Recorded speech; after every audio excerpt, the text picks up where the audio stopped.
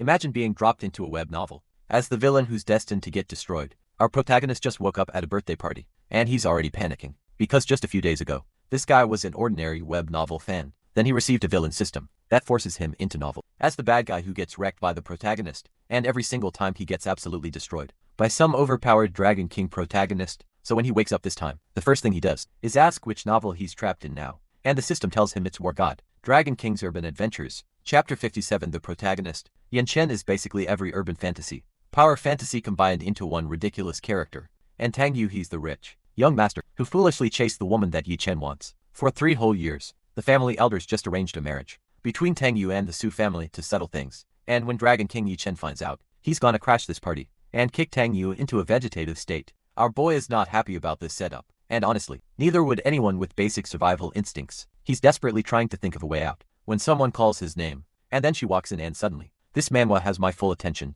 because Suma Yi is absolutely stunning. She tells him to stop pestering her, and that the engagement is off. And our boy is thrilled. She's absolutely shocked, because he actually agrees with her for once. He's internally celebrating, and telling her to hurry up and elope with Yi Chen, because he wants to live. But here's where it gets interesting, because Miyui suddenly hears a voice that sounds exactly like Tang Yue. She's confused because his mouth never moved, and yet she clearly heard him say all of that. He suggests that they go tell the elders together that they want to cancel the engagement, and she cautiously agrees. She says okay, still trying to process what she just heard. Meanwhile, Tang Yu is internally monologuing about how she's destined for the Dragon King's harem. Anyway, and she hears every word, realizing that the voice is definitely coming from Tang Yu's thoughts. She's trying to figure out why he keeps mentioning Yi Chen, the bodyguard she just hired recently, and she's thinking there's no way she'd become a harem girl for a mere bodyguard. What a joke. They arrive to meet the family elders, who are clearly up to something. The Tang family elder says they've decided that Tang Yu and Mu Yue are a perfect match and plan to finalize the marriage. They ask what the couple thinks,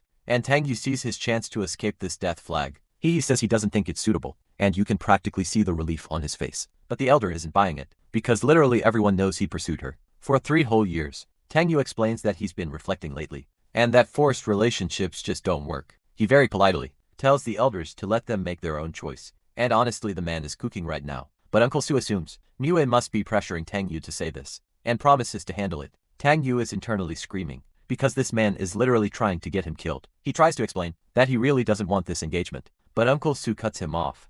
Uncle says no need to explain, because he totally understands. Except he clearly does not understand. He turns to Muyu, and demands she explain how well Tang Yu has treated her all these years. The original Tang Yu apparently stayed by her hospital bed when she was sick, so the bar was low, but he cleared it. Tang Yu is internally begging her to argue back, so they can call off this death sentence of an engagement, but Mu Yi is getting increasingly annoyed at his constant thoughts about her. And this Yi Chen guy, she snaps at him, mentally saying he chased her for 3 years, and now wants to change his mind. And then she does the absolute worst thing possible. She tells her dad she supports the engagement. Tang Yu is having a complete mental breakdown, because she just signed both their death warrants. Meanwhile, she's thinking he's way more interesting now that he's not just being a bootlicker. The elders are thrilled, and decide to go announce the engagement to everyone. At the party, Tang Yu knows Yi Chen is definitely gonna make a scene, and being a rich handsome antagonist is about to get him killed. Mu Yi is starting to wonder if everything really will happen, exactly like Tang Yu's thoughts predicted. The announcement goes out that the Tang and Su families are forming an alliance through marriage, and from across the room, a certain silver-haired Dragon King hears this news, and is absolutely livid. Tang Yu spots him coming, and internally screams, because this guy looks ready to commit murder. The two men come face to face, and the tension is absolutely suffocating. Weir realizes that Yi Chen actually showed up, exactly when and how Tang Yu's thoughts predicted. Uncle Su demands to know who this bodyguard thinks he is, and orders someone to throw him out. But Yukin proudly declares he's the Dragon King, and even European royalty wouldn't dare disrespect him. Tang Yu quickly steps in to defuse the situation, because he does not want to be collateral damage. He tries to calm everyone down by reminding them it's his grandfather's birthday celebration. The crowd is gossiping about how young Master Tang is so civilized, while that bodyguard looks shabby. Tang Yu is internally dying, because everyone's cursing out Yi Chen, but he's the one who will end up in the crematorium. Both men are glaring at each other, while thinking the other is the source of all their problems. Tang Yu is internally begging Yi Chen to just take Mi Yi and leave him alone. Mi Yi can barely contain her amusement at this whole ridiculous situation, but Yi Chen interprets her laugh as gratitude for him standing up for her, and his ego inflates even more. He dramatically declares that no one can sacrifice her freedom, and anyone who tries will die. Tang Yu is internally cheering for them to just hold hands and leave together already. Yi Chen reaches out his hand and tells Mi Yi to come with him, but instead of taking his hand, she looks at him like he's completely lost his mind. For the first time tonight, Yi Chen looks genuinely shocked, because this is not how the script goes. Mo Yue has pieced together that she's in some kind of novel world from listening to Tang Yu's thoughts, and she's decided that there's absolutely no way she's becoming part of anyone's harem. Yi Chen tries to reassure her that she doesn't need to be afraid of the Tang family. He assumes Tang Yu must be threatening her, and dismisses him as nothing important. Tang Yu is internally offering 1 million yuan for Yi Chen to just take her and leave him in peace. But Moya fires Yi Chen on the spot and tells him to leave immediately. Yi Chen somehow convinces himself that she's just pretending to be cruel. To protect him, he refuses to leave and insists the Tang family means nothing to him. Uncle Su finally loses it and physically throws this so-called Dragon King aside. He declares that Tang Yu is his only son-in-law, and the Su family won't spare anyone who disagrees. Yi Chen is absolutely seething with rage at being humiliated like this, but he reminds himself that as the Dragon King, the most important skill is knowing when to endure. He announces that if he's not welcome, he'll leave, which is honestly a relief for everyone. But as he walks away, he glares at Tang Yu, thinking, this kid is clever for using the Su family as a shield. Tang Yu is internally screaming that none of this has anything to do with him, and begging them to just leave together. But Muya calls him out for constantly mumbling about her being Yi Chen's, when she's supposed to be his fiancée. She decides that if he doesn't want her close, she's gonna do the exact opposite. And before Tang Yu can react, she leans in with very clear intentions. She plants a kiss right on his cheek, while the whole party watches. Tang Yu is absolutely stunned, while the older guests think the young couple is just adorable. But Yukin sees his woman kissing another man, and the rage in his eyes is terrifying. He convinces himself that Mu Yue is just enduring this humiliation to protect him from the Tang family, and with murder in his eyes, he decides the Tang family no longer needs to exist. After that absolute chaos at the banquet, we cut to the Tang family house later that night, and Tang Yu is already interrogating his system, demanding to know why the plot went completely off script today. Because according to the original storyline, Sumi Yi should have been all over Yi Chen, without any resistance. The system basically tells him this is all his fault for changing the plot and causing a butterfly effect. Our boy gives up trying to understand, and just demands his reward for surviving the first part of the plot. And he gets a Lamborghini Veneno, which sounds amazing until you remember his house is already overflowing with money. That's when the head of his bodyguard team shows up with a gift from his mother for visiting old Master Wang. Tang Yu accepts the gift and thanks the bodyguard for his work, acting like a proper young master for once. Here's some context. The Wang family and Tang family are old friends, but old Master Wang recently had a stroke, and this is Wang Yishui, old Master Wang's granddaughter, and Tang Yu's ex-girlfriend, who rushed back after hearing the news. Tang Yu realizes that according to the plot, Yi Chen is supposed to cure old Master Wang, and when over the Wang family, his bodyguard notices something's off and asks if the young master is feeling okay. Tang Yu waves it off and says he's fine, trying to keep his cool, but then He-jin drops a bomb. He's already sent men to beat up Yi Chen for what happened at the party, and Tang Yu's brain just completely short-circuits. At this information, Yi-jin proudly announces he called over 30 men, and that Yi Chen will definitely pay the price. Tang Yu is internally screaming, because this man is literally trying to get him killed. Before the novel ends, Yi-jin has no idea what's wrong, and just asks if the young master is feeling unwell. And our protagonist pulls the biggest boss move ever by offering to promote Yi-jin to manage a mining company in South Africa. Yi-jin is stunned, pointing at himself like he can't believe what he's hearing. Tang Yu sweetens the deal by tripling his salary and bonuses, telling him to leave tomorrow. Yi-jin is so touched he's practically sparkling, promising to work hard for the young master's trust. Meanwhile, Tang Yu is thinking, this is the perfect way to ship this troublemaker to Africa before he causes more problems. With that crisis averted, our boy can finally relax and follow the plot in peace. 1 hour later, we arrive at the Wang family residence for what should be a simple visit. Tang Yu strolls through the traditional estate, gift in hand, just trying to get through this storyline event, and that's when he collides directly into someone. He was not prepared to see the collision. Gives us a very generous close-up of Wang Yishu, and the artist knew exactly what they were doing here. Tang Yu snaps at her to watch where she's walking, clearly flustered by the whole situation, and here she is in full view. Wang Yishu looking absolutely devastating, because of course, the ex-girlfriend is stunning. Tang Yu internally notes that her clothes are high-quality silk, because apparently that's where his mind goes first. Wang Yishu looks confused, and asks what he's talking about, clearly catching his stray thought. Tang Yu is confused, because he definitely didn't say anything out loud, and asks if she's feeling okay. She plays it off, and explains she's here to visit old Master Wang. While Tang Yu says the same, she invites him to sit and have some tea, while her grandfather rests, being surprisingly hospitable. Here's the backstory: these two broke up years ago, after Tang Yu was exposed for cheating, and they lost all contact. But at a recent class reunion, Wang Yishui learned that the cheating scandal was actually a setup, and she deeply regrets believing it. Seeing Tang Yu today, she realizes she never truly let him go all these years, but she knows it's too late, since the Tang and Su families just announced their engagement last night.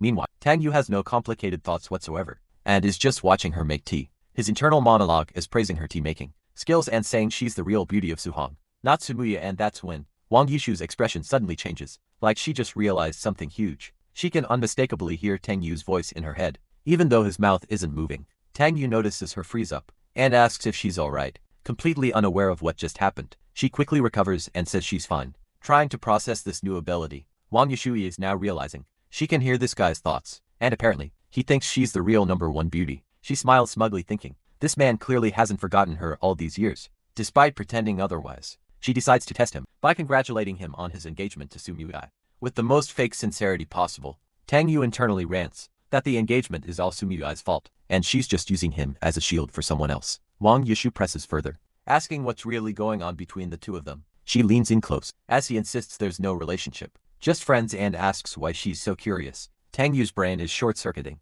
because she's suddenly so close, and smells really nice and her clothes look good. Wang Yushu hears all of that, and thinks fondly that he was always like this, even when they were dating. She asks why he's being so harsh, when she's his first love, and just wants to be close to him. Tang Yu tells her to keep her distance, because they broke up years ago, and he's not interested in getting back together, but internally, he's panicking about her holding his hand, while also thinking his hand is pretty lucky right now. Wang Yushui can't help but laugh at the contrast between his cold words and his very honest thoughts. Tang Yu is completely baffled by her sudden laughter, with no idea what's so funny. He thinks she's definitely beautiful, but there's something seriously off about her behavior. Today our protagonist is getting genuinely concerned, because she's not reacting normally to him, giving her the cold shoulder. Tang Yu is internally freaking out, because first Sumiyo was acting weird, and now Wang Yushui too. He decides he needs a tactical retreat, and announces he's going to the restroom. He's planning to hide in there for a bit, but Wang Yushui calls out for him to wait, and she pulls the classic move of tripping on absolutely nothing, which Tang Yu recognizes as peak heroine behavior. She looks up at him and asks if he's really just gonna leave her there,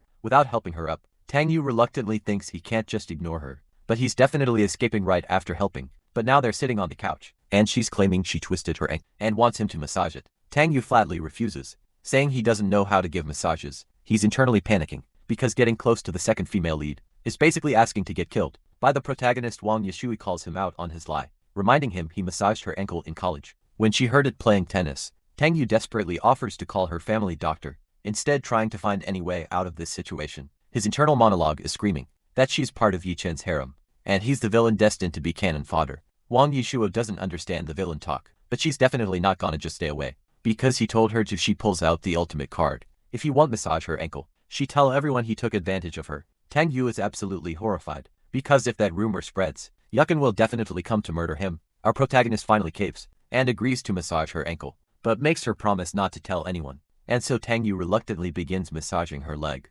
wondering how his peaceful visit went so wrong. Wang Yushu starts making sounds that are way too enthusiastic, and Tang Yu is very confused about why a leg massage warrants that reaction, and the sounds coming from this room are definitely raising some questions. Tang Yu finally puts his foot down and declares the massage session is officially over. But Wang Yushui is absolutely not letting him off that easy, claiming it still hurts a little. Our protagonist is not buying it for a second, and flatly denies her claim. She smiles and says she just come to him next time she gets hurt, which sounds dangerously like a threat. Tang Yu is immediately alarmed, because what does she mean by next time? She confirms it with a knowing smile, internally thinking she can hear his thoughts, and won't let him escape easily. Tang Yu is mentally screaming at the system, asking why Wang Yishu's character also went off script, and the system, as always, is absolutely useless in providing any helpful response. But before things can get any more awkward, a phone call saves our protagonist. Wang Yushu answers, and instructs them to delay the new energy meeting by half an hour. Tang Yu's brain immediately goes into overdrive, because he remembers this is the trap set by Wang Rulong and Yi Chen. Wang Yishu is now very confused, because how does Tang Yu know about this top secret investment? She realizes her cousin Wang Rulong is pushing this project, and wonders if Tang Yu is secretly looking out for her. She announces she has an urgent meeting, and will come back later, while Tang Yu happily tells her to handle her business. Wang Yushui is internally vowing that if Wang Rulong and Yi Chen are scheming, neither of them will escape her wrath. Tang Yu reassures himself that even if she's acting weird, Yi Chen will still show up and win her over with protagonist energy. He's actually feeling optimistic, thinking maybe this time he'll survive to see the end of the story. But his moment of peace is interrupted when someone calls out for brother Tang Yu. Tang Yu turns around confused, not recognizing the voice at first, and standing in the doorway is an absolutely adorable girl with silver twintails and a gothic Lolita dress. She cheerfully greets him as brother Tang Yu, looking absolutely precious. Tang Yu finally recognizes her and greets her back, saying it's been a long time since they've seen each other. This is Zhang Zhaoyi, the most famous young doctor in Suhong, at just 20 years old, ranked in the top 10 in all of China. She sweetly asks about old Master Tang's health, and whether he's been taking her prescribed medicine on time. Tang Yu thanks her warmly, saying his grandfather has been doing much better since taking her medicine. Ziyue looks confused and asks why he's being so polite with her. Of all people, Tang Yu invites her in, and we learn the Zhang family has practiced medicine for generations, with close ties to the Tang family. With Tang family protection, no one dares trouble the Zhang family, and Tang Yu and Ziyu have known each other since childhood. Tang Yu is internally raging about how someone as cute as Yao Yi is destined to be in Yi Chen's harem. Ziyu suddenly stops and asks who Yi Chen is, because apparently she's also hearing his thoughts now. She directly asks Tang Yu what he's talking about. With this whole harem business, Tang Yu denies saying anything, while internally panicking about why all these women are acting so strange today. Ziyu is certain that was clearly Tang Yu's voice, even if his lips weren't moving. A maid interrupts to announce that old Master Wang has woken up, and asks if Dr. Zhang can treat him now. Ziyu agrees and they head off, with Tang Yu deciding to tag along. They arrive at old Master Wang's room, where the elderly man greets Tang Yu warmly. Tang Yu cheerfully tells Grandpa Wang to rest well, and promises to play chess with him once Xiaoya cures him. But standing in the corner with a menacing aura is none other than the story's protagonist himself, Yi Chen Wang Rulong. The scheming cousin asks Yi Chen if he's confident about curing her grandfather. She's not thrilled about his 50% success rate, and here's the tea. She's working with Yi Chen to seize power from Wang Yi's Shou-H, and smoothly reassures her that everything is under control, which is classic overconfident protagonist behavior. This guy is internally monologuing about how rich playboys are stepping stones, and Zhang Ziyu will eventually be his woman. He's also very interested in the Zhang family's extensive network of connections, because of course he is. Meanwhile, Zhang Xiaoyu begins examining old Master Wang, while Yi Chen calculates how to steal her away. Wang Rulong asks Dr. Zhang about her grandfather's condition. With fake concern, Xiaoyu explains he has a stroke, causing meridian blockage and partial paralysis, but she used the 13 ghost needles technique. She turns to Tang Yu with a sweet smile, and asks him to help sterilize the silver needles for her. Tang Yu nervously admits he's not very good at this kind of medical stuff, but Zia isn't taking no for an answer, and encourages him with a reassuring wave. Yi Chen is absolutely fuming, internally accusing Tang of always going after the women he wants.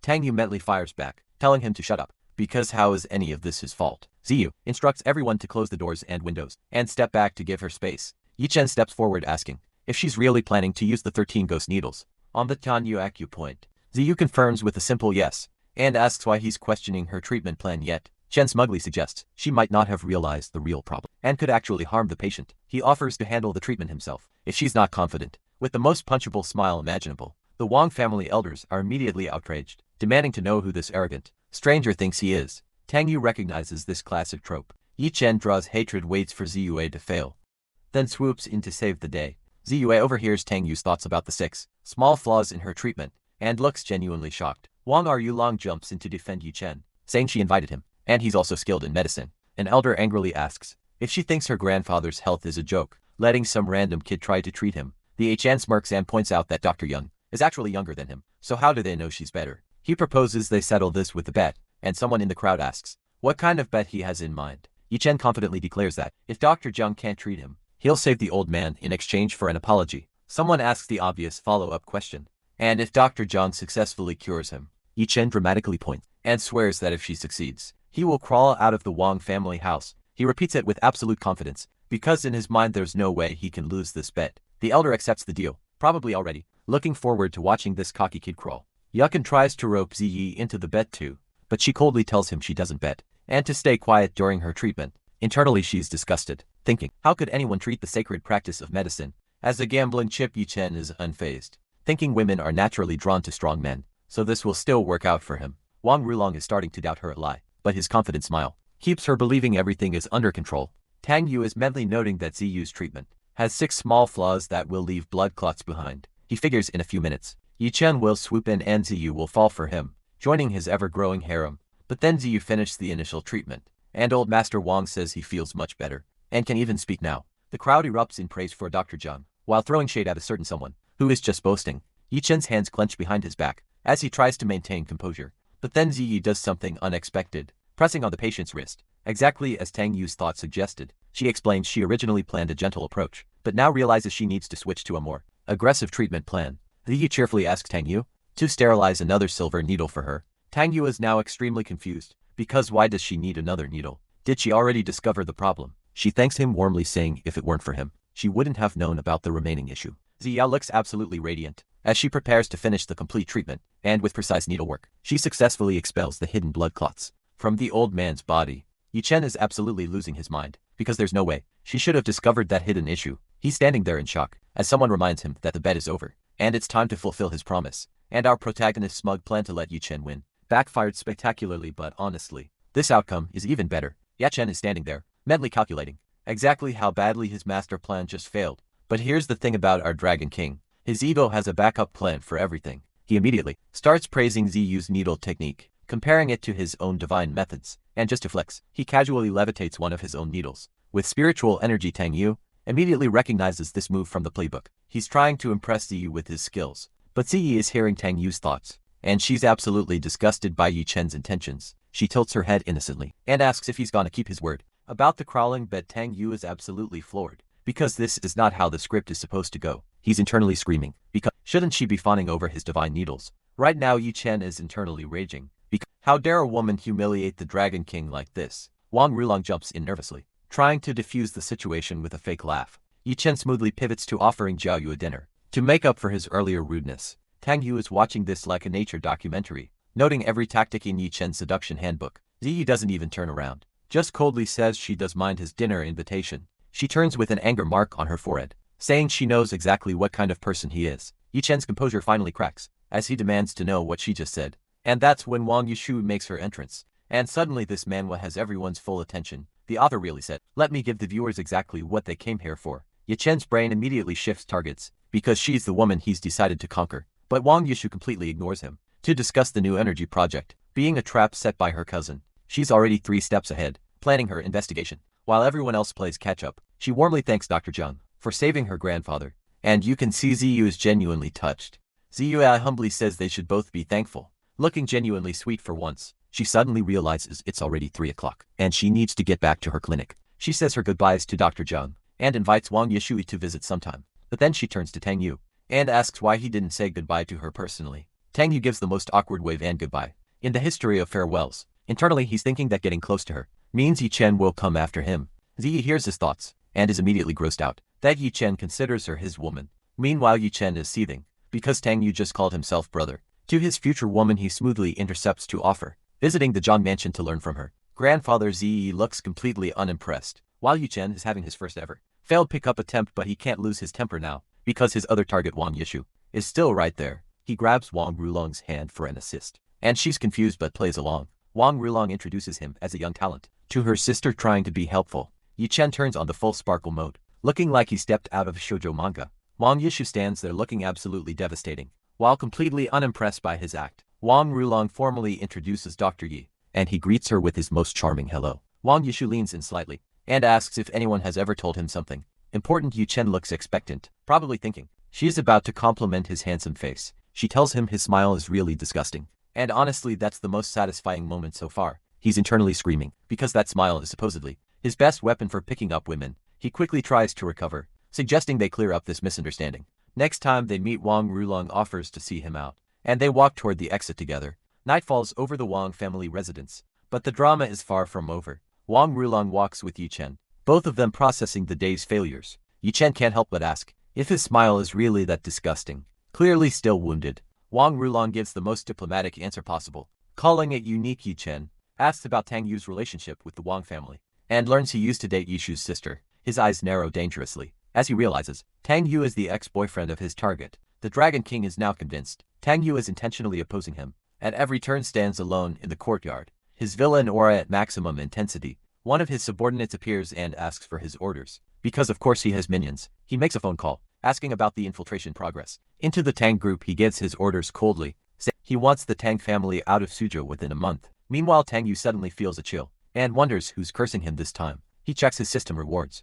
and scores flash step plus immunity to all poisons. He's thrilled because poison immunity is perfect for countering Yi-chen's arsenal. But then Wang Yushu appears, and tells him to hold it right there. Tang Yu turns around casually and asks what's up, trying to play it cool. He's internally thinking she must have a crush on him, but he's a man she can never have. Wang Yushu smirks, and says she's absolutely determined to get him, no matter what. She asks innocently if she can't even chat with him. Covering her mouth coyly, Tang Yu crosses his arms, and asks why. She's asking questions she already knows the answer to. He bluntly tells her they're not meant to be together, and she had no chance then or now. Wang Yishu seems to accept this, saying she won't force him anymore. Then she suddenly points behind him, yelling that Yi Chen just snuck in. Tang Yu whips around in panic, because Yi Chen being here is very bad news. He barely starts to ask if anyone is there, when Wang Yishu blurs past him, and before he can react, she plants a kiss on his cheek while taking a selfie. She looks at the photo, and asks why he's making such a weird face in it. She happily announces she saved it, looking way too pleased with herself. Tang Yu finally realizes, he just got completely set up by the female lead.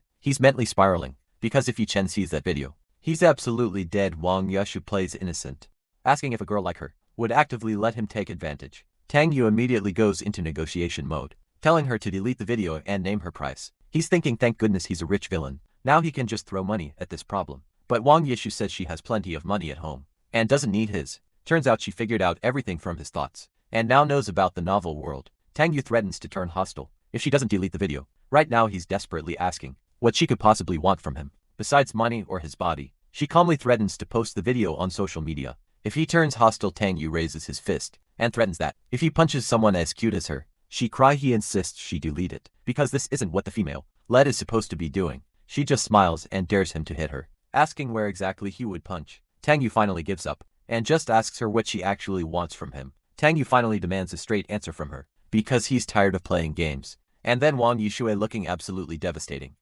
tells him to come into her room with her. Our boy immediately shuts that down, because there's no way he's walking into that trap. But she's not taking no for an answer, and insists he stop resisting, and just follow her inside. Tang Yu just stands there in silence, mentally weighing his very limited options right now. He finally caves, thinking entering the room is better than having that video posted everywhere, and he'll defend his purity to the death if necessary. So they go inside. Her bedroom is exactly what you'd expect from a rich girl who doesn't clean. Tang Yu immediately notices the mess, and his first thought is that this woman's room has stuff thrown everywhere. And then he spots her stockings, and suddenly has very strong opinions about black versus fishnet versus white. He can't help himself, and asks why her room is such a disaster zone, when she can afford to hire people. Meanwhile, he's internally frustrated, because even the dogs at home avoid him. So why can't this proud beauty hate him too? Wang Yishu just smiles innocently, and asks if she wasn't literally about to get someone to clean it. Tang Yu's face drops because he suddenly realizes exactly who that someone is supposed to be. She cheerfully reminds him that others would love this privilege, and besides, he cleaned for her plenty of times in college. Our protagonist just sighs and reluctantly agrees, because what choice does he have at this point? He figures cleaning is better than the alternative, but then starts worrying about catching athlete's foot from her stockings. Wang Yishu immediately gets offended, and yells that she absolutely does not have athlete's foot. Then she casually asks if he dated any other girls after they broke up besides simping for Sumo Yu. Of course, Tang Yu lies through his teeth, saying he was never a simp, and actually has 4 girlfriends now. But internally he's laughing at himself, because he's been so busy simping, he hasn't even held a girl's hand. Wang Yishu can read his thoughts though, and she's just thinking you two-faced liar. She just calls him a scumbag out loud, looking way too pleased with herself for catching him. But Tang Yu takes this as progress, thinking she's finally getting fed up with him, and he just needs to push harder. So he decides to act like a complete pervert, because there's no way she won't be disgusted by that. He picks up her bra, and criticizes her taste in underwear, offering to pick better ones for her. And Wang Yishu immediately snaps a photo of him, holding it with the most satisfied smirk. Tang Yu freezes, because he did not see that coming at all. She plays completely innocent, saying oops, she accidentally captured a crime record, and how can a poor girl like her handle this? Tang Yu is now panicking, because she's not following the script, where she calls him a pervert and kicks him out. He realizes this is definitely not something the original Wang Yishu from the novel would do. Our boy quickly drops the evidence and backtracks, claiming he was just kidding the whole time. But she's already won and she knows it, thinking he'll have to listen to her forever now. With this leverage, Tang Yu tries to regain some control, and suggests they talk about actual business instead. Wang Yishu finally shifts gears, and asks what he thinks about her investing in new energy. And Tang Yu is mentally celebrating, because finally, they're getting back on track with the plot. He thinks even though Yi Chen is a fool, it doesn't hurt to play matchmaker, since he's the first villain to repay evil with good. So he enthusiastically endorses the investment, giving it a full thumbs up like a commercial. What he's really thinking is that the fails company is a total scam, and when it fails, Yi Chen will swoop in to comfort her. Wang Yishui says she invests, but mentions the French fails company feels unreliable to her. Tang Yu reassures her that he's dealt with them before, and their new energy research is top-notch. But internally he knows the company's fraud and tax evasion will be exposed soon, because they're definitely a scam. Meanwhile, Wang Yishu is laughing internally, because she's figured out exactly how to control Tang Yu like a remote. She then asks if he thinks Wang Roland is capable enough to handle the project. Tang Yu immediately praises Roland as the smartest person in Suzhou, who can definitely handle it. He's thinking this is perfect, because letting Wang Roland take the fall for the mess solves everything. Wang Yishu remembers, vice presidently, has been pushing this project for a while, claiming it'll support the family for 20 years. Tang Yu finally finished cleaning and asks if he can finally leave the situation. Wang Yushu hesitates for a moment, like she's actually considering keeping him longer, but she finally tells him not bad. He can go now while checking her phone. Tang Yu immediately wonders if she actually deleted those incriminating videos and photos. Wang Yushu gets defensive and says they're already deleted. He can check himself if he doesn't trust her. Tang Yu says good, because he absolutely won't let a scumbag like himself ruin her reputation. And with that, our protagonist finally makes his escape, mentally celebrating his freedom from her clutches. Meanwhile, across town at Donghai Group, we meet Sumiyi, looking absolutely stunning in her office. She notices it's already 6 o'clock and wonders why she hasn't left work yet. Her assistant mentions she didn't hear a knock, so she thought it was still early. For 3 whole years Tang Yu would come knock at 6 to pick up Sumaway for dinner. Without fail, Samoya realizes that annoying man should have shown up by now, and without him pestering her, something feels missing. Her assistant bids her farewell and says she's heading out for the day. Sumaway just gives a quiet acknowledgement, clearly distracted by her own thoughts. She's wondering how someone who liked her for 3 years can just suddenly say he doesn't anymore. She catches herself and wonders what's wrong with her, deciding she should just go home already. The scene shifts to the Donghai Group parking lot, where expensive cars line the underground garage. Sumoya sits in her car and types out a message, asking Tang Yu if he's free tonight, because she wants to talk. Tang Yu receives the message, and is immediately confused about why Sumoya would be looking for him. He texts back asking if she wants to talk about breaking off the engagement, because if so, let's tell their parents right now. Sumo Yui just stares at her phone in complete silence, not expecting that response at all. She immediately fires back, asking who said anything about breaking off the engagement. She admits to herself that she doesn't even know what she wants to talk about. Maybe she just wanted to see him. Tang Yu coldly tells her to just say whatever she needs to say directly instead of wasting time. Samoyo asks him if he really hates her that much, and her voice actually sounds hurt. Tang Yu dismisses her, saying he has to go drink with some girls, and if she wants to end the engagement, just say so or use a message in a bottle. He's thinking his attitude couldn't be clearer, so why won't she just obediently go be the female lead with Yi? Chen Xiaomei absolutely loses it and yells that she's not breaking off anything and will marry into the Tang family. Just watch her. Tang Yu's face goes completely blank as he wonders if this woman has lost her entire mind. He's just sitting there holding his phone, completely stunned by what he just heard. He starts driving while internally screaming about whether this woman is actually going insane. Then he gets a text from his brother, asking what he's been up to lately. Tang Yu realizes he has outside help as a villain, and needs to use his villain advantages to solve this problem. Pulls up to a fancy club, and bystanders are losing their minds over his rare sports car that only has 2. In the country, people are wishing they could reincarnate into a rich family, like whoever owns that ride. Tang Yu gets right to business, and asks his friend to help him figure out how to make this woman give up on him. His green-haired friend young Master Qin asks which woman he's talking about this time. Tang Yu answers simply Sumaya, the woman who won't leave him alone. His friend gets way too excited hearing that Tang Yu is finally done being a simp, and should just be a scumbag like him. Tang Yu agrees, saying if he becomes a complete piece of garbage, women will naturally stay away from him. Young Master Qin offers to introduce him to a top-tier girl on the same level as Sumeyu. Tang Yu is intrigued and asks if she's really that impressive, someone comparable to Sumeyu herself. His friend smirks and tells him to just imagine hugging her to piss off Sumeyu completely, and then she walks in looking absolutely devastating, greeting young Master Qin. And suddenly, this episode got a whole lot more interesting. Young Master Qin wasted no time introducing the new arrival to Tang Yu as his good brother, and this is Ling Han, absolutely stunning with that ponytail. Immediately complimenting how handsome Tang Yu is, Tang Yu smoothly returns the compliment, saying he's even happier to meet such a beautiful lady. But internally he's freaking out, because he recognizes this woman as the Jade Face Fox, and her target should be Qin Ming, not him. Here's the thing though. Ling Han is secretly a top elite assassin from the Dragon Soul organization, and she's confused because she's somehow hearing this guy's inner thoughts. Meanwhile, Qin Ming is just sitting there, thinking his big brother is so handsome that women can't resist him at all. Qin Ming proudly asks Tang Yu if he's being loyal by bringing this beauty over, and Tang Yu is mentally screaming, "Loyal my ass? This is a literal killer that Qin Ming just pushed onto him, treating him like a brother and betraying him like this." Ling Han realizes this definitely isn't ventriloquism. She's actually hearing this guy's inner thoughts, clear as day. She tells herself to calm down and not act rashly. This is too valuable an opportunity. Tang Yu also calms himself down, deciding he'll just use his old trick to disgust her, so she leaves on her own. So he puts on his most suspicious smile and asks Miss Ling if she has a boyfriend, but she leans in close and flirtatiously asks if Tang Zi is gonna introduce one to her. She's thinking no way she's leaving. She wants to see exactly how much this guy knows about the organization. Tang Yu realizes this isn't going as planned, but figures he can use her to deal with Sumayu later, since life is all about acting anyway. He casually asks about her hobbies while holding his champagne, trying to play matchmaker. Linghan says she likes dancing and music, then smoothly turns it back to him. Our boy says they're quite similar, since he likes music and watching restricted movies, which is his attempt at being repulsive. But Linghan just giggles and calls him naughty, while getting even closer to him. Tang Yu is internally annoyed, thinking women only affect his enjoyment of life, especially Yao Chen's women. And Linghan is shocked, because he even knows about her failed missions, and being saved by the Dragon King both times. Kimming nearly chokes on his drink, watching this whole exchange unfold. Tang Yu turns around confused, asking what's going on now. And then Sumu Yu walks in, looking absolutely devastating in that blue dress. And suddenly this room just got a lot more complicated. She spots Tang Yu immediately, and calls out his name with visible frustration. Tang Yu just casually asks if she's here to talk about breaking off the engagement, while sitting right next to Linghan. He's internally begging her to get mad, throw a drink in his face, show some dignity as the female lead. But Sumu Yu sees right through it, realizing he came here, specifically, to provoke her into calling off the engagement, and she refuses to give him what he wants. So instead she calmly sits down, and says she saw him drinking alone, and wanted to join, and the Gooners are definitely appreciating this camera angle. Tang Yu is not amused by this unexpected development. Qian Ming can't believe what he's seeing. The high and mighty Sumu Yu is actually tolerating her fiancé.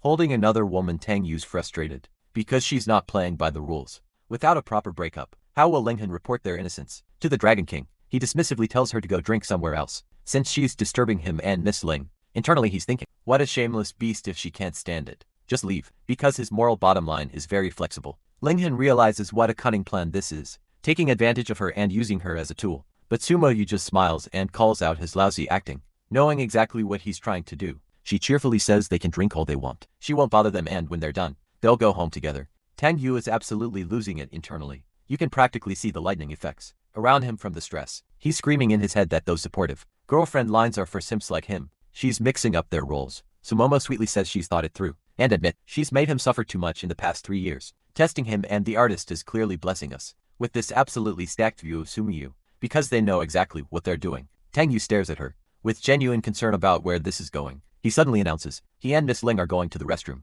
and tells everyone not to disturb them, and he actually drags Ling Han along with him, leaving the others stunned. Qian is left wondering why everyone is being so wild today. Sumu Yu sits alone with her wine, wondering if, even though she knows he's acting, could the past 3 years of affection actually have been fake at the club restroom.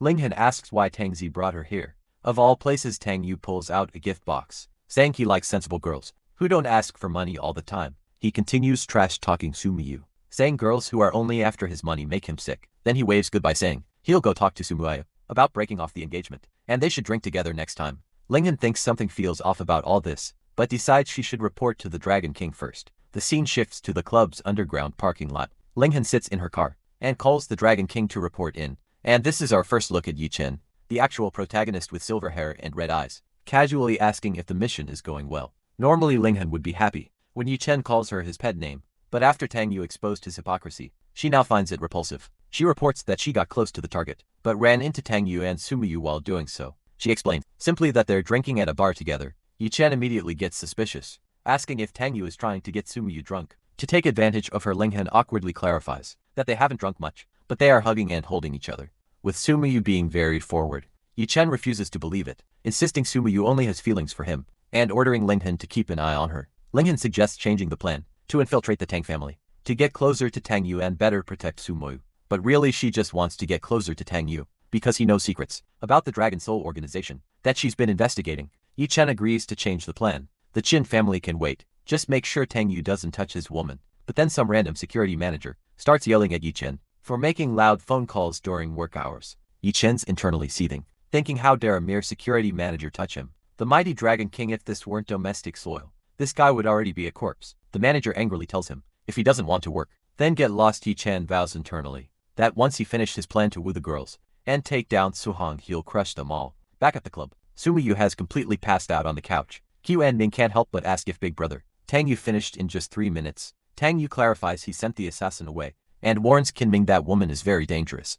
Never get involved with her again. Kun Ming cheerfully agrees, because even after transmigrating, Tang Yu still inherited strong feelings for his brother from the original body's memories. Kun Ming then asks what they're going to do about the passed out Ice Queen over there. Tang Yu sighs, and reluctantly says he'll take her back himself. The city skyline glitters at night as Tang Yu thinks, at least he doesn't have to drive drunk. In the car with the sleeping Xiaoyu, Tang Yu reminds himself he needs to maintain safety awareness to survive against the protagonist. He smiles, thinking being rich is so damn satisfying. If only this world didn't have Yi-chan. It would be perfect, but then, Sumo starts giggling in her sleep and leaning toward him, which immediately puts him on edge. He literally tells her to get lost. While pushing her away, the driver is absolutely shocked, wondering if this is still the usual simp. Young master, he knows. Sumo sleepily murmurs. She just wants to stay close to him. And Tang Yu remembers her tragic backstory about losing her mother to cancer. When young, her father, Su Changshan, was extremely strict with her, and under all that loneliness and pressure, she developed a stubborn, competitive personality. But when she's drunk, she completely sheds that cold facade, becoming weak and clingy, like a puppy that unconditionally trusts others. And Yu suddenly asks why she's getting so handsy with him, and she, now fully climbing onto him in the back of the car. The Gooners are eating extremely well right now. With this particular camera angle, Sumo Yu smiles and asks him to give her a kiss, looking absolutely devastating, and she's moving in closer. While Tang Yu's brain is clearly short-circuiting, Tang Yu panics and screams for Lo Wang to pull her off him. The driver looks extremely uncomfortable about being asked to intervene in this situation, but it's too late, because Sumo Yu has already fallen forward onto his lap, and now she's fully on top of him, in a very compromising position. And that's how the female lead finally gets her kiss from the villain, who's been trying so hard to avoid her. Sumo is now fully conscious and absolutely going for it, asking why he hasn't been kissing her back. Tang Yu is barely holding it together, as he asks if she's always this wild when she drinks, and internally, he's screaming because this isn't Sumo Yu anymore. This is a thirsty succubus. She accuses him of breaking his promise because he stopped fawning over her after saying he'd do it forever. Tang Yu fires back that he fawned over her for 3 whole years and still got absolutely nowhere, and she just hits him with the suggestion of trying for another 3 years, like that's a reasonable request. Our boy actually considers it for a second and asks, what if he did try again drunk? Sumo giggles and tells him he'll turn into a big, fawning dog, and the artist is feeding us well right now. Tang Yu just goes completely silent, because what do you even say to that? But then, she suddenly apologizes and offers to fawn over him, instead clinging onto him desperately. Tang Yu starts yelling at her to stop, but it's clear his resolve is crumbling fast, and then suddenly she just goes quiet and stops moving, leaving Tang Yu extremely confused. He breathes a sigh of relief because she finally calmed down. Before things got too dangerous, the scene shifts to the Tang family home, a gorgeous mansion glowing warmly against the night sky. Tang Yu decided not to send her home, because explaining a wasted Sumo Yu to her family would be a nightmare, but his dad is already waiting inside, accusing him of showing his true colors and bringing women home right after getting engaged. And this man pulls out a belt, declaring that this father will absolutely not let this slide. Tang Yu frantically explains that this isn't just anyone. This is Sumo Yu, his actual fiancé. His dad immediately shifts gears and demands to know how much Tang Yu made her drink to get her this wasted. Dad lectures him about not rushing things, even if he's liked her for years. While Tang Yu insists he's not interested in her at all, his dad immediately starts listing other wealthy family daughters, asking if he's interested in the Wang girl or the Qin family's Kishin instead. Tang Yu just waves him off, saying he's not interested in anyone. Can dad please stop with the wild guesses? He yawns and announces he's heading to bed for a good sleep, completely done with this conversation, and he's thinking to himself that the life of a wealthy person is just so simple, unpretentious and dull. The next morning arrives with sunlight streaming into one of the mansion's pristine guest bedrooms. Tomoya wakes up, looking absolutely stunning, even with messy hair, because of course she does. She's mortified because she only wanted to talk to him. How did it end up with her kissing him multiple times? The thing is, she was still somewhat rational when drunk, but she just didn't want to be rational anymore. She buries herself under the covers because the embarrassment is absolutely killing her. Right now, Tang Yu's mom calls from outside the door, letting her know it's time for breakfast. Sumo Yu responds politely to his auntie, pulling herself together despite the internal screaming. She steps out looking put together and says, "Good morning," the artist blessing us with this angle. And then Tang Yu appears, looking effortlessly good, with just a casual morning greeting. Sumo immediately starts blushing, because the memories of last night are hitting her all at once, but Tang Yu is internally celebrating, because yes, this is how she should react to him. Cold and distant like a proper female lead, they head to the dining room, which is absolutely gorgeous because rich people. Breakfast hits different. Dad immediately scolds Tang Yu for just eating by himself, without serving Miu any food. Meanwhile, Tang Yu's mom is just sitting there, looking elegant as she watches the chaos unfold. Tang Yu refuses internally, thinking there's absolutely no way he's serving the protagonist's future harem member. He's thinking women only distract him from surviving, while Sumo Yu just smiles and calls him a jerk. Sumo Yu politely tells his parents she can serve herself, and apologizes for the trouble from drinking too much. Tang Yu is immediately suspicious, because damn, is she putting on an act right now. He defends himself, saying it really wasn't him who got her to drink. They can ask Qin Ming, but Sumo Yu backs him up, saying it was her fault for insisting on drinking with him. Tang Yu sees his opening, and suggests to his parents that maybe they should reconsider the engagement, since they don't get along. His dad's face goes absolutely dark, as he asks what Tang Yu just said to him. Sumo Yu immediately jumps in, asking his dad not to hit him, saying maybe she did something wrong and she changed. His dad's expression completely flips, as he praises how understanding Mew is. Unlike their bratty son, Tang Yu just sits there in complete silence, because what can he even do at this point? His mom sweetly tells Mew to eat more, completely siding with the future daughter-in-law.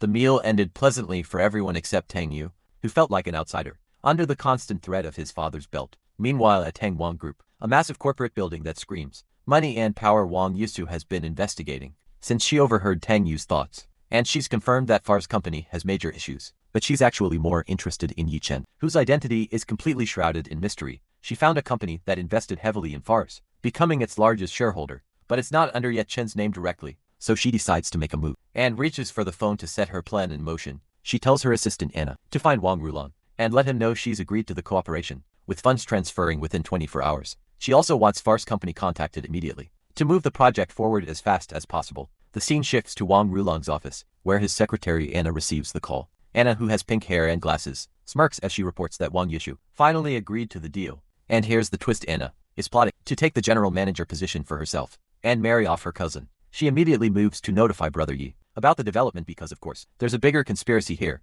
Elsewhere in the city, our old friend, the Dragon King's operation, continues to move in the shadows. A silver-haired guy with red eyes answers the call saying he understands, and to just wait to take over Tang Wang Group. He hangs up with a smirk, declaring the Wang family's billions will soon be his. The absolute audacity. He poses confidently on the street, like some kind of anime protagonist, having his villain moment. But then his captain shows up furious, asking if this newbie is out of his mind, showing off every single day. The captain gives him a final warning, that if he catches him boasting again, there will be consequences. The silver-haired guy just agrees half-heartedly, because he knows his plans are bigger than this job. Half an hour later, the city skyline gleams. As the corporate machinations continue to unfold, Wang Yushu receives a call, confirming that Far's company just received a 3 billion deposit. She smiles triumphantly, because her prey has finally taken the bait. Once that money hits Far's company, it'll be nearly impossible for them to get it back. And the Gooners are eating well right now, because she's looking absolutely devastating. While scheming, she texts Tang Yu asking to meet for a business meal. He says no time, so she threatens him with those photos. Kang Yu sees the photo and panics, because anyone who sees this would think he's some pervert, stealing underwear in her room. He's sweating bullets, wondering if he deleted this. What happened to basic trust between people? Wang Yishu just smugly asks if he wants to rephrase his answer about not having time. He immediately caves and asks where to meet. She says that evening at the deep-sea restaurant. Wang Yishu waves him over, looking stunning in front of the aquarium walls. Tang Yu reluctantly sits down, asking if they really need to discuss business. In a place like this, she responds with hearts floating around her, saying yes because it's so romantic here. Tang Yu, thinking that it's certainly romantic. People come here for private dining, and sometimes start other activities. Before the meal even begins, he declares that even in a private room, he won't give in, because a sparrow can't match a true dragon. Though she's definitely not exactly a sparrow. Wang Yashi gets visibly angry, saying she show him just how worthy she actually is. She sweetly calls him honey, and asks what he'd like to eat, while holding the menu. Tang Yu says he doesn't have much appetite dining with her, and tells her to stop calling him honey. He's internally screaming that this was supposed to be a business meeting, while she just orders a couple set meal anyway. And then her foot starts making its way toward his leg, under the table in a very suggestive shot. Tang Yu flinches back, asking what she thinks she's doing right now. She just smiles innocently and asks if he's tired, suggesting he could massage her legs. Tang Yu is mortified, thinking this isn't dining anymore. Someone could see them and it would be social suicide. He nervously offers to call a waiter to help her massage instead, while his hands are somehow already on her legs. And she hits him with the classic reversal, asking why he's touching her feet, and calling him a pervert. Kang Yu's having a revelation, realizing he's been too passive this whole time, and that's exactly why she keeps teasing him. So our boy decides to flip the script, and confidently asks if she really wants that leg massage. And Wang Yushu, looking absolutely stunning as always, just smiles and tells him to go ahead. His hands actually make contact with her leg, and the Gooners are definitely eating well right now. And would you look at that? Suddenly, she's the one looking all flustered and embarrassed. Hang you thinking, I knew it, this woman is all talk, but in practice she's no match for me. He doubles down, asking if she's feeling shy now, and telling her she started this so she can finish it. Wang Yisu is looking genuinely flustered, with hearts floating around her, and it's honestly pretty adorable. 10 minutes later, and she's frustrated that he's still no reaction, saying he could start a fire rubbing sticks by now. And then she reveals her true colors, laughing that the shy looks were all an act, and she just got a free massage out of him. Tang Yu just leans back exhausted, declaring he's done massaging because he's tired now. But she's just looking at him, thinking how cute little Tang Yu is. Completely unbothered, he notices her staring, and asks why she's looking at him like that. She just teases him, asking if he's blushing, and wanting to take a closer look. Tang Yu puts his hand up to stop her, telling her to just eat the meal properly, since they're supposed to be discussing business. Wang Yishu puts on her business face, and honestly she's still looking devastating. Even in serious mode, Tang Yu asks what kind of project requires 30 billion, because that's definitely not a small amount. She explains it's for new energy, reminding him that he thought it was a good idea. Last time they discussed it, Tang Yu agrees to invest, but holds up two fingers, saying there are two conditions she needs to accept. First, Wang Yushu raises an eyebrow and asks what conditions he's talking about. First, don't bother him unless necessary, because men and women shouldn't be too familiar. And second, give him her phone to delete those photos and videos. She reluctantly hands over the phone, telling him to delete them, but he better keep his word about the investment. Tang Yu takes the phone with a smile, saying of course he'll keep his word, but then he opens the gallery and finds a buddy girl photo of Wang Yasu. That has him absolutely shook. He's internally freaking out about how bold she is. In private, Anne gets weirdly jealous, wondering who took these photos. She laughs and tells him they're selfies, with no photographer involved. But it's cute that he knows how to get jealous. She asks if he deleted everything. With that knowing smile of hers, he confirms it's all done, and tells her not to do such boring things anymore. While still looking at the phone, Wang Yushu tells him to transfer the money quickly, and she let him know when the project succeeds. But here's the thing, she's secretly planning to make a big move, to bleed Yuck and Dry and play him to death. Meanwhile, the Dragon King himself is getting terrible news. That Farce Company got hit with massive tax evasion fines. He's absolutely furious, because the collapse of Farce Company just ruined his entire plan to win over Wang Yeshua. And the Manhwa really goes there, with a toilet metaphor, for how much money got flushed down the drain. HUHN investment under his organization lost nearly 1,000 billion from this market crash, which is an absolutely insane amount of money. And then he gets intel that someone short-sold them, with 80 billion invested, by both the Tang Wang Group and the Tang Group. He's completely bewildered, wondering how those two families could have done this, when his plan was supposed to be flawless. He's trying to figure it out, thinking Wang Rulong wouldn't dare betray him, and Wang Yushu should still be in the dark. Then it hits him, could that useless brat Tang Yu have somehow found out something? But he reassures himself that his Dragon King identity is absolutely confidential. There's no way Tang Yu knows. He brushes it off, saying losing 1,000 billion is nothing, because once he takes over the 4 major families, that money comes back 100-fold. As long as his identity stays hidden, he'll find another way to win Wang Yushu. Because there are 10,000 ways to conquer a woman. And then with lightning flashing behind him, he declares that Tang Yu will repay this money with his life, and the Tang family will perish. Meanwhile, at the Tang family mansion, things are about to get very interesting. Tang Yu receives a system notification, saying he survived the plot, and as a reward the Land of Bright Moon Hotel has been transferred to his name. The system explains that in Chapter 88, the Dragon King scheme was supposed to succeed, but Tang Yu changed that fate.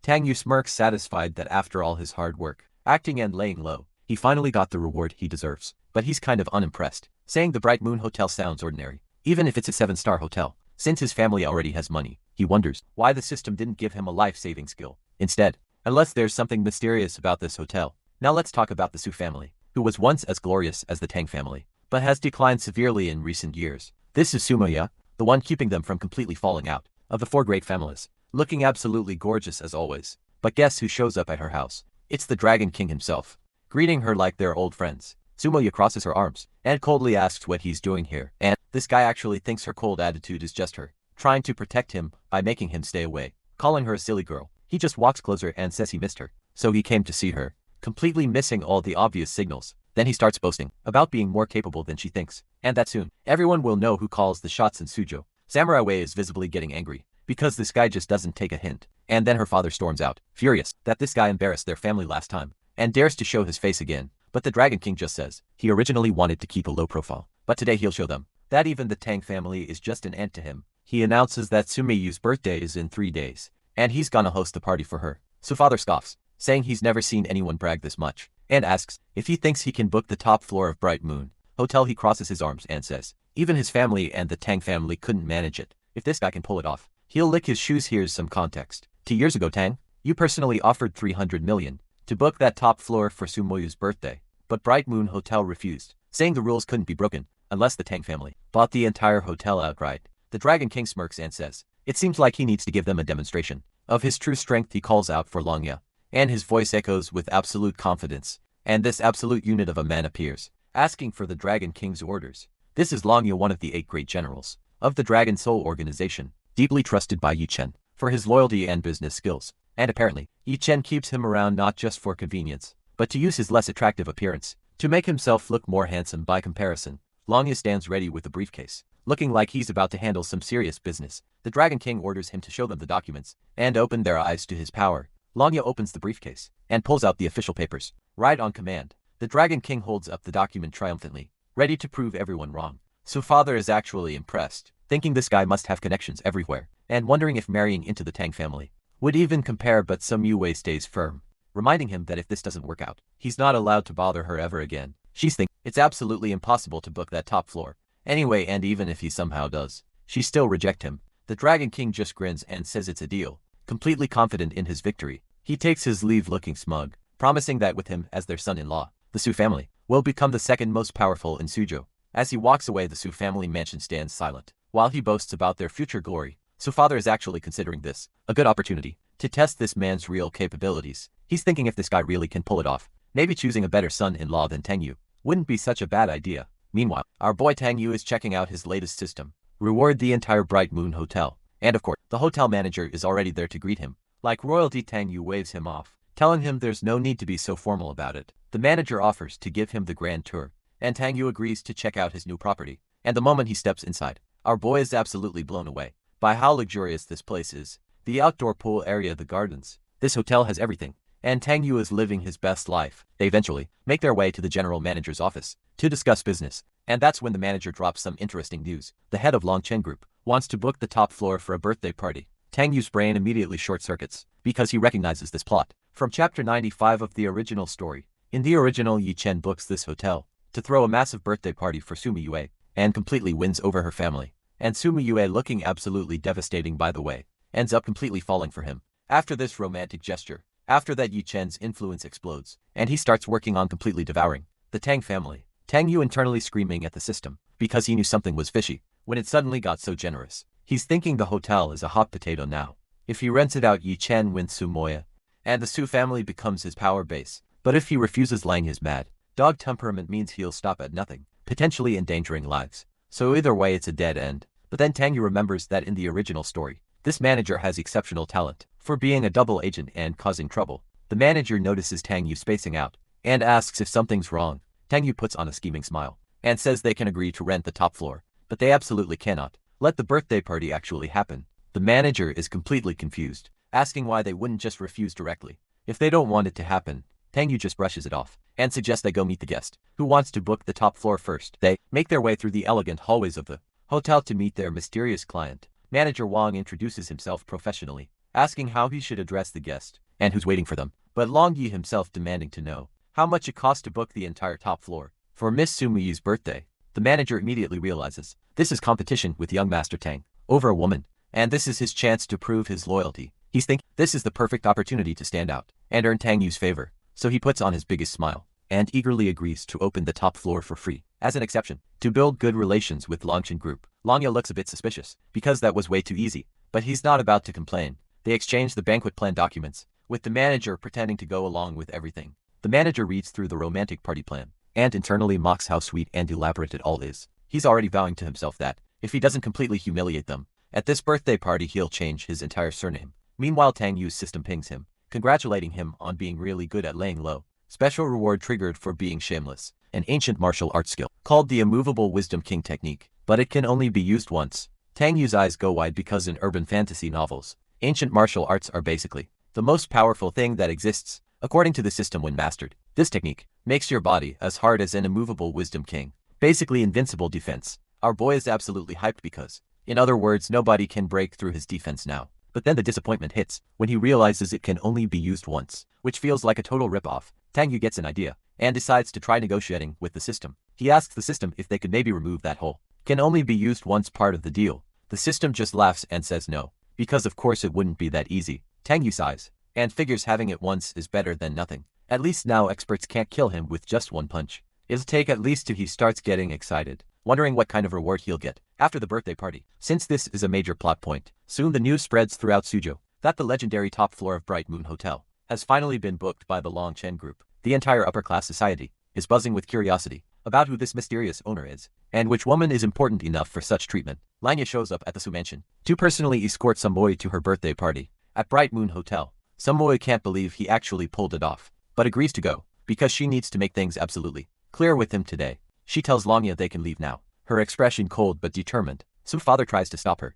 pointing out that this doesn't seem appropriate, since she and Tang Yu are already together. Lanya scoffs, saying, who cares about Tang Yu when young Master Yi could destroy him with just a flick of his finger? Sumuya reassures her father that it's fine, and she handle any problems that come up herself. And with that she walks away, leaving her father watching with concern. At the hotel, Yi-chen has already changed into a high-end suit and is sipping wine by the window, ready to prove he's the true dragon's son-in-law. He hears Sun Wuyue call his name and turns around with anticipation.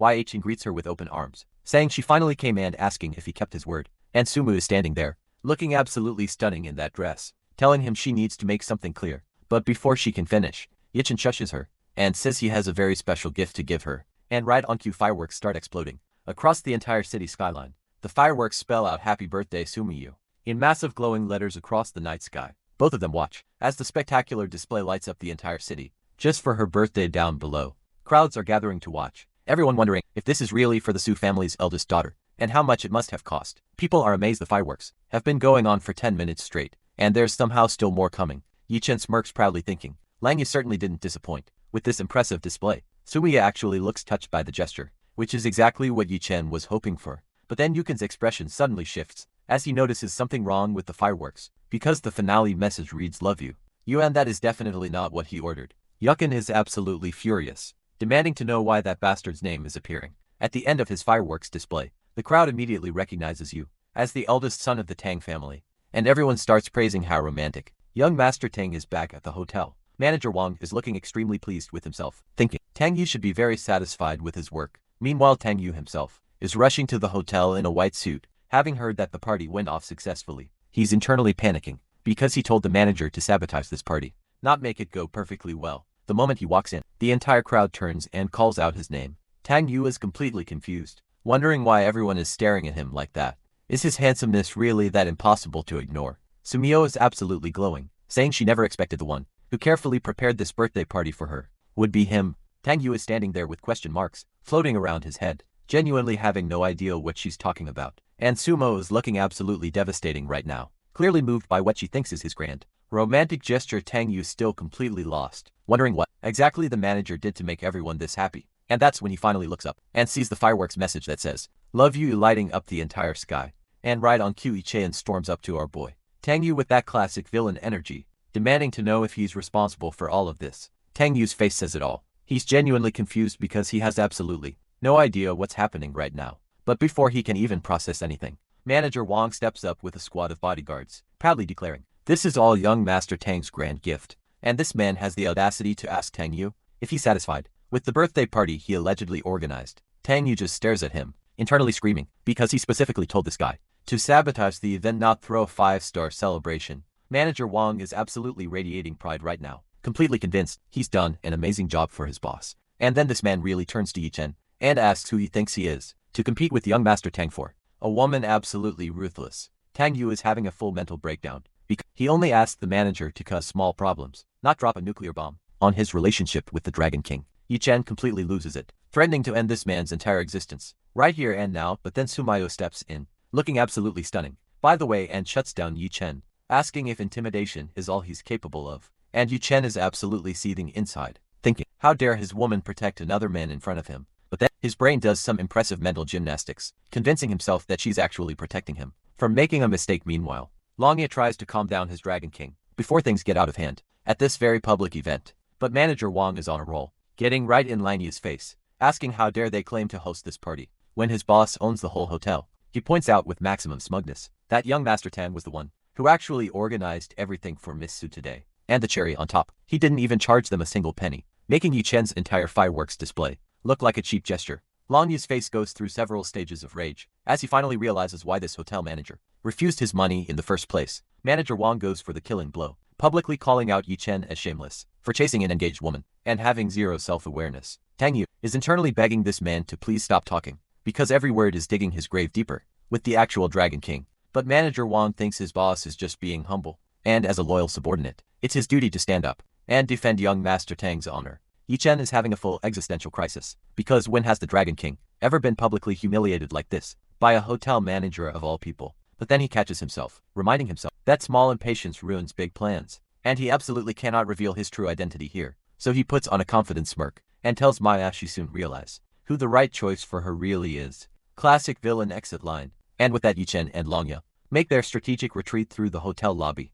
saving face for now. Manager Wang is absolutely basking in his victory, boasting that he alone could take on all of them, Because nobody messes with young Master Tang, he claps his hands and announces that the unpleasant guests have left, so everyone can continue celebrating Mizo's birthday properly. And there she is, Sumoyu, making a birthday wish over her absolutely gorgeous 3-tier cake looking like an absolute vision. And the party continues, with plenty of beautiful guests enjoying the celebration. This manhwa really knows its demographic. Tang Yu is just standing there, accepting his fate at this point, completely resigned to the chaos his manager has created. Sumu Yue tells him this is the happiest birthday she's ever had, and she remembered this day for the rest of her life. And she is glowing right now. Our boy plays along like a champ, saying it's nothing as long as she's happy, fully committing to this accidental romantic hero role. And she asks if he wants to know what she wished for, looking absolutely devastating in that dress. By the way, Tang Yu's confusion is almost visible, as question marks practically float around his head, trying to figure out where this is going. She leans in and whispers for him to come close. She tells him quietly so no one else can hear. And this man has no idea what's coming. And she plants a kiss right on his cheek, and the entire room loses their minds, because our boy just got ambushed by affection. Tang Yu is completely shell-shocked, internally screaming that he let his guard down. And this is the opposite of laying low. Manager Wang is absolutely losing it in the background, cheering like his favorite sports team just scored the winning goal. He's celebrating internally that his mission to help young Master Tang get the girl was a complete success. Absolutely nailed it. He sidles up to Tang Yu, asking if he's satisfied with today's events, and our protagonist can only muster a defeated yes. But then Tang Yu pulls him aside, saying he has something important to tell him, and you can already sense the revenge brewing. He tells Manager Wang that with his exceptional talent, working at this hotel is really wasting his abilities. And this sounds like a compliment, but wait for it, Tang Yu offers him a promotion to regional manager of their new Siberia branch, with triple the salary. And this is the most passive-aggressive exile ever. Manager Wang is touched, humbly saying he only did a small, insignificant job, completely missing the fact that he's being shipped to Siberia. The man is literally crying tears of joy, thinking young Master Tang is such a good person, easy to get along with, completely oblivious. Tang Yu pats his shoulder and tells him to finish his handover tomorrow and prepare to leave immediately. The Tang family rewards merit. After all, our boy waves goodbye with a smile, leaving the manager to his frozen wasteland promotion. And the moment he's out of sight, Tang Yu mutters that next time there's a traitor like this, he's sending them directly to Syria instead. Meanwhile, Manager Wang is texting his group chat, telling all his colleagues that helping young Master Tang get the girl equals instant promotions. The group chat explodes with enthusiasm, everyone agreeing to crush anyone who dares compete with Tang Yu, especially that idiot Yao Chen.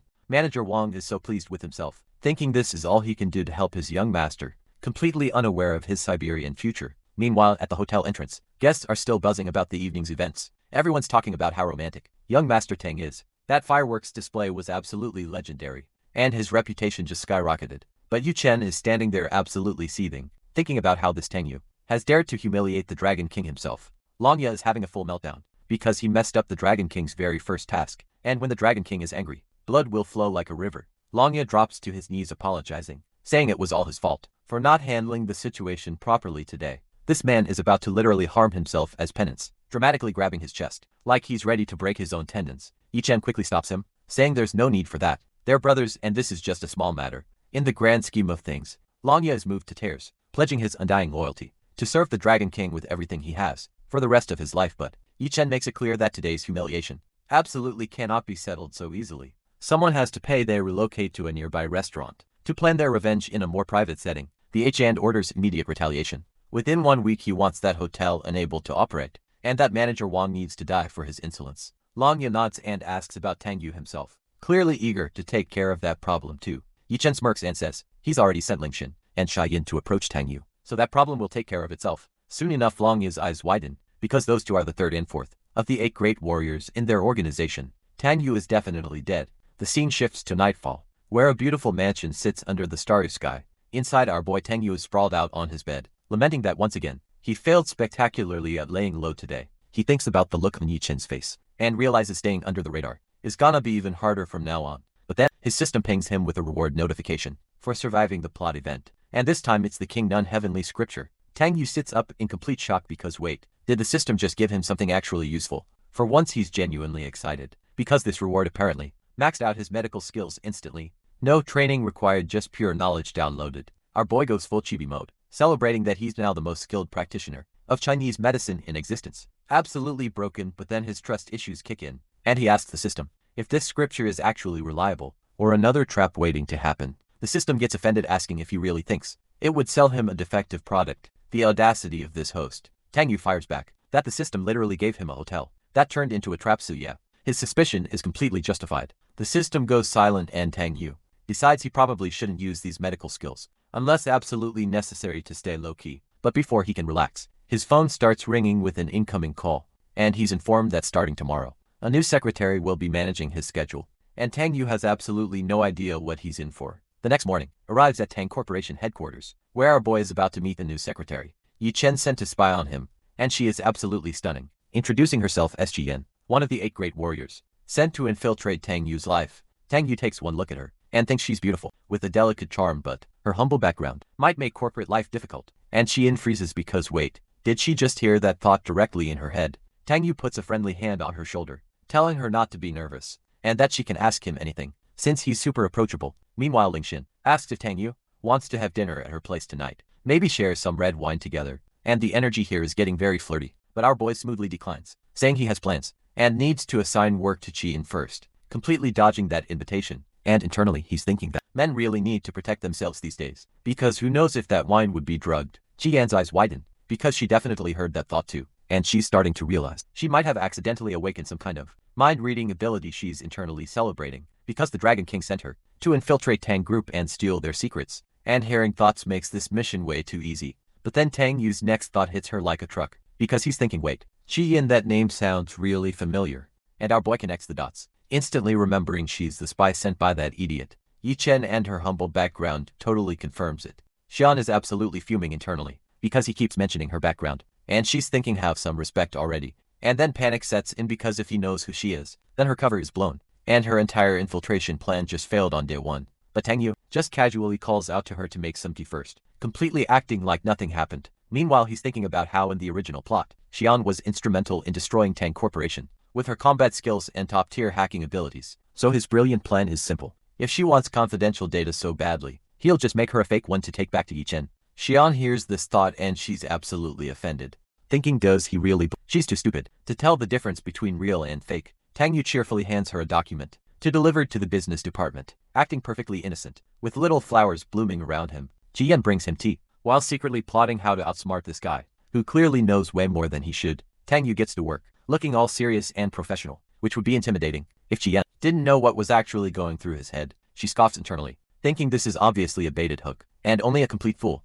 would actually fall for something so transparent. But then, she picks up the document and hears his next thought, about how Yi Chen is actually her true enemy, and the Tang family owes her father a debt of gratitude. Xian's world completely shatters, because what does he mean Dragon King is her enemy, and what does the Tang family have to do with her father? She walks down the hallway in a daze, because she grew up in Dragon Soul Organization, trained by Yi Chen's master, and as an orphan, she always wanted to know her real family. She'd been secretly investigating for years, but could never find any information about her parents, like they simply didn't exist in this world. After so many years she'd almost given up hope entirely. But then Tang Yu casually drops this bombshell.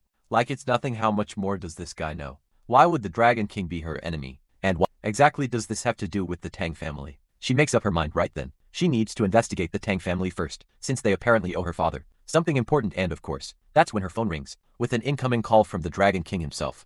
Talk about timing. Yi Chen wants to know how the investigation is going, and Yen has to play it cool. While her entire worldview just got demolished, she texts back that she's obtained the first set of data, and will send it tonight. Keeping up appearances perfectly, Yi Chen praises her work, and dangles the reward of becoming his woman if she completes the mission before Ling Han, because of course, that's the motivation he thinks will work. But Shine suddenly doesn't feel like eating anymore, wondering if Tang Yu's thoughts about Dragon King being her real enemy have completely messed with her head. She tells him she needs to deliver the document first, and cuts the conversation short, which is completely out of character for her. Yi Chen is left absolutely baffled because Yi Chen has never ended their conversations early before. Now he's wondering what went wrong. 15 minutes later, back at the office, Yen is about to discover just how ridiculous her new work assignment is going to be. She reports back that she delivered the document, and asks if there's anything else he needs, trying to act like a normal secretary. Tang Yu stretches lazily at his desk, clearly not taking any of this corporate stuff seriously. He casually mentions the company is planning to enter the gaming business, and needs her to do some market research for him. The office has a nice cozy setup for what's about to become the most absurd work assignment in corporate history. Chen asks how exactly she should conduct this research, genuinely curious about her new responsibilities. Tang Yu points to a massive TV screen showing 25 best-selling games, and tells her to complete all of them, with daily progress reports. He sweetens the deal with free snacks, bubble tea reimbursed takeout, and a rest area next door if she gets tired of playing. He tells her to start playing immediately and not slack off since the office has cameras, and he'll be watching her progress. And internally he's thinking this keeps her from causing trouble anywhere else, so he'll just make her play games all day. Like the genius he is, Chen sits down on the couch with a smirk, thinking that he really believed she'd fall for such an obvious trap. So easily. Fast forward a few hours, and she's completely hooked on the games, having fallen for the trap exactly as predicted. July 13th work report played games. That's it, that's the entire summary of her day. July 14th work report played games, and maybe fell asleep a few times. Our elite spy is living her best life. July 16th hits and she's having an existential crisis, with someone asking if she even finished the investigation yet.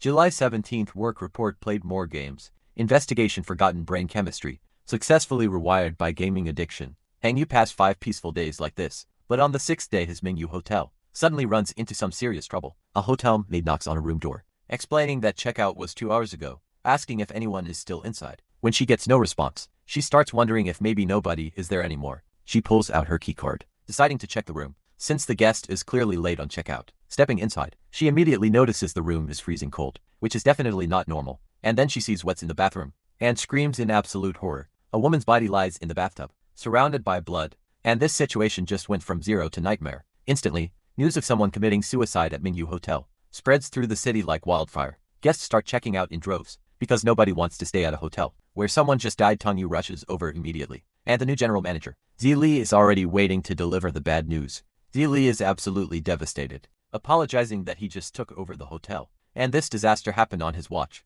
Tang Yu calms him down, saying it's not his fault, and asks for a full situation report on what the police have found. He's thinking that people who can afford this hotel are all wealthy individuals, living good lives, so why would any of them actually want to die? Zili reveals that police found the victim's hair was missing, and she might have been violated, but there's no evidence. Tang Yu immediately asks about surveillance footage. Tang Yu's mind races, because this method of killing and leaving no evidence. Could this be Dragon Tooth, Yi Chen's bodyguard? He understands Yi Chen wanting revenge after being humiliated, but using an innocent woman's life to frame him is crossing a line that demands payback. But then something catches his attention. Across the room, 2 suspicious middle-aged men are walking by, casually smoking and chatting, one missing an ear and the other blind in one eye, looking way too relaxed for the situation.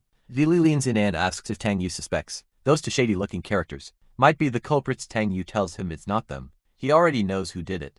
Manager just needs to comfort the victim's family while he handles the real culprit. 2 days later, the hotel sits nearly empty, and a certain someone shows up. To twist the knife even further, a massive bearded man walks in, radiating pure villain energy, mockingly asking if this is young Master Tang, and why his hotel business is doing so poorly. Our boy fires back sarcastically, thanking Mr. Long for sending people to cause trouble at his hotel every single day. Mr.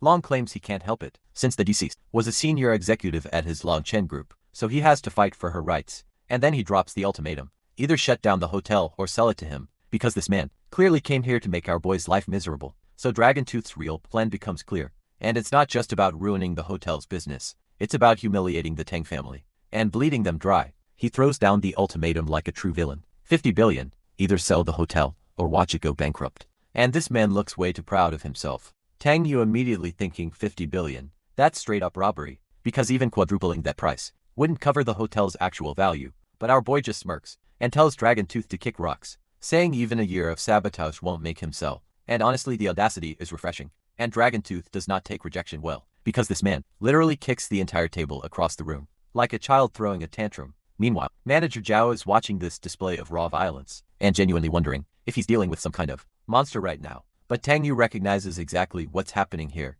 This is Dragon Tooth's signature negotiation tactic: intimidate people until their psychological defenses crumble. So Tang Yu decides to give the people what they want, and starts pretending to be scared, while calling for bodyguards, like his life depends on it. Dragon Tooth just laughs at him, claiming even 20 bodyguards won't help, and threatens to kill Tang Yu and flee China if necessary. But internally, Tang Yu is completely unbothered, thinking this whole intimidation routine is genuinely the most boring thing he's experienced all week. So he puts on his best terrified face and stammers out that fine, he'll sell while mentally preparing. The biggest trap of Dragon Tooth's career. Dragon Tooth is practically glowing with victory, demanding Tang Yu sign and stamp immediately, while gloating about how nothing stands against the Dragon Soul organization. Tang Yu casually asks Manager Zhao to bring over the company seal, and Zhao reluctantly agrees, while probably dying inside watching this unfold. With the document stamped, Dragon Tooth dismisses them as useless fools, saying this is just the interest payment for offending young Master Yi. And just like that, Dragon Tooth struts out with his stolen hotel, leaving Tang Yu and Zhao standing in what used to be their property. Zhao Li is losing his mind, asking why the leader of the four great families just let some upstart walk all over them. Without fighting back, Hang Yu just smiles mysteriously and tells him to wait a couple days, because the real show is only just beginning. And I love when our boy gets cryptic. On their way out, Tang Yu asks about Mr. Wang Defa's family, wanting to know if they have successfully relocated yet. Zili confirms. They took a train to Siberia 2 nights ago, and as instructed they fabricated travel records, showing he went to Africa instead. Tang Yu nods approvingly as he slides into his car, satisfied that at least one piece of his plan is firmly in place. See, Tang Yu knew Yi Chen's group was petty enough to go after Wang Defa for publicly insulting them, so he protected his people first, before handing over the hotel. And now that the innocent bystanders are safe, it's time for Phase 2, teaching Dragon Tooth a lesson he won't soon forget. His fingers fly across the laptop keyboard, as the trap he's been preparing this whole time finally springs into motion. Meanwhile, Dragon Tooth is calling Yi Chen to report his victory, bragging about how he forced that Tang brat to sell for only 5 billion. Yi Chen is absolutely delighted, because that hotel was where he got humiliated, and now he just made over 10 billion on the deal, while Dragon Tooth did all the dirty work. But then Yi Chen asks about that Wang guy, because apparently, a lowly subordinate of the Tang family, daring to publicly scold him is a death sentence. Dragon Tooth reports that Wang took a flight to Africa a few days ago, and Yi Chen immediately orders an assassination, because this man holds grudges like a professional. Yi Chen is feeling himself right now, declaring that this is just the beginning, while Qi Yan feeds him intel, calling all of Su show his personal chessboard. But while these villains are patting themselves on the back, the police station is about to throw a wrench in all their plans. Inside, a certain captain, Winnie, is still investigating the Moonlight Hotel case, and she's absolutely convinced this was a murder, not a suicide. She's frustrated, because how is it possible that a crime this obvious left absolutely zero evidence behind, unless someone very professional did this? Her colleague walks in thinking she works too hard, and should relax by going on a date with him. And buddy, she is way out of your league. But then something catches Wendy's attention, and she perks up immediately, her detective instincts firing on all cylinders. A new email notification just popped up on her screen, and something tells me this is about to change everything. When his eyes go wide, as she processes whatever she's reading, and she immediately jumps into action mode. She's calling out urgently for Zhejiang, because whatever just landed in her inbox is apparently time sensitive. She orders him to get Chief Wang immediately, and the poor guy goes from flirting to panicking in about half a second when Chief Wang arrives. When he announces they finally have a lead in the Moonlight Hotel murder case, and things are about to get very interesting. Chief Wang's expression shifts to deadly serious as he processes this information, because a break in this case means someone powerful is going down. He immediately calls for a meeting to form a special task force, announcing he'll personally lead the investigation, because this case just became priority 1. And just like that, the entire West City Police branch mobilizes, with officers streaming out to begin their inquiry. After a 2-hour strategy meeting, meanwhile, Winnie, feeling a bit overwhelmed by everything, heads to a food stall across from the station to decompress. And that's when someone calls out her name, because apparently she can't even get a meal without running into people. She turns around and recognizes the face, immediately asking if this is Yi Chen, the guy she met a while back. See, when he actually met Yi Chen before, when he heroically stopped a pickpocket on a bus, which is a hilariously different side than we usually see from him. And when the pickpocket came back with friends for revenge, Yi Chen casually demolished all of them, which definitely left an impression on our officer. But the thing that stuck with her most was his smile. Something about it always felt just a little bit off, like there was something hiding beneath the surface. Yi Chen seems pleasantly surprised that Officer Bai actually remembers his name, turning on the charm as they stand together at the market. When he notices he's carrying a bag full of plastic bottles, and asks if he's working some kind of side job now. And this is where Yi Chen's manipulation really shines, because he explains he was just helping an elderly grandmother who is struggling to collect bottles. When Yi is genuinely touched by this, thinking that maybe this guy is actually a kind person underneath it all. Yi Chen smoothly invites her to eat together, saying he'll join her right after he delivers these bottles, and she doesn't seem opposed to the idea. But internally, this man is running pure calculations, thinking the more beautiful the woman, the slower you need to play it, to make her completely devoted to your harem. And those heartwarming bottles he supposedly bought from an old lady, he casually tosses them in the trash, because they weren't even worth the 10 yuan he spent on them. His real goal is Winnie herself, because her family controls half the political connections in Suzhou, and to rule this city he needs the Bai family power. Meanwhile, at the newly acquired Moonlight Hotel, Dragon Tooth is in his office, enjoying some quality time with his attractive secretary, and then the door explodes open as police officers come bursting through. Like this is a raid, because spoiler alert, it absolutely is. The secretary screams in shock as her romantic afternoon gets violently interrupted by about 6 armed officers. Dragon Tooth is absolutely furious, demanding to know what they're doing, and if they've never heard of knocking before. When he flashes her badge and asks if he's the person in charge of this hotel, looking absolutely stunning while doing her job. Dragon Tooth confirms he is, and demands to know what this is all about. still not realizing how badly he just walked into Tang Yu's trap by when he doesn't waste any time, ordering her officers to cuff him and take him away. And she looks incredible while doing it. Dragon Tooth tries to flex his status, yelling about how he's the head of Dragon Morning Group, and they can't touch him. But that card isn't gonna work here. The officers respond by raising their weapons, making it very clear that his corporate title means absolutely nothing in this situation. And suddenly Dragon Tooth's intimidating presence completely evaporates as he realizes these officers are dead serious about arresting him. He desperately demands a lawyer. As he's dragged out of the hotel, his empire crumbling around him, in real time news spreads like wildfire that the famous Moonlight Hotel was hiding drugs, and as the legal representative, Dragon Tooth is completely finished, and the mastermind behind all of this chaos, he's just chilling in bed, playing on his phone like absolutely nothing happened. See, when Tang Yu spotted those suspicious brothers at the hotel, he remembered from the original story that they were bad news, so he had the place secretly investigated. Our boy understood that when someone's coming at your neck, you can't just stand there and let them chop it. You've got to fight back smarter. He's absolutely gloating now,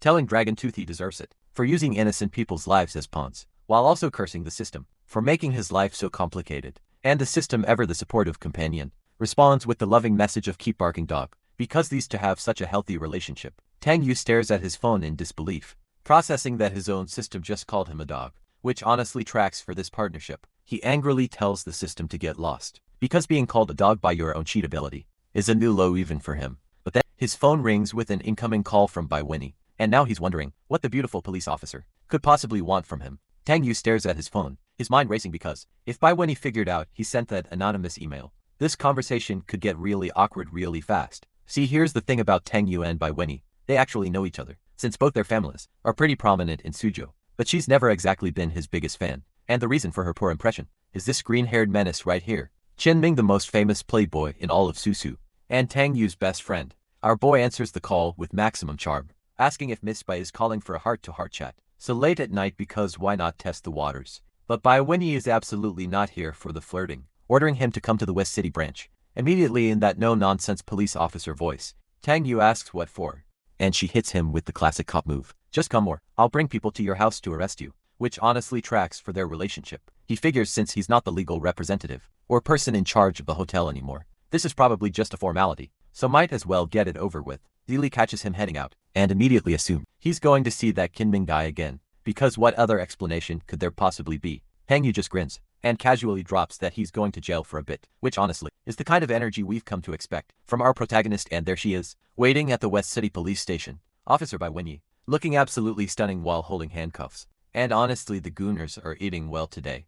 Our boy is sitting in the interrogation room, thinking some very inappropriate thoughts about Officer Bai that we definitely don't need to get into right now. Bai Wenyi suddenly perks up, asking whose voice that was just now, because apparently she heard something that caught her attention. She snaps back into professional mode, reminding him that, as the former owner of Moonlight Hotel, he's also a suspect, so let's start taking his statement.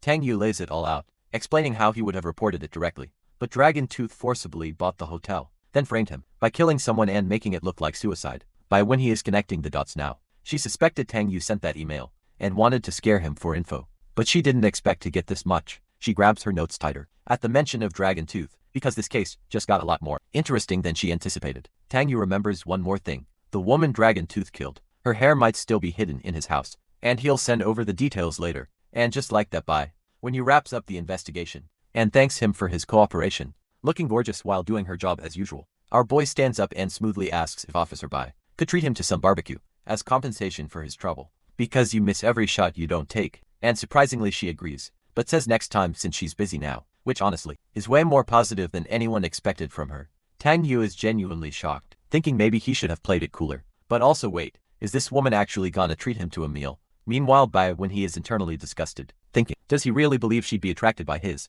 handsome face? And the answer is absolutely not. She offers to walk him out, and the view from behind is, honestly, making this whole scene significantly more enjoyable for everyone involved. But then, Tang Yu suddenly freezes, because he spots someone he really didn't want to see right now, and there he is, the original protagonist himself.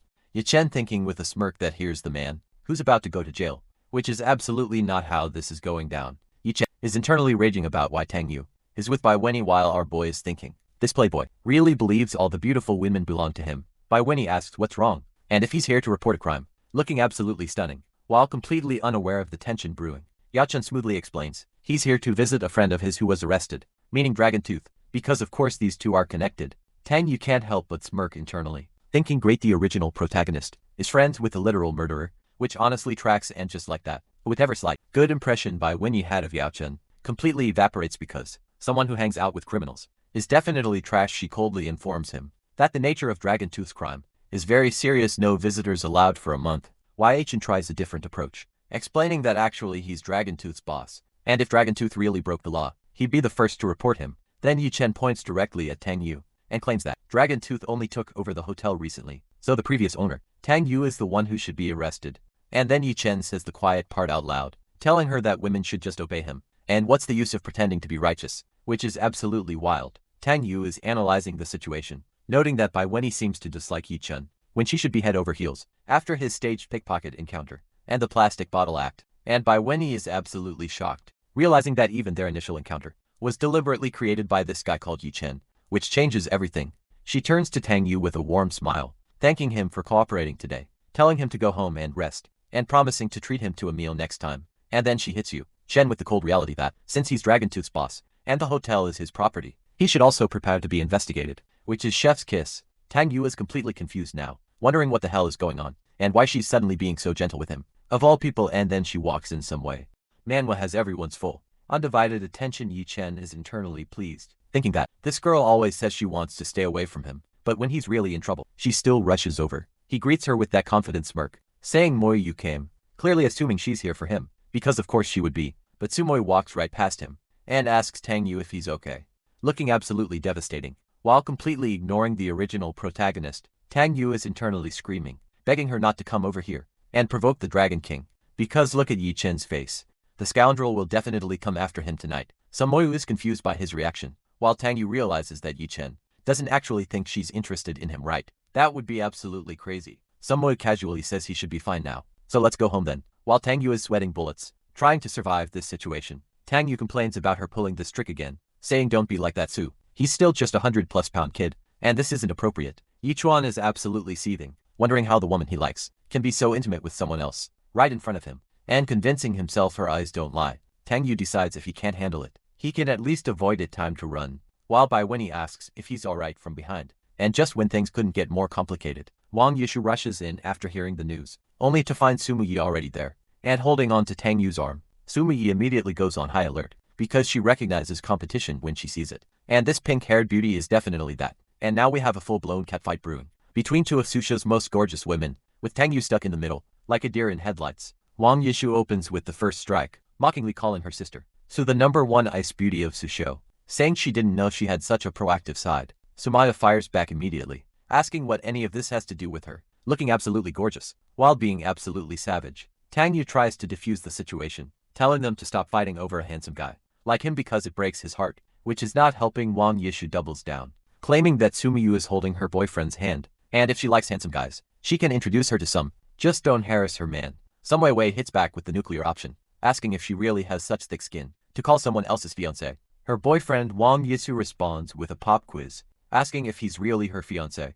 Then what does she know about him? Like what he eats, what cigarettes he smokes, does he prefer black or white stockings? And Sumaya hesitates, because while she's technically his fiancé, she doesn't actually know any of those personal details about him. But Sumaya recovers beautifully, saying who cares about those things, as long as he likes her that's enough. And all of Susha knows he threw her a birthday party. Wang Yishu is visibly getting angrier, because that birthday party comment really hit where it hurts, and she's not about to lose this battle. And now Wang Yishu is absolutely furious, her expression making it clear that this rivalry just escalated to a completely different level. She decides that if Sumuyu wants to show off her relationship, she show her what real relationship flaunting looks like, pulling out her phone. Tang Yu sees this and immediately panics, trying to stop Sister Wang before she does something that makes his life significantly more complicated, because whatever Wang Yishu has on that phone is definitely gonna make Yichen even more murderous, and Tang Yu values his continued existence. Sumo Yue is confused by Tang Yu's panic, while internally, he's calculating exactly how dead he'll be if this escalates any further. Tang Yu tries once more to suggest they just leave now, while everyone is still alive, but Sumo Yi isn't about to back down from Wang Yasuo. He's practically begging at this point, complaining that she keeps doing this to him when he's trying to survive in this world of crazy, powerful people. Meanwhile, Yichen is in full rage mode, wondering what Sumo Yi is thinking, and convincing himself there's no way she's actually not interested in him. Tang Yu is looking for any escape route at this point, because between Yichen's murderous intent and the catfight, his survival odds are dropping by the second. Wang Yishu arrived expecting to rescue Tang Yu, but instead found herself in the middle of a love triangle. She absolutely refuses to lose. Sumoyu has her guard up because she knows Wang Yishu isn't the type to back down, and neither is she when it comes to what's hers. And both women are locked in a silent battle of wills, with Tang Yu trapped between them, wondering how his life got to this point. Wang Yishu continues her attack, pointing out how interesting it is that the ice beauty of Suzhou suddenly became so warm for one particular man. Sumoyu stands her ground, making it clear that her relationship with Tang Yu is none of Wang Yishu's business, regardless of what she thinks. Our protagonist is desperately trying to calm the situation, knowing that every second this continues is another second closer to his potential funeral. Wang Yishu isn't letting up, insisting that Tang Yu is her boyfriend, and Sumoyu needs to step off before things get really ugly. But Sumoyu has the engagement card to play, and she's not afraid to use it against someone who's claiming what's technically already hers. Wang Yishu challenges her again about what she actually knows about Tang Yu, because being engaged on paper doesn't mean anything without real intimacy. And for a moment, Sumoyu doesn't have a comeback, because the truth is their engagement has always been more business arrangement than romance. But she recovers with the public perception angle, because regardless of the details, everyone in Suzhou knows Tang Yu publicly declared his interest in her. Wang Yes is reaching her breaking point, and that expression says she's about to do something that will make the situation explode. The anger on her face is absolutely terrifying, and Tang Yu knows whatever comes next is going to change everything between all of them. Wang Yishu decides to pull out the ultimate weapon, reaching for her phone, with the clear intent of showing proof that will shut Sumoyu down completely, and Tang Yu can only watch in horror as Sister Wang is about to unleash whatever nuclear option she has. Saved knowing his peaceful life just got a lot more complicated. Officer Baiweni has officially had enough of this nonsense and tells everyone to stop arguing, because she has actual police work to do. Tang Yu uses this as his cue to escape, telling both women to listen to the officer, while Yu Chen in the background is losing his mind that these two beauties are fighting over another man. The cops are having a field day watching this drama, wondering who this lucky guy is with two beauties, until someone helpfully identifies him as young master Tang Susu's number one simp, and Tang Yu takes personal offense to that simp comment because apparently being publicly roasted is where he draws the line today. Meanwhile, his green-haired friend pulls up, watching this chaos unfold, amused by the scale of the disaster our boy has found himself in. Tang Yu is keeping a smile plastered on his face, but internally, he's screaming for someone to save him from this love triangle apocalypse. His buddy catches his desperate energy and offers an escape route, suggesting they celebrate Tang Yu being cleared from the hotel incident with some drinks. Tang Yu jumps at this chance, like his life depends on it, because honestly it kind of does, agreeing immediately while planning his swift exit. Both Wang Yishu and Sumoyu watch him make his escape, with expressions that say, "This isn't over, not by a long shot." Finally safe in the car, Tang Yu lets out a massive sigh of relief, because he genuinely didn't think he was going to survive that encounter. His friend mentions needing rest lately, saying he's been exhausted, can't sleep well and keeps having nightmares, which honestly sounds concerning. Tang Yu, being a surprisingly good friend, tells him to go rest properly, and not worrying about the drinks for now. But then Tang Yu pauses, noticing something feels off about his own body, like there's something not quite right happening. Internally, his friend seems to catch on to something too, his expression shifting to suspicious concern, as if he might know what's going on. Scene shift to Yi Chen, who's thanking Miss He for taking the time to meet with him about a rather urgent matter. And speaking of Miss He, say hello to Hevine, eldest daughter of the He family, and she is absolutely stunning. In that business casual look, she responds professionally that it's simply her duty, maintaining that composed businesswoman energy while looking like that. The He family keeps a low profile in Suzhou, but their power rivals the four major families, and their connection to Yi Chen's master is why he's here. CN is internally frustrated, because he's about to waste a valuable favor from the He family on what might be a lost cause. He explains that his friend, Dragon Tooth, has been arrested, and asks if she can pull any strings to help get him out. He Huiyin shuts that down immediately, explaining that when it comes to drug cases in China, absolutely no one can intervene, period. She excuses herself to return to her company for a meeting, leaving Yi Chen empty-handed and out of options. Internally, she's thinking that her grandmother called Yi Chen a true dragon among men, but now that she's met him, he seems pretty ordinary to her. Yi Chen watches her walk away, already scheming that the He family must also be conquered, since they're his gateway to expanding into Beijing. Over the next few days, Yi Chen takes his people from the Longchen group to network and pull every connection possible to help Dragon Tooth. But things take a turn for the worse when police search Dragon Tooth's residence and find hair from the dead woman at the hotel. With this evidence, the situation becomes catastrophic, and Dragon Tooth realizes he's completely and utterly done for. This time, fortunately, after being locked up for a whole week, Yi Chen finally manages to arrange a visit to see his fallen comrade, Dragon Tooth. Spirits lift immediately because in his mind, the Dragon King is truly omnipotent and will definitely save him from this nightmare. He calls out to young Master Yi with genuine hope and desperation in his voice, believing this is his salvation. Yi Chen hits him with the classic setup, asking whether Dragon Tooth wants to hear the good news or the bad news first. The prison visiting room feels colder, as Dragon Tooth asks for the good news first. Hoping to start with something positive, Yi Chen's expression shifts uncomfortably, as Dragon Tooth asks about the bad news, and that hesitation says everything. The bad news hits like a truck. Even after sentence reduction, Dragon Tooth is still looking at about 20 years. Behind bars, Yi Chen is visibly frustrated, but stays focused on the bigger picture, explaining that progress with the Qin family is going smoothly,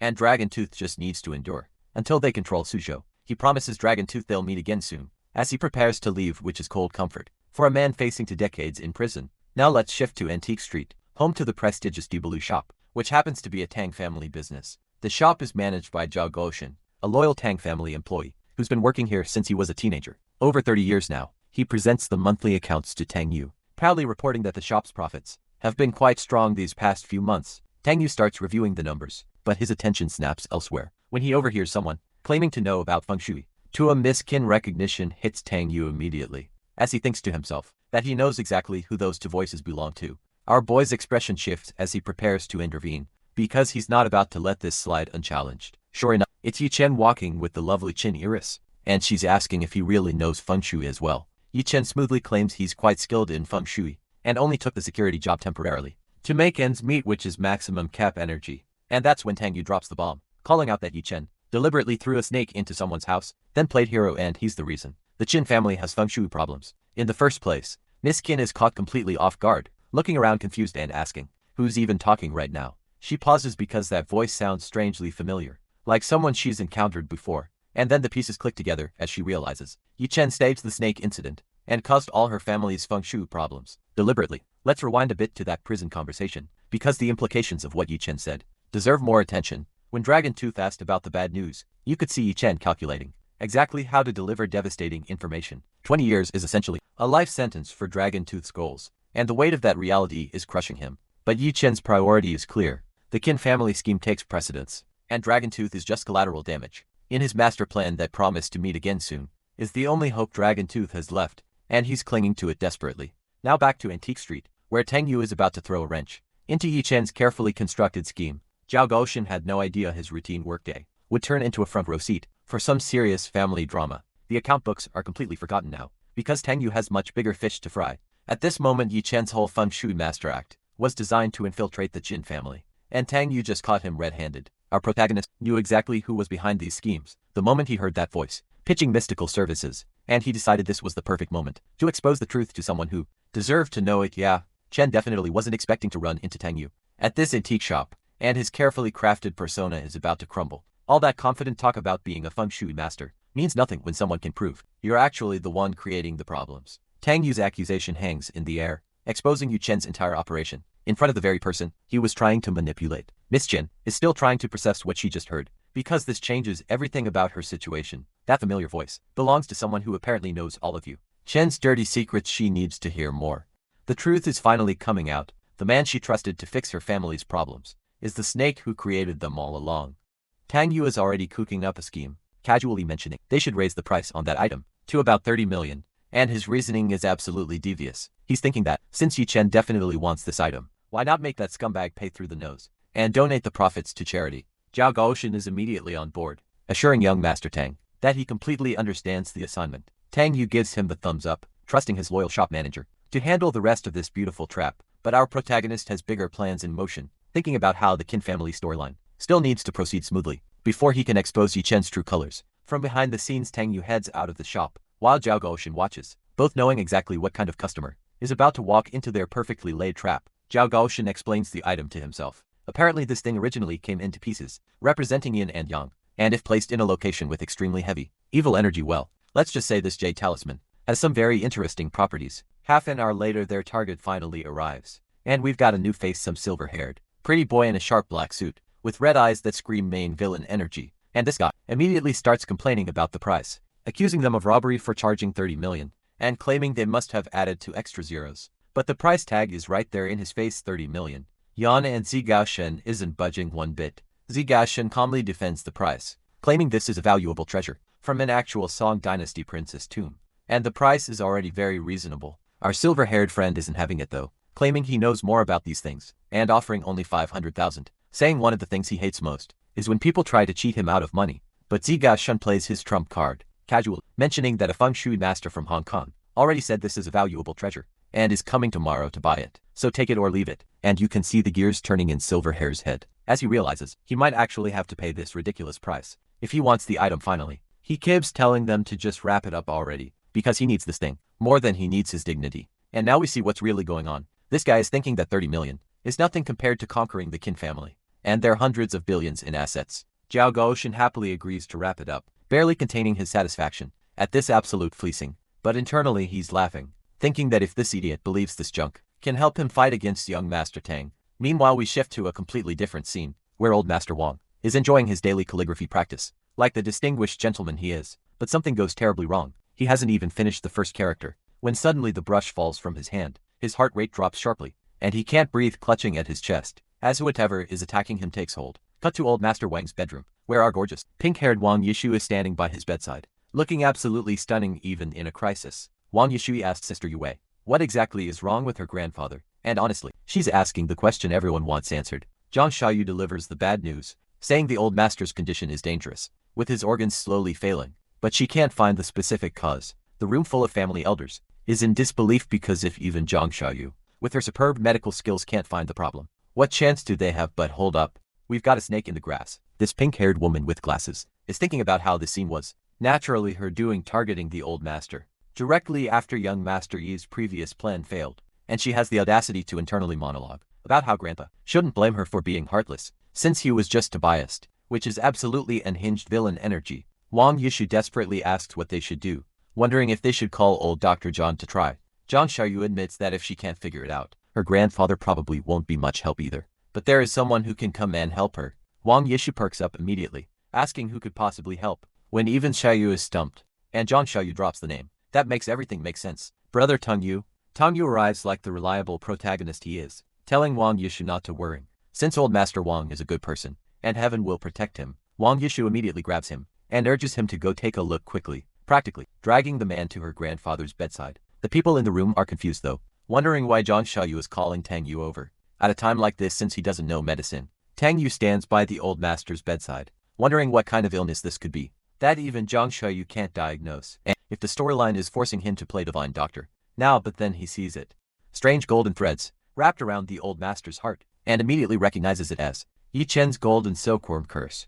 And this curse is absolutely terrifying. Once it enters the body, the host will die within 24 hours, which means they're running out of time fast. Tang Yu starts thinking through solutions. Either Yi Chen needs to come remove the curse himself, or they can try the secret formula from the celestial classic of Qing Bag, using 11 herbs including mugwort and hematite. Both Wang Yishu and Zhang Xiaoyu react with surprise, clearly picking up on something important. And here's the twist. Wang Yishu realizes she can hear Tang Yu's thoughts too, and the chibi reaction faces are absolutely priceless. Now Wang Yishu understands exactly why Zhang Xiaoyu wanted her to bring Tang Yu over. She wanted to get ideas for the antidote through reading his thoughts. Zhang Xiu plays it smooth, claiming she suddenly thought of a formula, and asking someone to fetch the herbs for her. Wang Yishu backs her up perfectly, telling everyone that, since Sister Yui has a treatment plan, they should all go out and rest, while she watches over grandfather. Tang Yu looks a bit confused, asking if there's really nothing for him to do here, but Wang Yishu has plans for him, saying there is something, and she has something to tell him, asking him to come with her first. Tang Yu is now genuinely puzzled, wondering why she's being so serious, and what big thing she could possibly want to tell him. Later that night, we see the Wang residence exterior bathed in starlight, as the two step outside for their private conversation. Wang Yishu doesn't waste time, telling Tang Yu she thinks something's not right with her grandfather, since he was fine before but suddenly became like this, making it very likely he was poisoned. Tang Yu agrees that's possible, but says they still need to investigate carefully, keeping his knowledge close to the chest, but internally he's already figured it all out. It's not poisoning but a curse, and since Yan didn't come do it himself, it must be that idiot Wang Rulong who planted it. Wang Yishu's expression shifts to pure fury, as she confirms her suspicions. That fool, Wang Rurong, is causing trouble in the shadows again. She explains that the reason she kept Wang Rurong around wasn't because she lacked evidence. She just didn't want to alert the enemy, and wanted to use her stupidity to set up Yi Chen, but never expected her to actually target grandfather. And now her decision is made. Since that's the case, there's no need to keep Wang Rulong as bait anymore. Tang Yu suddenly dodges to the side, clearly reacting to something our gorgeous pink-haired queen just did, and then she hits him with the most dangerous weapon in her arsenal, promising that if he behaves, she wear a bunny girl costume for him next time. Our protagonist's brain immediately short-circuits, as he deflects, asking what bunny girl costume. and telling her to just not get her dandruff on his shoulder. Wang Yushu just finds this adorably reserved, clearly enjoying how flustered she can make him. And honest, just being by Tang Yu's side like this makes her happy, at least in this moment. She doesn't have to think about all that scheming and family drama, but of course, that peaceful moment gets interrupted when a voice calls out for Miss Wang to come quickly. And sees something. Wang Yushu immediately tenses up, asking what's going on now. A servant rushes in to deliver good news for once, saying Dr. Zhang has already treated the old master, and she should go check on him quickly. Wang Yushu lets out a huge sigh of relief, saying that nearly scared her to death. With the way he was yelling, Tang Yu is relieved too, joking that he's glad they arrived in time, because a few minutes later, and he would have developed frozen shoulder from standing around back in old Master Wang's bedroom. The patriarch is resting peacefully. After Zhang Ziyu's successful treatment, Wang Yushu rushes to her grandfather's side, asking if he's feeling better now. But Tang Yu's phone suddenly buzzes, with an incoming call pulling his attention away.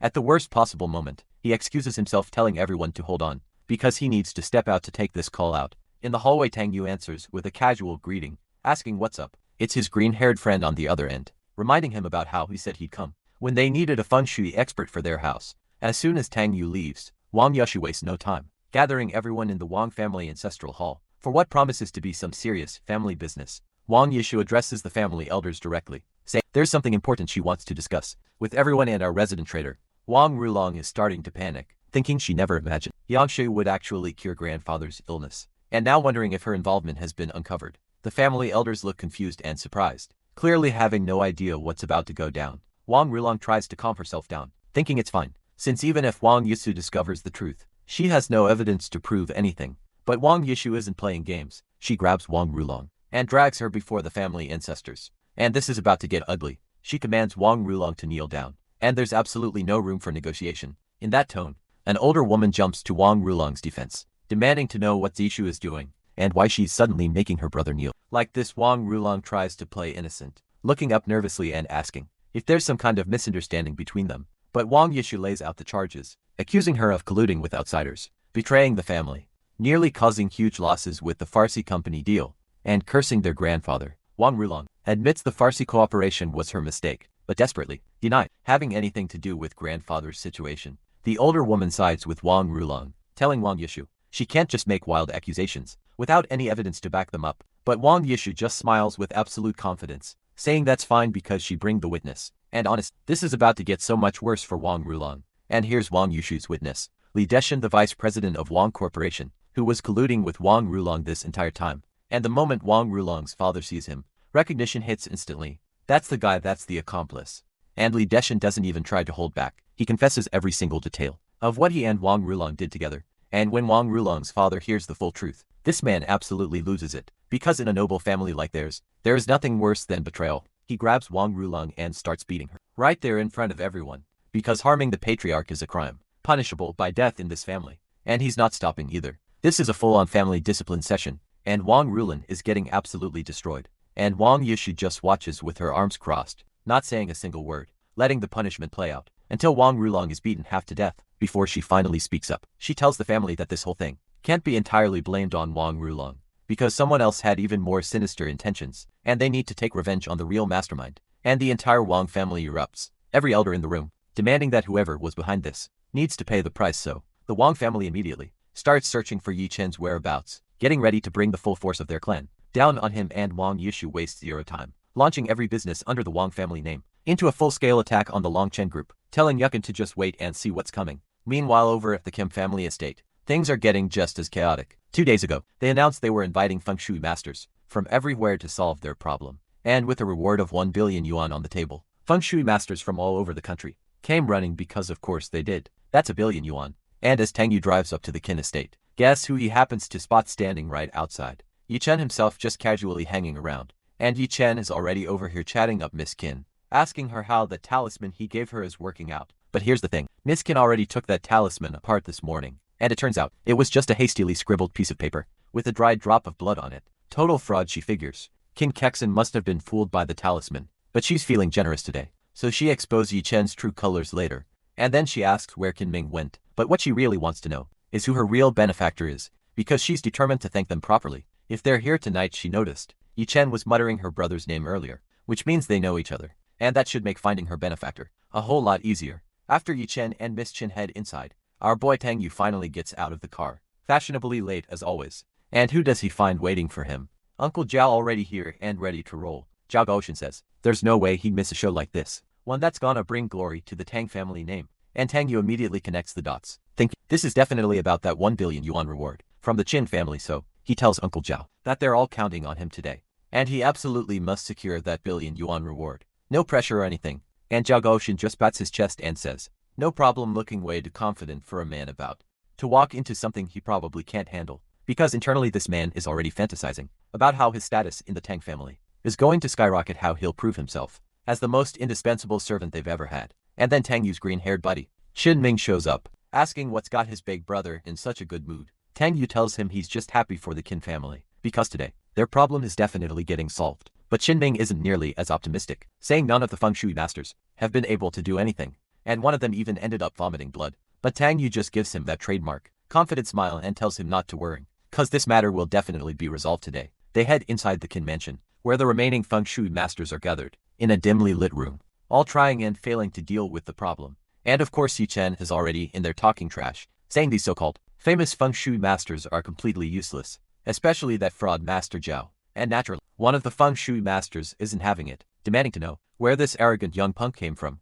But Yi Chen doesn't back down, saying he's not being arrogant, he's just speaking the truth, and if he can't solve it, he'll kneel and apologize publicly. The feng shui master grudgingly accepts, saying fine then, let's see what this kid is actually capable of. And Yukin whips out a talisman, with the most smug expression imaginable, looking like he's about to absolutely body this entire room. And we get a close-up of the talisman, covered in hastily scrolled symbols and blood drops. Yeah, this looks exactly like the sketchy one Miss Kim was talking about. Yi Chen claims this evil energy is so small, he can dispel it with a flick of his finger. The confidence on this man is truly something else, and the feng shui masters are actually impressed, calling his technique amazing.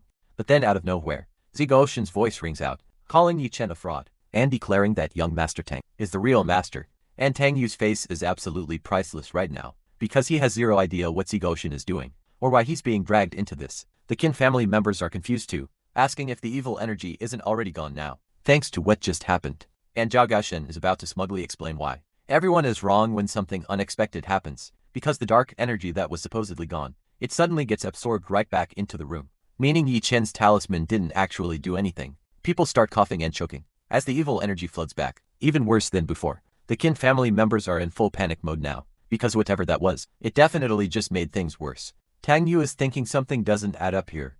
According to the plot, Yi Chen should have solved this in one go, with the jade talisman, and then Zi Gaodin turns to Tang Yu with the biggest grin, telling him it's his turn to take action now. This man really just set him up, and our boy Tang Yu is standing there like, what action? He literally cannot do anything. He has no feng shui skills whatsoever. But then he notices something glowing in his pocket, and he pauses because wait a minute. What is that? He pulls out a yin-yang jade talisman that he has absolutely no memory of putting there, and he's completely baffled about who slipped this into his pocket. And the moment the jade talisman comes out, golden light floods the entire room, and the evil energy disperses completely. Just like that, everyone immediately starts praising Tang Yu as the true hidden master, calling him a talented young man. But internally he's thinking, wait, how did he end up being the one showing off? He's telling everyone to stop praising him, because he really doesn't deserve it, while internally screaming that he should be the one getting all this admiration. Wait, that's not right either. And meanwhile Yi Chen is absolutely seething, because this random Tang family, nobody just stole his entire spotlight. He's standing there, realizing he looks like a complete clown, in front of everyone, and that's not a feeling this man handles well. And his thought go from embarrassment to murderous real quick, because now he's thinking he might as well just kill everyone in this room, especially Tang Yu, who he blames for humiliating him over and over again. He's vowing to tear our protagonist to absolute shreds. But Miss Qin senses something is very wrong, realizing Yao Chen might actually be about to do something dangerous, and she can't let him hurt everyone here, so she makes a beeline for the family shrine, reaching for a Buddha statue, like she's about to use it as the world's most expensive weapon, and she actually lifts this entire statue over her head, ready to bring it crashing down. This girl is not playing around, but Yukin fires an energy blast right at her, because of course, a statue isn't gonna stop someone who can use actual supernatural powers. But then something happens to Yukin's hand, and he freezes because whatever energy he just used is reacting in a way he definitely didn't expect, and the feng shui master recognizes it instantly. That's backlash from his own curse, meaning Yi Chen was the one who planted this evil energy in the Qin household all along. Another master confirms it, calling Yi Chen's schemes absolutely vicious for cursing the family, and then pretending to be their savior. And now everyone in the room knows the truth, that this silver-haired, pretty boy was putting on an act this entire time. The mask is completely off. Tang Yu is sweating bullets right now, thinking this petty Dragon King is about to go on a killing spree, and silently begging him to stay calm. And Miss Kin piles on even more, saying she knows about the snake he threw into her villa too, because she's already checked the surveillance footage. This man is getting exposed from every angle, and Kin Ning is absolutely furious, screaming about how Yi Chen dared to do this to his family, and calling for the guards to catch him. Tang Yu immediately senses this is about to go very wrong, and tries to call out to Kin Ning, but it's already too late, because Yi Chen grabs Kin Ning by the throat, like it's nothing, and this is exactly the kind of situation Tang Yu was afraid of. Miss Kin screams for Yi Chen to let go of her brother, and the desperation in her voice is real, but Yi Chen isn't letting go. He's asking if the Kin family really thinks they can threaten him, and blaming everything that's about to happen on Tang Yu, and then he turns to Tang Yu with the worst possible ultimatum.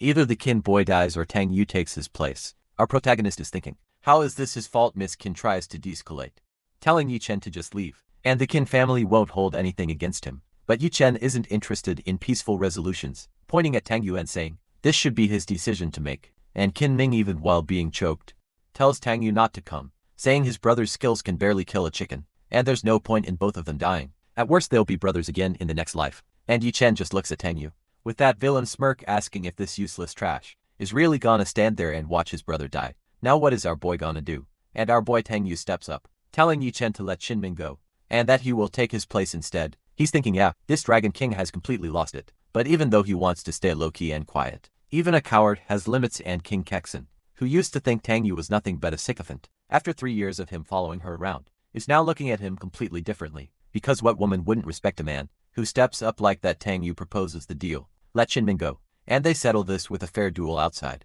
1 punch each to determine the winner. But internally this man is sweating bullets, telling himself that even though he wants to lay low, he's not a coward and he has principles for his brother. And Yi Chen, this silver-haired menace, just smirks and says alright, because why wouldn't he accept a deal that seems this easy? So they take it outside the Kin mansion under the night sky, for what's about to be the most one-sided duel in history. And Yi Chen, being the absolute villain he is, says he'll even let Tang Yu hit him 3 times first. If he flinches even once, he'll never set foot in Suzhou again, because as a martial arts expert, Yi Chen can tell Tang Yu is a fragile weakling. Forget 1 punch, you could let this guy hit him 100 times, and it wouldn't matter. But Tang Yu hits him with the most disrespectful comeback, saying Yi Chen should go first because he's afraid, punching him with dirty his fists, and the crowd immediately starts gassing him up, calling this the demeanor of a great man, saying with young Master Tang's skills, crushing Yi Chen would be as easy as stepping on an ant. And that sets Yi Chen off. He charges up his fist with purple energy, screaming that Tang Yu is asking for it, and he throws a full power, supernatural punch straight at Tang Yu, the kind of hit that should obliterate a normal human being. But Tang Yu just stands there, with the most confident smirk you've ever seen, his golden eyes practically glowing in the dark, and the punch connects, and Tang Yu doesn't move a single inch, completely unmoved. Yi Chen is standing there absolutely dumbfounded. Our boy is just looking down at him, with that quiet confidence, like he barely even registered the hit. And now it's his turn. He decides to use the yin-yang infinite technique for the counter, thinking that, even though he doesn't have strong offensive moves, he does have brains. Then tells Yi Chen to bow down to him. And the moment Tang Yu's counter technique activates, Yi Chen feels something very wrong, staring at his own hand in disbelief, because Tang Yu follows up with a devastating kick that sends Yi Chen's own energy right back at him, with interest, and Yi Chen goes flying through the air like a rag doll, completely unable to defend himself against his own reflected power. He crashed into the ground, with enough force to crack the earth around him. This man just got absolutely demolished, and you can see the blood already, because that was not a love tap. Tang Yu just broke the Dragon King with 1 hit. Yao Chen's screams of pain echo through the night sky, across the entire Qin state. Everyone within a mile radius can hear this man getting humbled, and Ziga Shen is standing there in absolute shock, thinking to himself, since when was young Master Tang hiding this kind of power? And Shenming, our green-haired brother, who is literally being choked to death a minute ago, is just looking at Tang Yu like he's a god, saying, "Big brother, you're so cool." And the entire crowd erupts, everyone chanting that young Master Tang is awesome. This man just went from background character to main event in 1 punch. But internally Tang Yu is freaking out, because he just beat the Dragon King so hard, it might cause problems. If Yukin had actually gotten seriously hurt, the real Dragon King would come for revenge, and Yukin, blooded and broken on the ground, growls that Tang Yu is something else entirely. He forces himself back up, dark red aura swirling around him, and admits he never expected Tang Yu to be hiding this much power. But being the coward he is, Yi Chen pulls out a glowing red item,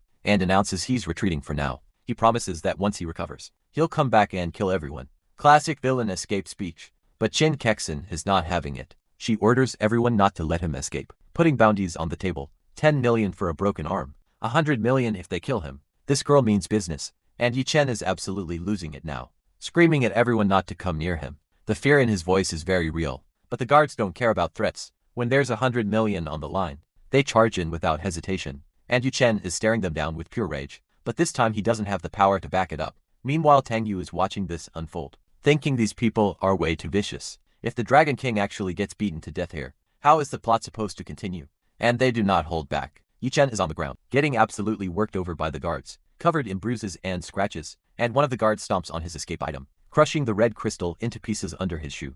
There goes his getaway plan. But Yi Chen still has one trick left. He tells them they've all inhaled his special itching powder, and they shouldn't think they can catch him now. This man really came prepared, with the pettiest weapon imaginable, and Qin Ming is absolutely furious about it, because getting hit with itching powder, in the middle of a beatdown, is genuinely infuriating, and with everyone distracted by the itching, Yi Chen makes a break for it, sprinting away from the mansion at full speed. But one of the guards isn't giving up that easily, screaming that Yi Chen is not getting away, and someone actually manages to grab Yi Chen's ankle, mid-sprint holding on for dear life. Yi Chen stumbles completely caught off guard, that someone actually grabbed onto him, while he was running, and, in what might be the funniest moment of this entire series, Yi Chen tries to use his final move, while someone is literally holding onto his pants. As he runs, speak fiction right here, and his pants come completely off, revealing the most humiliating pink underwear you've ever seen on a Dragon King. This man's villain credibility is officially at zero, and Yi Chen, the mighty Dragon King's subordinate, runs away into the night and nothing but his underwear. The narration literally says he runs away naked. What a way to end a villain arc, and Tang Yu just watches him go, thinking that this guy actually managed to escape. But that's what it means to be the protagonist, always encountering miracles wherever he goes. Zigoshin immediately starts singing his praises, saying he'll remember today's kindness, and declaring Tang Yu the top feng shui master in all of Suzhou.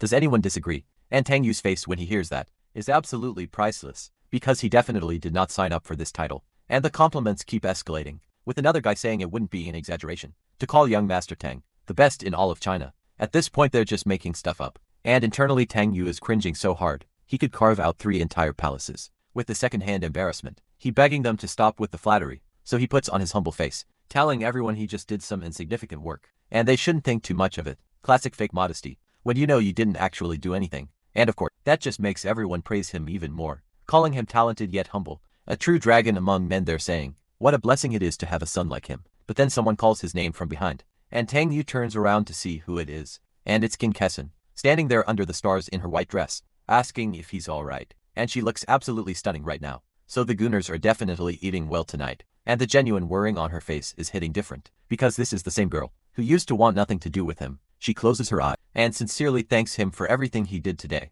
This is real character development right here. But Tang Yu is internally screaming, wondering why she's suddenly getting so close, and reminding himself that she used to absolutely despise him. And here's the backstory on why their relationship was so bad. Kim Kexton and Tang Yu have known each other for years, but they were basically strangers at best, because more than 10 years ago, Kim Kexton was sleeping at home one day, and apparently she had a habit of sleeping without clothes on. Otherwise she couldn't fall asleep. Important detail apparently. And young Tang Yu came over to hang out with Qin Ming, but accidentally opened the wrong door. You can already see where this is going. And he ended up seeing her completely exposed. Our boy walks straight into the most traumatic childhood memory possible, and King Kexon didn't even bother putting clothes on before delivering the most devastating kick of Tang Yu's young life. This girl chose violence immediately, and the narration asks for a teenage boy. How much psychological trauma could this have caused? The answer based on his face is a whole lot, and ever since that day, the relationship has been pretty much ruined, which honestly makes sense from both sides. But back in the present, Tang Yu plays it cool and tells her not to mention it, that Qin Ming is his brother, and it's what he should do. And our boy cannot help but notice that King Kexon has, shall we say, developed significantly since the last time he saw her. The proportions are arguing with physics at this point, and that he realizes that the whole incident from back then was actually Qin Ming's fault. That little brat deliberately tricked him into going to her room. If he wanted Tang Yu to be his brother-in-law, he didn't need to be that devious. And King Kexon overhears him blaming Qin Ming, and suddenly the air gets ice cold. She's giving off killing intent, and poor Qin Ming can feel it, wondering where this murderous energy is coming from. But then a new challenger appears. A pink-haired beauty shows up, looking confused about what's going on, and she is absolutely built different, in ways that demand attention, and the moment she processes the situation, she's furious. She's thinking that Qin Ming had the nerve to try helping his sister steal her man. The harem complications are officially loading. Meanwhile, Qin Ming is just over there, innocently drinking water to regain his strength, completely unaware that he's now onto different women's hit lists. And now, King Kexon and the pink-haired beauty are both flanking poor Qin Ming, with sparks flying between them. This man is caught in a crossfire he didn't sign up for. And the pink-haired girl approaches Tang Yu directly, asking if he's alright, surrounded by flowers and sparkles, like she's in her own personal shoujo manga. And Tang Yu just shakes his head, with a confident smile like, getting punched by a supernatural martial artist was just a minor inconvenience. Then she grabs his arm and says they should go inside, so she can examine his body to check for injuries. And Tang Yu is walking along, with a woman who looks like that, holding on to him, but then it clicks what she just said. And our boy immediately panics thinking, what? Body examination, what are you doing? Big sister, please have mercy. And that's where we leave him. Once again a victim of his own success. So our pink-haired beauty is claiming she's just concerned about Tang Yu's health, no other intentions whatsoever. And honestly nobody in this room is buying that. Tang Yu is internally questioning whether this is a medical checkup or something else entirely. And honestly valid concern. So he suggests maybe they should let an actual doctor handle it instead, but then Kinming casually drops the bomb that their family doctor quit a couple days ago, so they literally don't have one anymore. And Tang Yu is standing there thinking, little bastard, if I had known this would happen, I wouldn't have saved you. The regret is real right now. And the pink-haired beauty is not taking no for an answer, telling him to come inside and not make her force him. She's even calling someone on the phone to make it happen. Our boy finally caves and agrees to the examination, but internally he's feeling like the fragile female lead in some movie, being manipulated, and honestly, that comparison is way too accurate. So they bring him to the guest room, and it's a very nice setup with a bed and mood lighting. Nothing suspicious about that at all. But then Kim Kekson shows up at the door and runs straight into the pink-haired woman, and the tension between these two is immediately nuclear. Two beauties, one doorway, zero chill.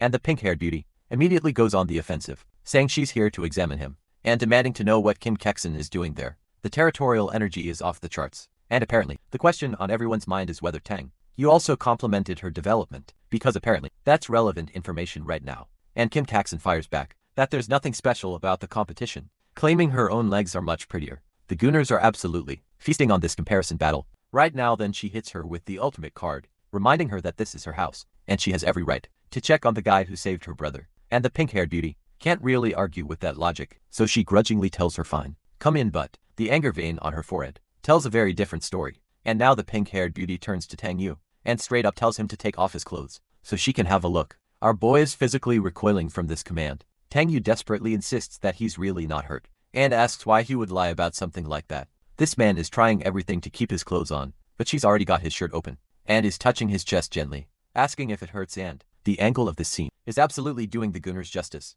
Right now, Tang Yu quickly covers back up and insists that no, it doesn't hurt. He's blushing and flustered, which is not a look we see from our boy very often, and she's clinging to him, with a heart bubble floating between them, telling him they're not gonna eat him or anything. Tang Yu's face says he is not remotely convinced. Internally, Tang Yu is calling her a perverted girl, and thinking that if King Kekson wasn't here right now, he would absolutely hit her back. The restraint on this man is impressive, and she just smirks and dares him to do it, saying go ahead and hit her right now. She knows he won't, and the power dynamic here has completely flipped, and from behind the closed door, you can hear all three of them arguing about who's touching what, with the pink-haired girl offering to let him touch her back, and King Kekson wanting in on the action. This room has officially lost all control, and the most eventful day in Tang Yu's recent memory finally comes to an end, in the most chaotic way possible, because nothing in this man's life can ever be simple. As for Yi Chen, the Tang, Wang, and Qin families have officially united against him, so this silver-haired menace doesn't dare show his face for a while. And Tang Yu, being the generous young master he is,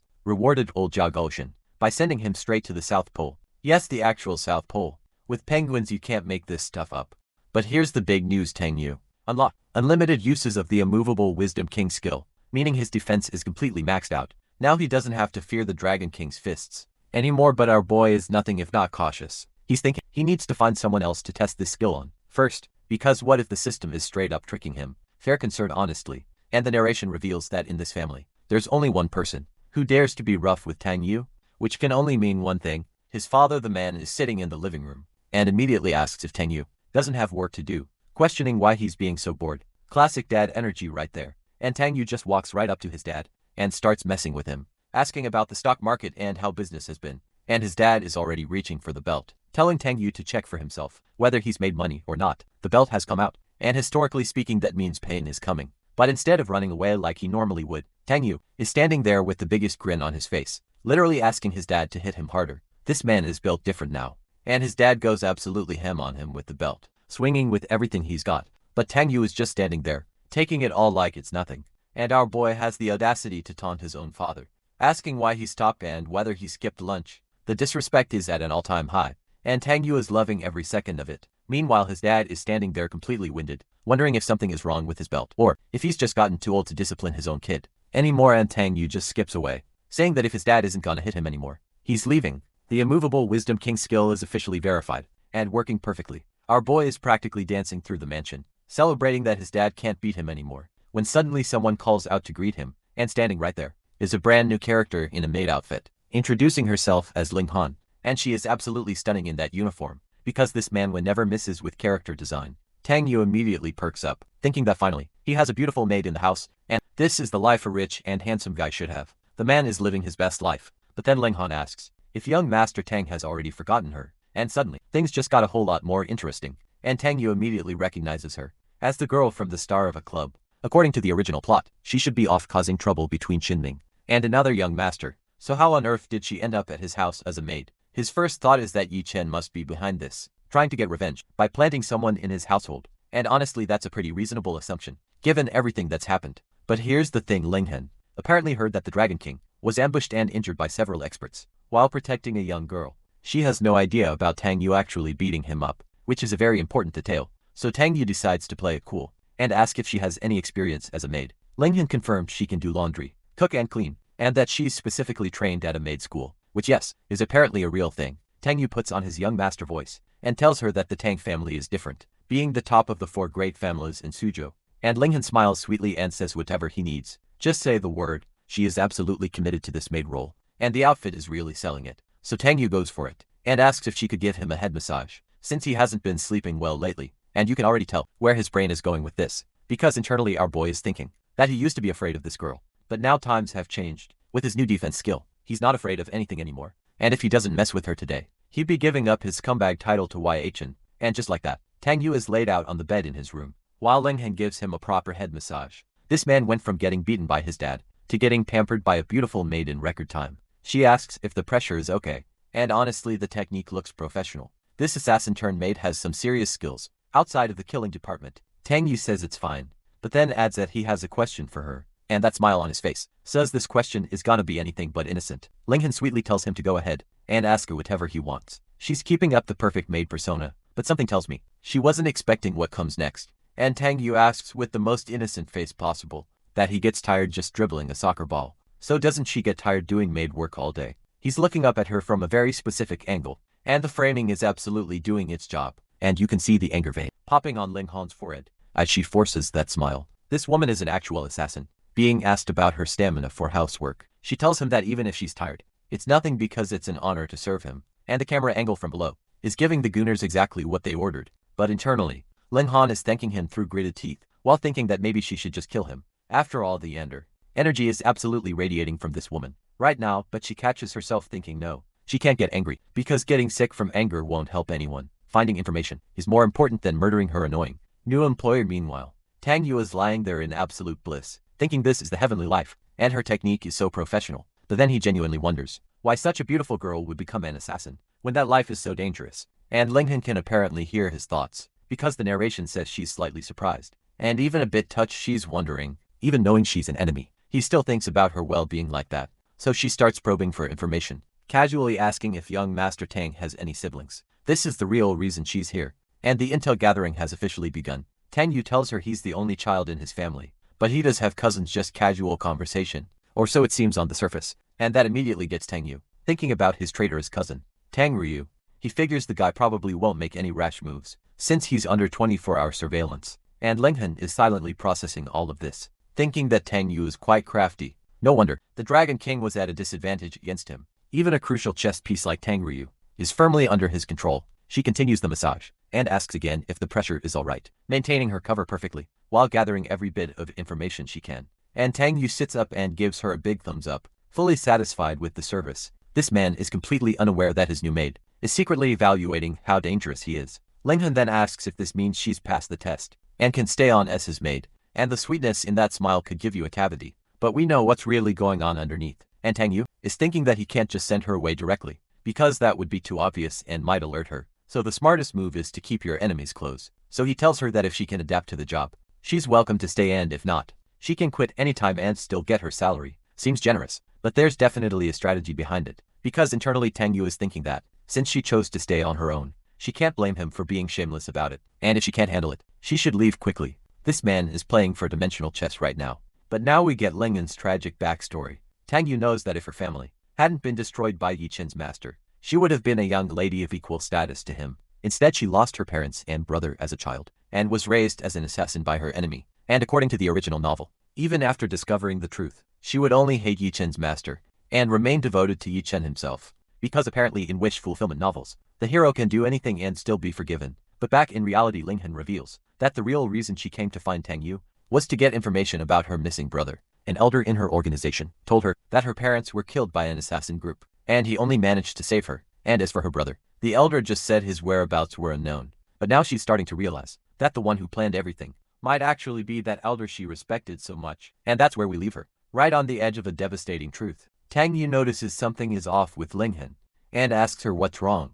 And our assassin maid is standing there, with a dark expression, clearly shaken by everything she just pieced together about her past. But Tang Yu just lies back down on the couch, and tells her to go ahead with whatever she needs. This man has zero concern right now. Meanwhile, Linghen is deep in thought, trying to calm herself down, and process the possibility that the elder she trusted her whole life might actually be her family's real enemy. And just like that, she makes her decision. If that elder really did destroy her family, then from this moment on, she will stand against the entire Dragon Soul organization. The Yander has officially switched sides, but before anyone can process that bombshell, someone comes barging through the door, calling out for his big brother. And who is it? It's Tang Ryu, the traitor's cousin himself.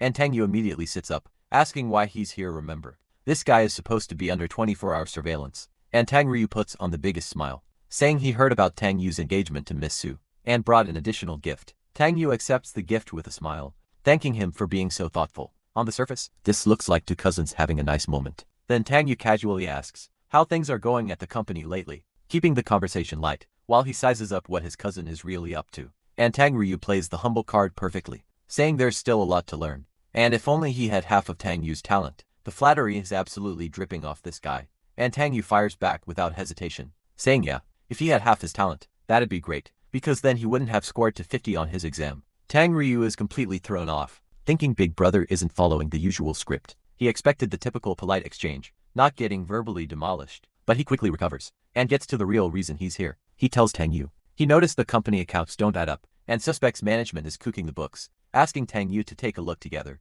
Tang Yu just crosses his arms with a knowing smile, and asks sure, when he's already 3 steps ahead of this conversation. Tang Rui says in a couple of days, he just needs to prepare more evidence first, and wanted to give Tang Yu a heads up. What a thoughtful cousin, right? But here's what's really going on. The moment he's out of sight, a shadowy figure is telling Tang Ryu to find a chance to get Tang Yu alone, so they can kill him. And yes, that's exactly as suspicious as it sounds. And Tang Ryu's true colors come out in full force. He's thinking once Tang Yu is dead, no one in the Tang family can compete with him for power. Death flags planted and flourishing for this villain. Meanwhile, back with Tang Yu, our boy is just casually waving goodbye, like nothing happened. Alright, let's arrange it like that for now, he says, but Tang Ryu pauses for a moment, sensing something might be off. Did Tang Yu agree too easily? Because Tang Yu is sitting there, with the most devious smile, thinking he's just waiting for this kid to take the bait. Our boy is playing for dimensional chess, while his cousin is playing checkers. And sure enough, the moment Tang Ryu gets to his car, he's on the phone reporting to Yi Chen that Tang Yu has agreed to the meetup.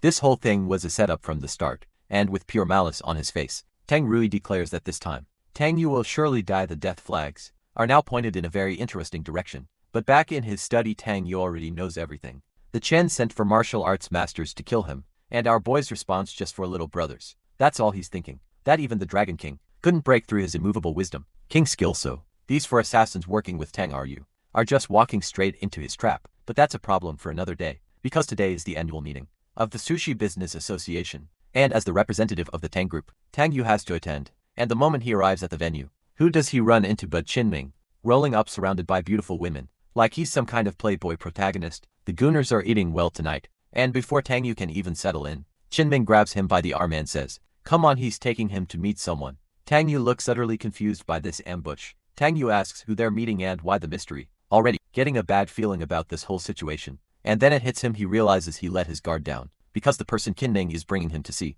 is probably the last person he wants to deal with right now. Because standing there in a private room is Qin Kexin, looking absolutely stunning, in a white artist outfit with a beret, casually asking if he'd like some tea. The Gooners just got fed a 5-course meal, but our boy plays it cool, holding up a water bottle and saying, Water is fine for him. He's trying to keep this interaction as short and safe as possible, and then King Kaxin asks him if he can open a bottle for her. Such a simple request, but you can already feel where this is heading. Tang Yu looks at her deadpan and tells her she can open it herself, because when she's angry, she could twist off his entire skull cap. This man knows better than to get close, but then King Kaxin gets serious and says she actually called him here to apologize. She misunderstood him before and didn't know Qin Ming was deceiving him, and honestly she looks genuinely sincere about it. Tang Yu waves it off with a smile, telling her he's already forgotten all about it. Classic smooth operator move, even when he's clearly still processing everything. And she asks him a question that catches him off guard. Do you still paint? And behind her, you can see a beautiful painting on an easel. Tang Yu looks at the butterfly painting on the easel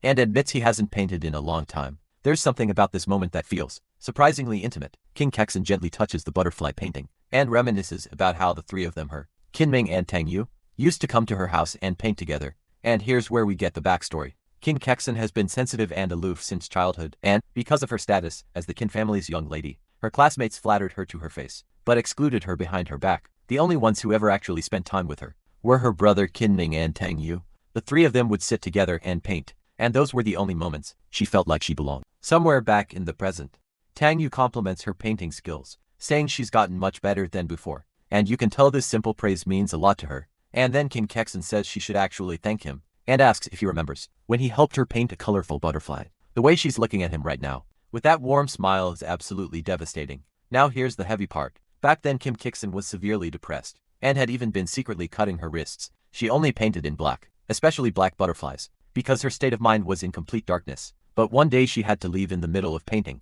and when she came back, her black butterfly had been transformed into something colorful and beautiful, surrounded by a field of brilliant flowers. She knew immediately it had to be Tang Yu's work. Those colors brought such an impact to her heart that from that moment on, she slowly began to come out of her depression. Tang Yu literally painted her way back to life, without even realizing it. But of course, Tang Yu being Tang Yu, he just scratches his head and says he thought her butterfly was so ugly. He couldn't stand it and wanted to teach her a thing or two. Then he tries to excuse himself to go downstairs, and King Kaxin's expression drops immediately as she asks, do you dislike me that much?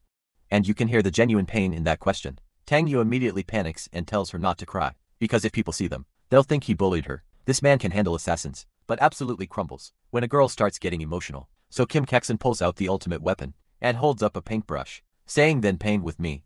And the way she's standing there in that outfit, this is certified goon fuel right here. But then she stumbles and the camera angle that follows is doing the absolute most. Right now the gooners are getting fed, and they didn't even have to ask. Tang Yu rushes over and peeks around to ask if she's okay, actually looking genuinely concerned for once. And Kim Kaxin is sitting on the ground, looking up at him with those big green eyes, saying she thinks she twisted her foot. She is radiating maximum damsel energy right now. And then she casually says she might need to take off her stockings to check if it's sprained. And Tang Yu down below is absolutely short-circuiting. Tang Yu tries to regain his composure, clears his throat, and suggests helping her to the sofa first. Our boy is doing his best to maintain some dignity here, and so he puts his arm around her to help her up. And the proximity between these two right now is making every other girl in this story very nervous. He carefully helps her sit down on the sofa, and she's looking up at him with a smile that says, this twisted ankle might have been the best thing that happened to her all day. King Kaxin sits there showing her ankle, and let's just say the framing of this shot is doing the gooners a massive favor with the way she's positioned. And then she looks directly at him and asks if Tang Yu can help apply some medicine for her. The audacity. But back at the main venue, three very familiar and very dangerous women are asking where Tang Yu went, and let me tell you, the energy radiating from this group is terrifying. Poor Qin Ming is absolutely drenched in sweat, trying to explain that Big Brother said he had something to do and might be back later. This man knows he's about to catch strays, and all three girls are now staring at Qin Ming with the kind of murderous intent that would make actual assassins uncomfortable. This is not gonna end well for anybody. And then Qin Ming makes the fatal mistake of mentioning that he thinks Big Brother was chatting with his sister, and you can already feel the temperature in this room dropping to absolute zero. And that's all they needed to hear. Without a second of hesitation, they all shout, let's go. And the hunt for Tang Yu officially begins. And when they reach the hallway outside the room, the sounds coming from behind that door are extremely questionable, with flower petals floating around and some very suspicious noises. The misunderstanding potential is through the roof. Blue-haired girl stops right outside the door, fist raised, wondering what exactly these two are doing in there. And honestly, even the audience is questioning what's happening. But our pink-haired beauty isn't about to stand around wondering. She pulls out a keycard and declares they're going in together. No hesitation, no mercy, just pure jealousy-fueled determination. And the door swings open to reveal Tang Yu standing next to King Kaxin on the sofa, and our boy is immediately thinking, why are these three here too? The harem chaos has arrived, Tang Yu puts on his most innocent smile, while sweating bullets asking what's going on, like he didn't just get caught in the most compromising situation possible. The pink-haired woman crosses her arms and says, Kinming told them he was here, so they came to find him, and the look on her face says, she's already judged the entire situation. Someone asked King Caxon what happened and if she's hurt, and she's sitting there on the looking perfectly innocent, while the tension in this room could cut glass. And King Caxon drops the ultimate bomb with a smug smile, saying she just twisted her ankle, but Tang Yu massaged it and it feels much better now. The provocation is written right there, on her face. And every other girl in this room is about to explode. Tang Yu immediately goes into damage control mode, telling them not to listen to King Caxon's nonsense, and that he didn't do anything. But Muya is not buying it for a second. She's fuming, saying, King Caxon is deliberately trying to provoke them. Right now and then, the silver-haired girl steps up and offers to examine King Caxon's ankle herself, claiming she's a professional. But the pink-haired woman is radiating pure, menacing energy right now, thinking these are all old tricks she's already played. Before our boy seizes the opportunity to escape, reminding everyone there's still a meeting to attend, and suggesting he should head downstairs first. And the pink-haired woman immediately latches onto his arm, saying her uncle asked her to bring him down. She is not letting him go alone. And Mue sees this and immediately erupts, demanding to know why she's holding his arm. The jealousy is radiating off her, like a nuclear reactor now. The pink-haired woman fires back, telling Mue to have some self-respect, and stop obsessing over other people's finances. And Mue claps right back, saying who even cares about arranged marriages anymore. And then she turns with the most provocative smile, and asks little sister Yue, don't you agree? This woman is absolutely cooking right now. The silver-haired girl chimes in too, agreeing that times have changed, and it's all about free love. Now these girls are forming an anti-arranged marriage coalition, in real time. And Kim Caxon stays quiet through all of this, but in her heart, she's now firmly against the engagement. After finally clearing up the misunderstanding with Tang Yu, she doesn't want to miss this chance. Meanwhile, our boy is just standing there thinking, great, why don't they just divide him into 4 pieces? So each girl gets one. The harem struggle is real. Even though no one managed to claim Tang Yu's arm, all the girls still gathered together and followed him. Right outside, this man has a whole entourage now.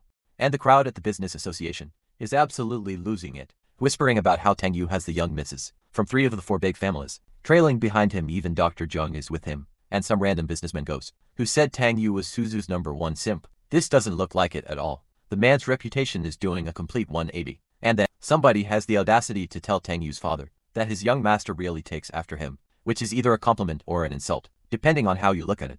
And Tang Gang Cheng, Tang Yu's father, is so furious, he's literally reaching for his belt, ready to beat somebody. This man is about to discipline his son in public. He's grabbing his head in despair, wondering if his son is really trying to bring multiple daughters-in-law into the Tang family. He thinks this little bastard has completely ruined their reputation. But over here, we've got the pink-haired woman's grandfather, looking absolutely baffled, because his granddaughter is usually disdainful of every man she meets. He asks her what's going on, but she just brushes it off with a smile, telling Grandpa to focus on recovering and not worrying about these things. Meanwhile, Moy's father is pulling her aside, telling her to stop being so cold and to go have a drink with Tang Yu tonight. This dad is literally wingmaning for his own daughter, and Buya just blushes and yells at her dad, but you can tell she's secretly happy about the suggestion. The Sunder energy is through the roof, and then she gets this little smirk on her face, thinking maybe having a drink with him isn't such a bad idea. After all, the Ice Queen is thawing fast.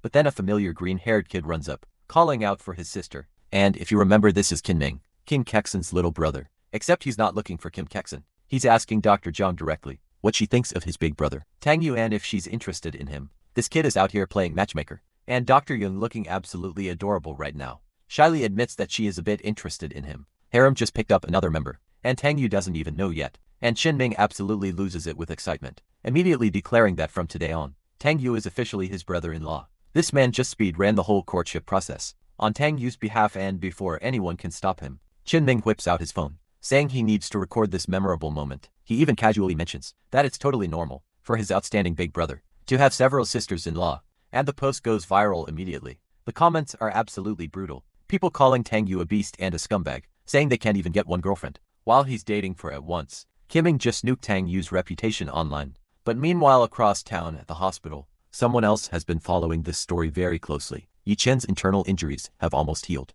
but the external wound on his butt is still gonna take at least another week to recover. Yes, you heard that right. This villain is stuck in the hospital because of a butt injury, and then something on his phone catches his attention, and the look on his face tells you it's not good news, because he just saw the viral photo of Tang Yu surrounded by 4 gorgeous women, and he literally screams that Tang Yu is his. The possessiveness is unhinged right now. He can't even get the one woman he's interested in. And meanwhile, Tang Yu is out here casually building a full harem. The jealousy is absolutely consuming him, and the rage makes him tense up, which immediately aggravates his wound. Our villain is seething so hard, he's literally hurting himself. He tries to stand up, but his injury is fighting back hard. This is genuinely the most undignified villain moment in the entire series so far. And then he looks down at his hands and realizes he's bleeding again. The wound has reopened from all the rage. This man literally injured himself being jealous. But does that stop him? Absolutely not. He declares he wants Tang Yu dead and orders his death squad to take action immediately. The villain arc just escalated to murder. Now back at Tang Yu's place, our boy is sitting on the couch,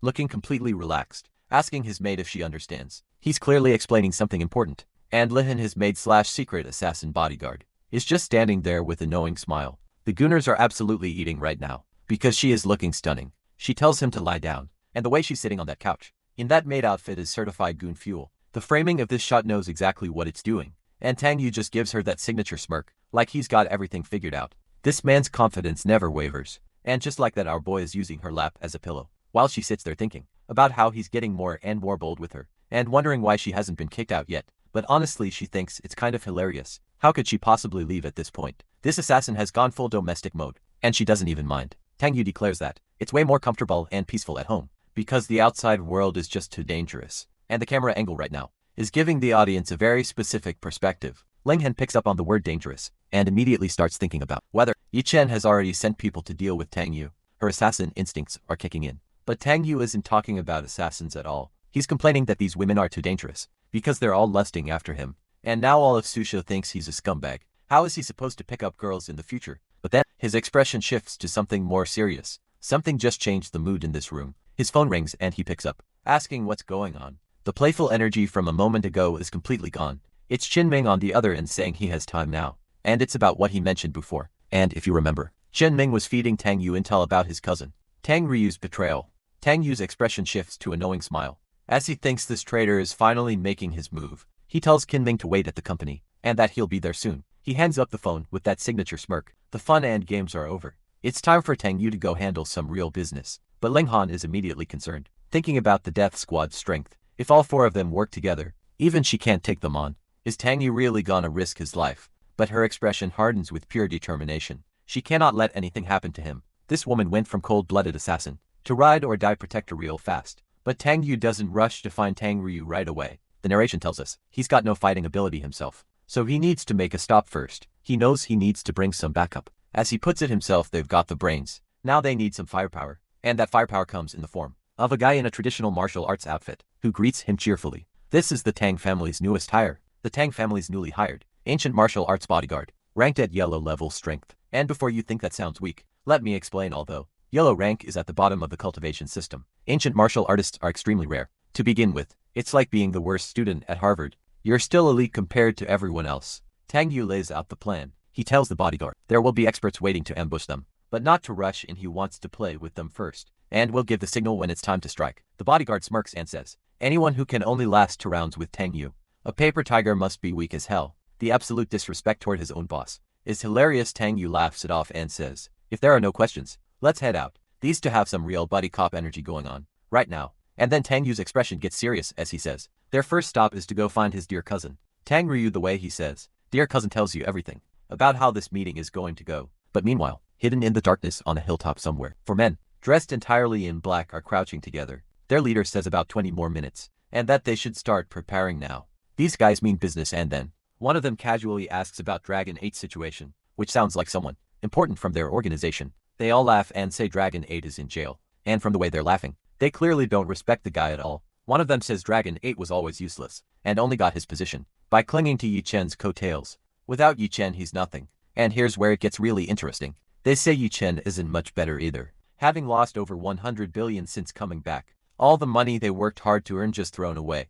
And then the bomb drops. They say today's mission isn't actually for Yi Chen, it's for someone called Young Master Lu. These assassins have switched allegiances. They believe that if it weren't for Yi Chen's blood relation to the old Dragon King, the position of Dragon King should rightfully belong to Young Master Lu. There's a whole power struggle happening behind the scenes, and their leader declares that after they kill the target today, they'll send his head to Young Master Lu as a gift. These guys are not playing around. And right on cue, Tang Yu's car comes rolling up the mountain road, guided by Tang Ryu's directions, heading straight toward the ambush point. The cousin led him right into the trap. The death squad spots the car and all four of them are on their feet immediately. Target spotted. The lead assassin draws his blade and charges forward. The ambush has officially begun, but inside the car Tang Yu looks completely calm, with his bodyguard right beside him. Because here's the thing, our boy knew this was coming the entire time. The bodyguard spots trouble up ahead, and tells Tang Yu he's gonna go handle it personally. And Tang Yu just casually tells him to go ahead, like he's sending someone to pick up groceries. But then he grins, and mutters that they're still putting on an act. Our boy already knows exactly what's waiting for them out there. The bodyguard leaps out of the car,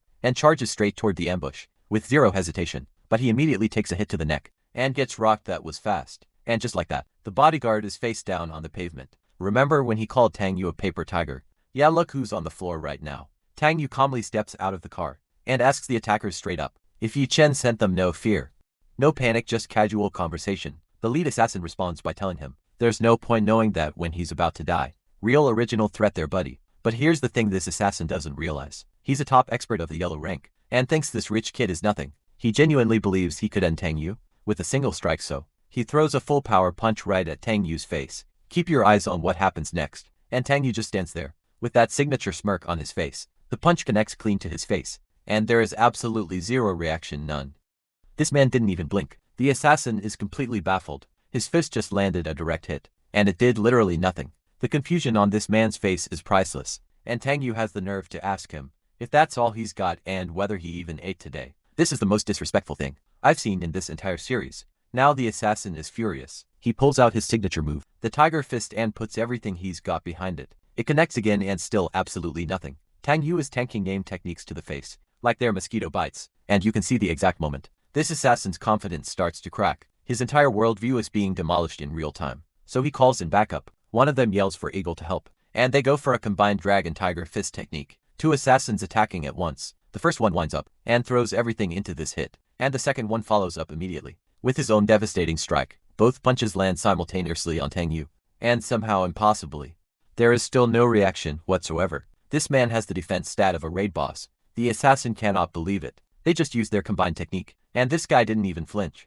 The so-called elite death squad is having a full identity crisis right now, and Tang Yu is just standing there, looking down at them casually, asking if they want help, and identifying their fighting style as assassin techniques. He's reading them like an open book. Then he starts naming their moves one by one. Dragon fist right. He grabs the guy, while calling out his own technique back at him. Tiger fist right. He's literally catching their attack, and identifying each one, like he's grading a martial arts exam. The level of disrespect is off the charts. The Death Squad members are absolutely mortified. They're screaming about how the mighty Death Squad has never suffered humiliation like this before. Yeah, there's a first time for everything, gentlemen. So all four of them decide to rush him at once. Their plan has gone from coordinated ambush to desperate bum rush, and honestly, that tells you everything you need to know about how this is going. Meanwhile, the bodyguard Huang Junsha is watching all of this unfold and having a complete mental breakdown. He's thinking Tang Yu's strength is terrifying, and that a master like him is deliberately letting him observe and learn. And now this man is swearing absolute loyalty, saying he'll do whatever Tang Yu asks, without hesitation from now on. Tang Yu accidentally created a devoted follower, just by being too strong to get punched. Sometime later the assassins are beaten and bruised, whispering to each other that this man might be a monster. They say the only person who's ever given them pressure like this is the old man from their organization. If the Dragon King himself showed up, they'd die on the spot. One of them finally snaps, and tells Tang Yu to just strike them down, and get it over with. I've completely given up. But Tang Yu looks down at them with pure contempt, and says they're all too weak, and he has no interest in dealing with trash. And he admits he's actually afraid that if he makes a move, he might not be able to stop himself from killing them. Even the Manhwa can't take this seriously, putting him in chibi form while he says that. The assassin is fuming, and demands to know what exactly he means by that. And Tang Yu spells it out for him, with the most villain-coded energy possible. He means that everyone here is trash. This is the coldest line delivery we've gotten from our boy in the entire Manhwa so far. And the assassin, completely demoralized, admits that Tang Yu's strength relies entirely on their imagination, meaning they literally cannot fathom how powerful he actually is. Tang Yu turns around and calls out for Huang Junsha, with that signature casual energy, like he just finished a light warm-up, and the bodyguard is absolutely thrilled. He's thinking that Tang Yu wants him to take out the trash, and honestly, this man looks like he just got chosen for prom. And just like that, all four members of the Death Squad are tied up on the ground, while Huang Junsha stands over them looking proud. From elite assassination unit to wrapped up like a gift box in one evening,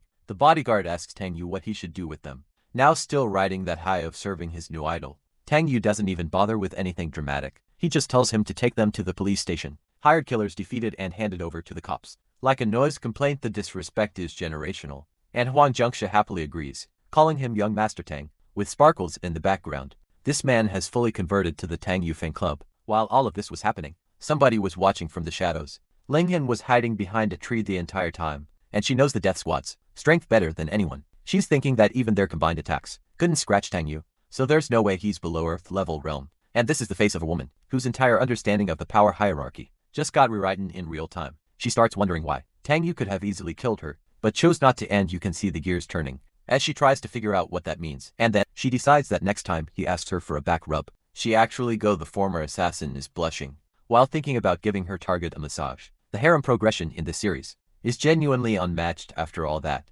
Tang Yu brought his traitor cousin, Tang Ryu, to the hospital. The old man got rushed to the emergency room because apparently the ambush did a number on him too. Then he calls his second uncle's family to explain everything before leisurely heading home. This man just dismantled an assassination plot, and he's handling the paperwork like it's a Tuesday. On the drive home, Tang Yu asks his system what's going on. Characters who weren't supposed to appear yet are showing up early, and that's a problem, even for someone who knows the plot. The system drops a bomb. It tells him the plot has already collapsed, and to be extra careful. When even the cheat code tells you to watch your back, you know things are getting serious. But Tang Yu's priority right now isn't the collapsing storyline. He wants to know where his reward is, and accuses the system of trying to keep it for itself. This man just survived an ambush, and his first concern is loot. The system confirms the reward has been delivered, which sounds great, until you think about it for a second. Tang Yu immediately asks where it was delivered, and who received it, because that reward definitely did not land in his hands. And it turns out a package sent in Tang Yu's name is already on a plane heading to Africa. The system just shipped his reward to another continent without telling him. That has to be the most trolled a protagonist has ever been by his own system. The reward is an ancient martial arts secret manual called the Dragon Elephant Technique, and it was delivered to someone named He Jin. Keep that name in mind because it's about to matter. We cut to the He family's private hospital, and this is where things start getting really interesting. On the villain side of the story, Ye Chen is sitting there checking his phone, and he's noticed that the Death Squad approached their target 5 hours ago with still no update. Silence is making him nervous, and it should be, but he convinces himself that there's no way someone like Tang Yu could handle the Death Squad. The copium levels are dangerously high right now, and then someone knocks on his door, and in walks this absolutely gorgeous woman, asking if he needs something. She's Missy, and this man really doesn't miss. When it comes to character design, every woman in this story looks like she was made in a lab. Ye Chen asks her to investigate something for him. He's lost contact with 4 of his men, and needs answers. The way he says it so casually, while smiling, is honestly unsettling. But Miss He doesn't even need to look into it. She tells him there's no need, because they've already been sent to jail. The look on Ye Chen's face when he hears that is pure devastation. And this is where a brand new player enters the game. Meet Lu Junjiao, Ye Chen's junior brother. Remember how the Death Squad said they were working for young Master Lu? Ye Chen is caught off guard, asking why his junior brother is here, when he was supposed to be on a mission in France. Something about this arrival feels deeply calculated. Lu Junjiao explains that their master already knows about the Death Squad situation, and sent him here to help, which sounds supportive on the surface, but there's something off about the way he says it, and Ye Chen's mind is racing. The Death Squad actually failed, and worse, the old man himself sent Lu Junjiao. He's starting to realize this might not be a rescue mission at all. This might be a replacement. Lu Junjiao tells Ye Chen to rest and recover, then head to Beijing once he's better, and he'll handle things in Susu personally. He's saying it with a smile, but what he's actually saying is, "You're benched, I'm in charge now." Ye Chen asks him one crucial question: has he made a breakthrough?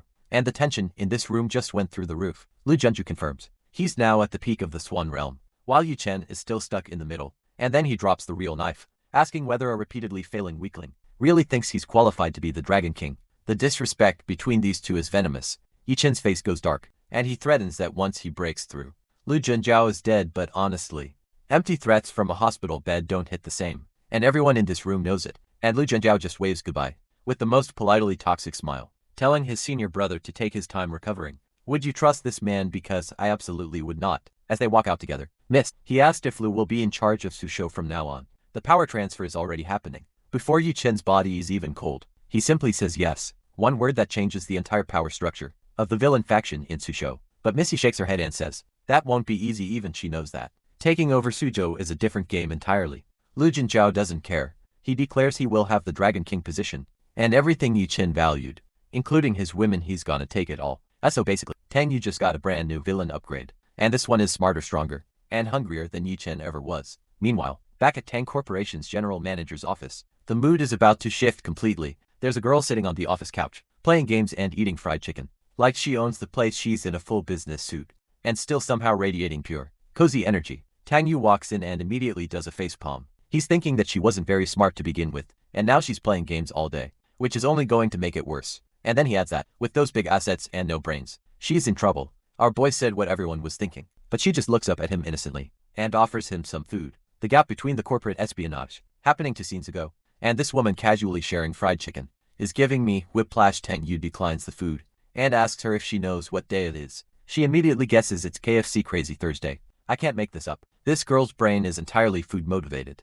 Tang Yu tells her it's actually her birthday today, and the sweat drop on his face says everything about how he feels dealing with this woman on a daily basis. And suddenly the comedy drops away. The narration reveals that birthdays have never really mattered to her, and having someone actually care about it feels like an unattainable luxury. Tang Yu's concern genuinely warms her heart. Tang Yu plays it cool and says, the company has a rule that employees must celebrate their birthdays, and since he's free today, he'll celebrate with her. He's wrapping genuine kindness in corporate policy, so she doesn't feel awkward, and honestly that's smoother than anything he's done with the rest of his harem, and she's absolutely glowing right now. Completely stunned that young master, Tang is celebrating her birthday. Between a new villain leveling up in this soft moment, this episode is ending on the perfect contrast. But keep your eye on Lu Junjiao, because something tells me he's gonna be a much bigger problem than Yi Chen ever was. Tang Yu kicks off the birthday celebration by announcing they're going gift shopping first, then clothes. This man is running a full-day date itinerary, disguised as a company benefit, and internally, he's thinking about how Chen is an incredible assassin,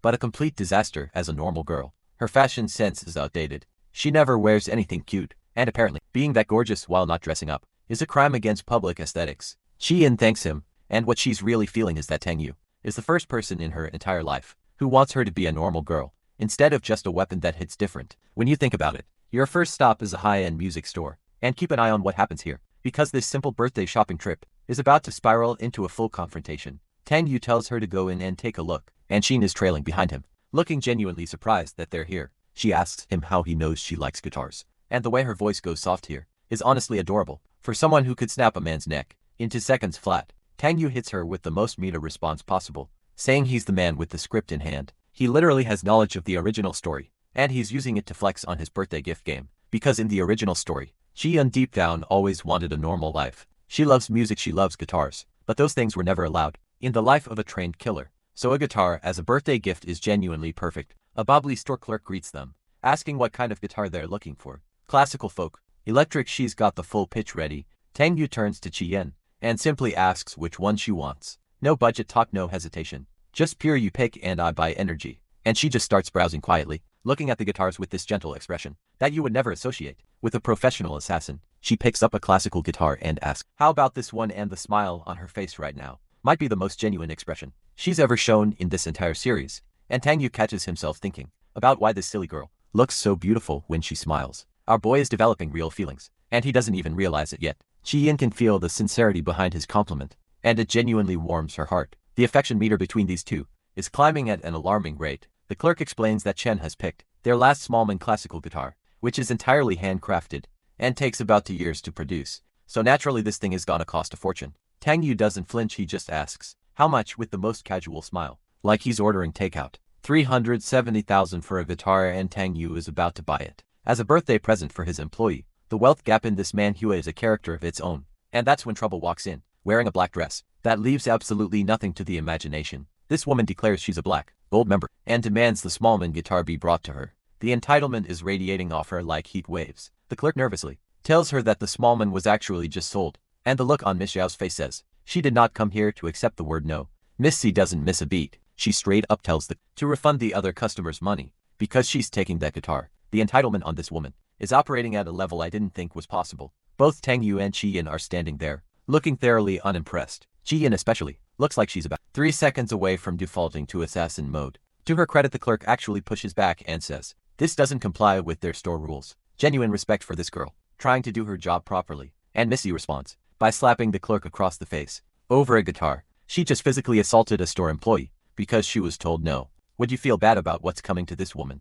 Because I absolutely would not. Then she goes on a tirade about being a black gold member and how this poor nobody will never earn that much money in her entire life. She's pulling the wealth card on someone just doing their job, and the clerk just holds her cheek and apologizes with tears in her eyes. This is genuinely infuriating to watch, and you can feel the payoff building. Meanwhile, Tang Yu is putting together who this woman actually is. She's the mistress of a villain who is supposed to antagonize Yi Chen in the original story. The classic face-slapping escalation revenge cycle but now that Tang Yu is here instead, this plotline is about to go very differently. The store manager rushes in asking what happened, and you would think he'd take the side of his own employee. You would be wrong. Miss C immediately complains that the employee was lecturing her about rules. The victim act is honestly impressive for someone who just committed assault in a guitar shop, and the manager immediately turns on his own employee, screaming at Lu Shukin to apologize to this customer right now. The spinelessness of this man is genuinely remarkable. The poor girl tries to explain that these other customers already paid for the guitar, and Miss C wants a forced refund and resale,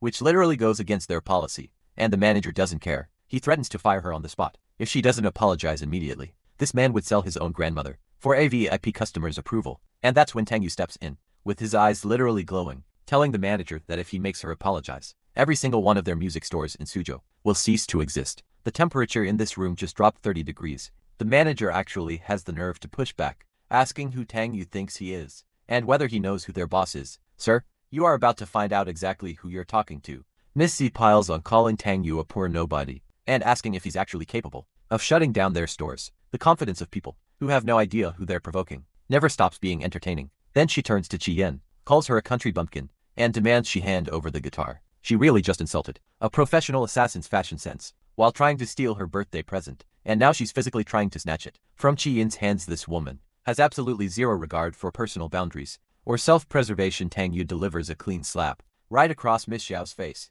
and honestly it was deserved. About 5 panels ago she's absolutely stunned, asking how he dares hit a woman. The audacity to play the victim card after slapping someone else first is truly a talent. Tang Yu hits her with the most cold-blooded response. He says he believes in gender equality and will hit anyone who acts like a jerk. This is probably the most satisfying face slap moment in this manhwa so far, and there has been serious competition. Internally he's thinking that, even though they're technically both villains in this story, she's a small fry who genuinely deserve that. The villain hierarchy has a pecking order. Jian just smiles and thinks to herself, equal rights my foot. She knows he slapped that woman because someone messed with his people, but things are about to escalate because Miss C just called him back up. Meet Han Mingswan, the second young master of the Han family from Beijing, and he does not look happy. He marches in, declaring that someone dared to lay hands on his woman, Han Mingswan's woman. The possessive boyfriend entrance is textbook, right down to the dramatic close-up. Tang Yu immediately recognizes him, the Han family from Beijing, the same family involved in the massacre of the Yi family years ago.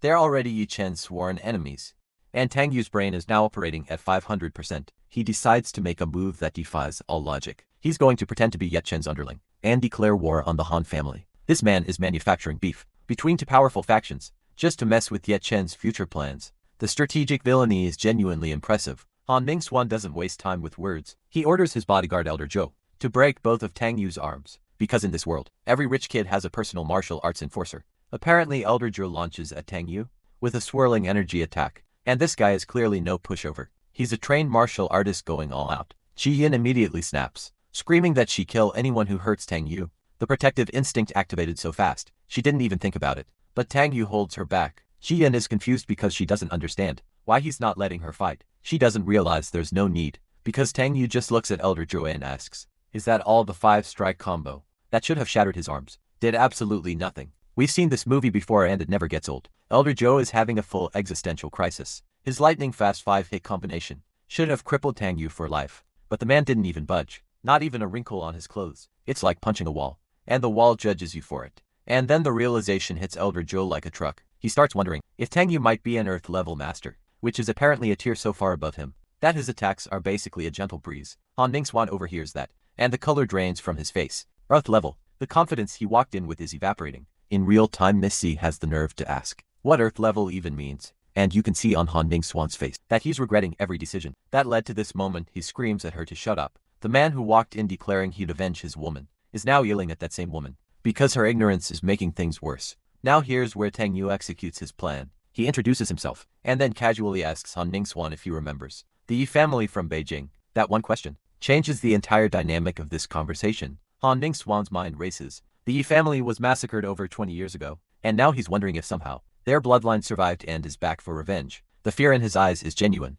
Tang Yu goes all in. He tells Han Mingswan to break both of his own arms, go back to Beijing, and warn the Han family that his big brother, Yi Chen, will return like lightning to take revenge on everyone involved in that massacre. This is Oscar-worthy villain improv, and he declares they'll start with the Han family first. Tang Yu is single-handedly setting the Han family and Yi Chen on a collision course, and neither side even asked for it. Han Ning-swan is absolutely terrified now, and calls for Elder Joe to do something. His bravado completely collapsed the moment he realized he's outclassed by multiple tiers, and Elder Joe, the supposed protector, is sweating and thinking to himself that at least Tang Yu is only breaking the young master's arms, and not his. The loyalty in this bodyguard relationship is absolutely non-existent. Elder Joe breaks Han Ning-swan's arms himself. His own bodyguard, the man paid to protect him, just crippled him on command, because self-preservation won over loyalty. That has to be the most brutal betrayal by an employee in this entire series. And just like that, the chaos settles, and the music store goes quiet again. Guitars still standing, shelves still intact. Only the Han family's pride got destroyed today.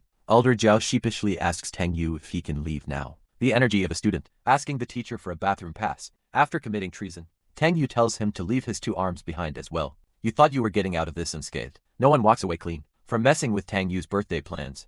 Elder Zhou's face goes completely white. The realization that his self-preservation strategy was only temporary hits him like a freight train. We cut to outside, and the situation at the music store is apparently getting attention from higher up. Remember when Tang Yu threatened to shut down their stores? In Susu, a man arrives, saying he got a report about someone causing trouble at the store, only to find Tang Yu himself standing there. Panic when he realizes who the troublemaker is dealing with is priceless. Tang Yu takes charge immediately. He orders this man to contact the store's actual boss, fire the spineless manager, and promote the blonde clerk to manager, or the entire chain can forget operating in Suzhou. Corporate restructuring at sword point. The man doesn't hesitate for even a second. When Tang Yu gives an order, people move. That's the difference between real power and fake power. Tang Yu stands there, looking absolutely pleased with himself, surrounded by flower petals, like he just finished a conquest arc in the middle of a birthday shopping trip. Peak main character behavior. The store manager is on the phone, getting absolutely demolished by his boss fired.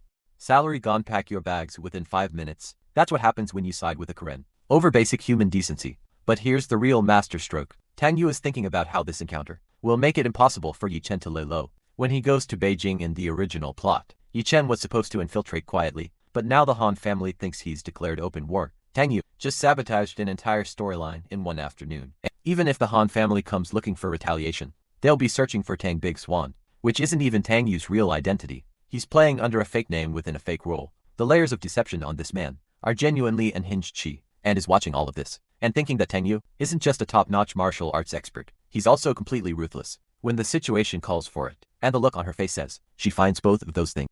After the chaos at the music store, Tang Yu takes Chi in shopping for clothes and out to eat. The birthday date continues, like he didn't just cripple to men and restructure a company's management 20 minutes ago. Then they hit the arcade together, and for Chien, this is the most unforgettable day of her life. Every previous birthday was spent on assassination missions. Tang Yu asks her if there's anything else she wants to eat or do, and the gentleness in his expression right now is such a contrast to the man who was handing out arm-breaking orders an hour ago. She tells him this is enough and she wants to go home, but the way she's smiling says she could have done this forever and been perfectly happy. Tang Yu agrees to take her home with the softest smile we've seen from him all episode. For a villain protagonist, he's stacking relationship flags at an insane rate. They arrive back at the apartment under a starry night sky, and the whole mood has shifted from the chaos of earlier into something genuinely peaceful. Shine turns to him at the doorway and softly calls out, "Young Master Tang." There's something in her expression that says she wants to tell him something important. Tang Yu looks at her with a confused but curious expression, asking what's up, and we're left on that cliffhanger. Whatever Chien is about to say or do next, the affection meter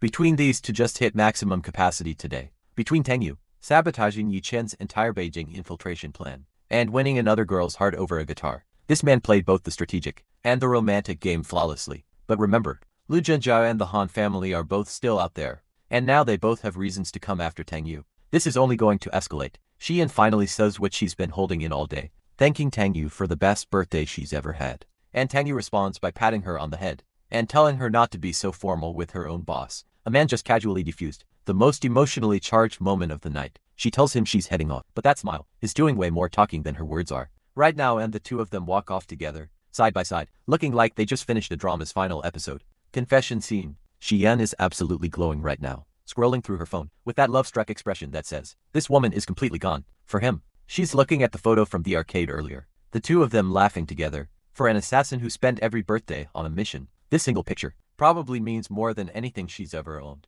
But while Qiyin is having her fairy tale moment, Tang Yu is already back to business. In the parking garage, he hops in his car and immediately calls up the system, asking where his reward is for handling the music store plotline, because even romance has a loot drop in this man's world, and the system delivers. The reward is something called the soul capturing eye. Now keep that name in your head, because this ability is about to change everything. The description says it can be activated when a target's mental state is unstable, allowing for brainwashing and control. Tang Yu is absolutely thrilled, and honestly he should be terrified of himself. He immediately recognizes what this really is: a loyalty flipping tool, one ability to turn anyone into his puppet, as long as their mind is vulnerable enough. And his first thought, planting double agents in the enemy's ranks. This man got a mind control power, and within 3 seconds, had already mapped out an espionage strategy. The villain grind set is genuinely unmatched. His phone rings and a woman asks him what he's up to. Now pay attention to this woman, because she's about to become very relevant. Very quickly Tang Yu asks about the 4 guys he sent over previously, and whether he can come see them. He's already got a target picked out for his brand new mind control ability. The scene shifts to the front of the police station, and if you're wondering why Tang Yu has people locked up here, you clearly haven't been paying attention to how this man operates. And there she is, a police officer perched on a red motorcycle, looking like she walked straight out of an action movie. Casting call. This manhwa is not subtle about introducing its female characters. Tang Yu walks up and opens with the smoothest possible greeting. The confidence on this man to flirt with a police officer right outside her own precinct is frankly absurd, and she immediately threatens to detain him. Her name is Baiwani, and she is not here to entertain. Pick up lines from pretty boys in white suits. Tang Yu fires back asking if she'd really arrest a man for complimenting her. The audacity of delivering that line, with a sparkle effect behind him, is criminal in itself. Baiwani shuts down the flirting and tells him to stop messing around and follow her. And listen, the manhwa is making sure we all notice this woman from every angle, so I will not pretend I didn't. But Tang Yu turns and asks why she's following him. Apparently, he had zero intention of going wherever she was heading. He tells her flat out to go away, because he still needs to brainwash those 4 guys. This man just said the word brainwash out loud to a police officer with zero hesitation. By one he reluctantly agrees, and the slight disappointment on her face says she wanted to tag along more than she'd ever admit. But she quickly recovers and threatens to check the surveillance cameras on whatever he does in there. She's a cop through and through, and she does not trust this man even slightly. Tang Yu strolls into the detention area like he owns the entire building, which, knowing his connections, he probably could if he wanted to. And the 4 guys behind bars instantly panic. They thought Tang Yu already let them go, so seeing him walk back in triggers pure survival instinct. And that's when Tang Yu activates the soul-capturing eye. For the very first time his eyes glow purple, and the entire atmosphere shifts into something deeply unsettling. He locks those glowing eyes onto them and asks if they're satisfied with their jobs. This is the most menacing job interview in the history of employment. All 4 shake their heads no. The brainwashing has already started, and they don't even realize it. Then he asks if they're satisfied with their income, still radiating that hypnotic purple glow. He's running them through a corporate dissatisfaction survey while mind controlling them. They shake their heads again. Honestly, who would be? Being a low-level thug pays terribly in every universe. Now Tang Yu hits them with the pitch. What if you could slack off all day, hit the clubs at night, and still make millions a month? Is this a brainwashing session or a multi-level marketing scheme? Because the delivery is identical, and they are nodding so fast their faces literally blur. These men have never agreed to anything this enthusiastically in their entire lives. Tang Yu goes full inspirational leader mode, inviting them to join the Tang group, save oppressed villains, eliminate inequality, and become comrades. He's basically running a villain recruitment ad with motivational speaker energy, and these 4 grown men are looking at him like he's their personal messiah. Their eyes are sparkling. Tang Yu points at them and asks if they know what their first order of business should be. Brainwashing complete. And their immediate answer: slack off, go to the club. They all start chanting it like a mantra. Tang Yu built himself a party squad instead of a spy network. Tang Yu stares at them and realizes he might have brainwashed them a little too well. These guys were supposed to be a death squad, and now they're basically a nightlife appreciation club. He roasted them himself, calling them the club squad. He quickly corrects course, telling them they need to reform and become good people first before they earn the right to go clubbing. The villain is now a moral guidance counselor for his own brainwashed minions, and just like that, all 4 pledge their absolute loyalty to young master Tang. The entire conversion took less than 5 minutes. Now that the loyalty is locked in, Tang Yu sits down and tells them to spill everything they know. Time to collect the intel he actually came here for. And here's the real payoff. He learns that Yi Chen's junior brother is coming to steal the Dragon King's position in Suzhou, which means Tang Yu himself is the #1 target. The protagonist Alai is gunning straight for him, so Tang Yu gives them their real mission: infiltrate the junior brother's inner circle and report everything back immediately. These 4 club enthusiasts just got promoted to undercover double agents. With the espionage handled, we cut to outside where the night is settling in, and a new scene is about to unfold. Tang Yu offers to treat Baiwen and I to a late-night snack, and she immediately suggests taking her motorcycle. The dynamic between these 2 is already giving off a completely different energy than his other relationships. Tang Yu tries to flex by saying he has his own car, which is his polite way of suggesting they travel in luxury instead of on a bike. By one he shuts that down instantly, calling his car crappy and insisting on roadside barbecue instead. She tells him she'd drop him off after, because she still has work. This woman does not care about wealth or status, and honestly that makes her 10 times more interesting. Tang Yu just smiles and agrees. When was the last time someone told this billionaire villain that his car was trash, and he just accepted it with a grin? The motorcycle roars to life, and these two are about to take the most loaded late-night barbecue run in this entire series, and Tang Yu is sitting behind Baiwani on the bike, looking genuinely caught off guard. The man who never flinches in combat is rattled by a motorcycle ride with a pretty cop. Baiwani immediately asks where exactly he's putting his hand. The anger vein on her head says this is a federal offense in her book, and Tang Yu with zero shame asks if he should move it up instead. This man chose violence on a moving vehicle with a woman who could literally arrest him. He quickly backtracks and says he'll move it down. Even Tang Yu knows when he's pushed the flirting one step past the point of no return, but internally, this man is absolutely not thinking pure thoughts. He's mentally noting her slim waist and figure, while riding behind her the brain and the mouth are operating on completely different moral frequencies. He concludes that aside from her bad temper, everything else about Baiwani is pretty great. Coming from a man who collects women like limited edition figures, that's actually a meaningful compliment. Would you trust Tang Yu with another love interest at this point? Or is the roster already too stacked? But hold on, while these two are having their little moment, someone sitting in a parked car just snapped a photo of them together. Keep your eye on this because whoever took that picture is about to cause serious problems. Meanwhile, we cut to none other than Lu Junjiao, Yi Chen's junior brother, and he's currently demolishing a professional card dealer at an underground casino. The dealer, who's supposedly a top-tier card sharp, has lost 15 rounds in a row. Even a professional gambler would be questioning reality at this point. The dealer straight up concedes and praises young master Lu's skill when the person whose entire job is cheating at cards admits you're better. Lu Junjiao waves it off like it's nothing, casually holding an ace and calling card cheating a trivial skill. The level of disrespect toward a professional is genuinely impressive, and then he flicks a card so hard it physically embeds itself into the table. That's not a card trick anymore, that's a weapon demonstration. The ace of spades is stabbed clean through the felt, and everyone watching just realized this man isn't here to gamble, he's here to prove a point about what he's capable of.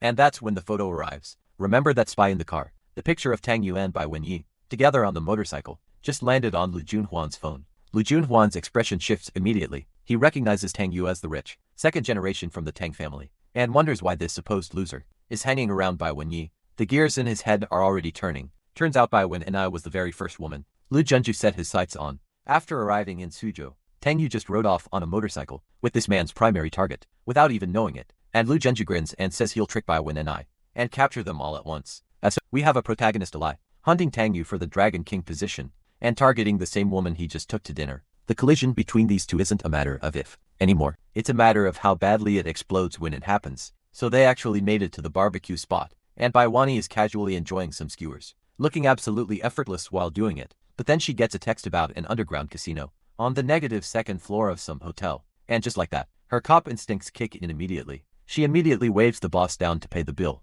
This woman went from date mode to detective mode in under 3 seconds. She asks Tang Yu if he's done eating, and the man is clearly confused about why dinner is ending so abruptly. She tells him straight up that she's heading out to investigate a casino, and he should stay and finish eating. A police officer going to raid an underground gambling den, solo on a dinner date that is peak reckless behavior, and Tang Yu nearly chokes because he remembers what happens next. In the original story, Baiwan infiltrated this exact casino alone, got her identity exposed and was captured. This is one of the plot events that gets her killed if nobody intervenes. So Tang Yu immediately tells her he's coming along. There is absolutely no way he's letting her walk into a trap by herself, not when he knows exactly how badly this ends. But internally he's working through the timeline. This setup was supposed to be Yi Chen's plot point, so with Yi Chen gone, someone else must have taken over the script. He decides to go check it out regardless, because he can't let Baiwani get caught in the crossfire. And Baiwani is internally melting, because she realizes this guy actually cares about her safety. She agrees to let him tag along, and the sparkly background effect here is doing absolutely no favors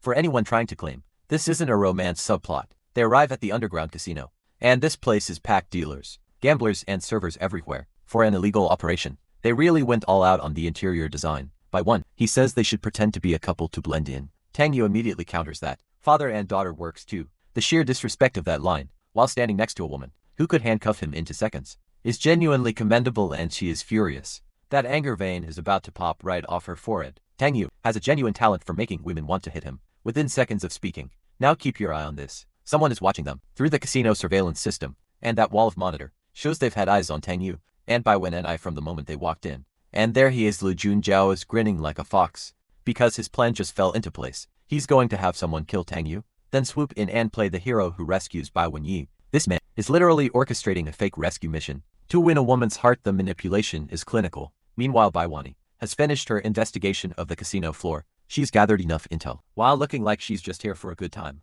Effective police work disguised as a date. Tang Yu asks if they should head out, and she nods in agreement. If they leave now, they avoid the trap entirely. But Tang Yu is suspicious. In the original story, attackers were supposed to jump them by now, and nothing has happened. The plot, deviating from what he knows, is never a good sign in this world. Spoke too soon. A squad of thugs armed with knives just showed up, and they've spotted Tang Yu and Bai Wenyi. The timing was just delayed, not cancelled. Tang Yu grabs Bai Wenyi and they bolt. Running through a casino hallway with a mob behind you is not how most dinner dates end, but nothing about these two is conventional. He tells her to call for backup while he holds them off. Bai Wenyi is already on her phone, and Tang Yu steps forward to be the human shield. The man who's supposed to be a useless rich kid is about to fight a casino's worth of thugs. The first thug charges in, swinging a knife like he's trying to chop firewood, and Tang Yu doesn't even flinch. That look in his golden eyes right now is the same one that terrifies every villain who underestimates him. He catches the blade mid-swing with his bare hand. Backed by energy, the knife just stops dead against his defense, like it hit a steel wall, and the thug's face is priceless. He just realized this rich kid is not what the job description promised. Tang Yu hits him with the most disrespectful line possible. He asks, "You dare to hit me?" The confidence, while being outnumbered 30-1, is genuinely unhinged, and he answers his own question by punching the guy so hard the impact lines fill the entire frame. Tang Yu is discovering that he likes hitting people, and honestly that should concern all of us. "I want him," tells him backup from the bureau is on the way, and asks if he's okay. She's looking at him with genuine concern, which is refreshing coming from a woman who usually looks at him with annoyance. Tang Yu flashes a calm smile and says he's fine. The composure this man maintains, while probably having internal bruises, is honestly impressive. But the thugs aren't done. Their leader orders to hold off Bai Wenyi, while the rest focus on killing Tang Yu. They brought crowbars and pipes this time. The weapon upgrade is cute but ultimately meaningless, and every single one of them ends up on the floor. Tang Yu just ran through the entire squad, like he was clearing trash mobs before a boss fight, and then with zero hesitation, Tang Yu declares that from now on, this casino will be called Tang Yu Casino. This man just conquered an illegal gambling operation, and immediately rebranded it. The audacity is genuinely unmatched. In this entire series, he's thinking to himself that he just discovered the joy of beating up weaklings and that his immortality cheat makes him basically invincible. Tang Yu is speedrunning the villain power fantasy and enjoying every second of it. The remaining thugs are sprinting away in pure terror. They're calling him a psycho, saying they're done, and questioning what's wrong with this guy. When the hired muscle collectively agrees, "You're insane, you've achieved something special." But Tang Yu is chasing them down, yelling that they're not allowed to run. The man went from defending himself to actively hunting the hunters. The predator-prey dynamic flipped so fast, it gave everyone whiplash. Bai Wenyi grabs his arm and tells him to stop, because he's bleeding. And the way she's looking at him right now, with stars in the background, and genuine worrying in her eyes, this is the exact moment her feelings shift from curiosity to something deeper. She's thinking that if it wasn't to protect her, he wouldn't have gotten hurt at all. The guilt is hitting her hard. She regrets bringing him along, not realizing that without him, she'd be the one captured right now. But Tang Yu just gives her this soft, warm smile and tells her he's fine. And the sparkly background is working overtime. Right now, Bai Wenyi insists on checking his injuries, telling him he's not fine after taking that many hits.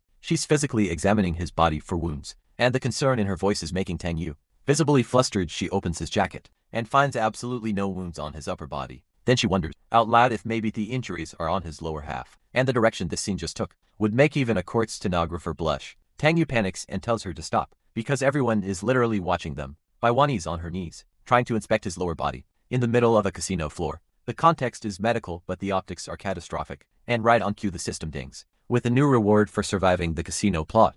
The prize, an ability called Words Become Fists, usable 5 times. Whatever you shout while punching determines the damage. That sounds either incredibly broken or incredibly stupid. Tang Yu immediately calls out the system for pulling this nonsense again. Every reward he gets feels more like a cosmic joke than actual help. He's noticed a pattern too. The system is getting stranger. The plot keeps collapsing, and the rewards feel like they're designed to get him killed, rather than help him survive. He's genuinely starting to wonder if the system wants him dead. His previous 2 rewards were actual, ancient martial arts techniques that saved his life, but this Words Become Fists ability isn't even proper combat training. The damage depends on what you yell when you punch. What kind of discount anime ability is that? Meanwhile, in the casino surveillance room, someone has been monitoring this entire situation unfold, and Li Junjiao is losing his mind. Over 30 people couldn't take down one supposed rich kid. His entire plan to play the hero hinged on Tang Yu being helpless, and instead, Tang Yu just soloed the entire security force. So he makes the decision that always escalates everything. He's gonna handle it himself. When the final boss skips the cutscene and walks onto the battlefield early, you know things are about to get ugly. And Lu Junjuo starts transforming. Dark energy erupts around his body. Cracking sounds fill the air. This is not the pretty boy from the card table anymore. This is the real threat showing himself. His body has fully transformed into a much larger, more muscular version of himself. His plan is simple: destroy Tang Yu first, then capture Bai Wen and deal with her separately. 2 targets, 1 night. This guy doesn't do things halfway. And here's the truly disgusting part. After capturing Bai Wen, he plans to switch back to his normal identity and heroically save her himself. Manufacturing the danger just to play the savior. Is this the most manipulative scheme we've seen so far? Or is the bar just that high in this manhwa? Back on the casino floor, one of the remaining thugs catches Tang Yu off guard with a weapon from behind. The ambush connects before he can react, and that's when Lu Junju arrives and immediately identifies what Tang Yu is using. The immovable Wisdom King technique. He recognizes it on sight, which means this guy knows exactly what he's dealing with, but he laughs it off. So what if Tang Yu mastered it? In his eyes, recognizing the technique just means he knows exactly how to break it, and he launches a devastating strike that connects with enough force to create a shockwave. This is a completely different league from the thugs Tang Yu was swatting away earlier. The impact sends Tang Yu sliding backwards, his shoes tearing through the casino floor. That single hit carried more power than everything the thugs combined could dish out, and Tang Yu realizes his immovable Wisdom King technique is actually cracking under the pressure. The one defensive ability that's kept him alive this long is starting to fail against Lu Junjuo's raw power. Lu Junjuo drives the point home by calling him a weakling. Even with the immovable technique mastered, Tang Yu's base stats are still garbage. Compared to a real martial artist, the skill ceiling versus the power ceiling is a brutal gap, and now Tang Yu confirms what he feared. This is Lu Junjuo, Yi Chen's junior brother. With Yi Chen out of the picture, Lu Junjuo stepped in to fill his role in the plot. Remember when I said the collision between these two was inevitable? Well, here it is, and it's worse than expected. Lu Junjuo grins and declares that Tang Yu dies tonight. No games, no negotiations. Just a flat-out death sentence delivered with a smile. Tang Yu runs through his options, and they're all terrible. His defensive technique can't tank Lu Junjuo's hits anymore. The new words become fist ability only has 5 uses, and he doesn't even know how strong it is. He might need to switch to the yin-yang infinite technique just to survive. And then something genuinely vulnerable comes through. He admits he's nervous. This is the longest he's ever survived in any novel world, and he refuses to die here. That line hits different when you remember this man has apparently died in countless stories before this one. Lu Junjuo catches that slip. He questions what Tang Yu means by first time, and Tang Yu himself seems confused by his own words. Like a memory that doesn't quite belong is surfacing, and now we're getting a glimpse behind the curtain. Tang Yu is covered in blood, leaning against a railing, muttering that he thinks he's survived longer in some other novels before. This is a massive lore drop. He has fragments of memories from previous transmigrations that he can't fully access, but he can't remember when or where those other lives happened. He's lying in a pool of blood, and the arrow shot makes him look so small against the world that keeps trying to kill him. This moment is genuinely heartbreaking.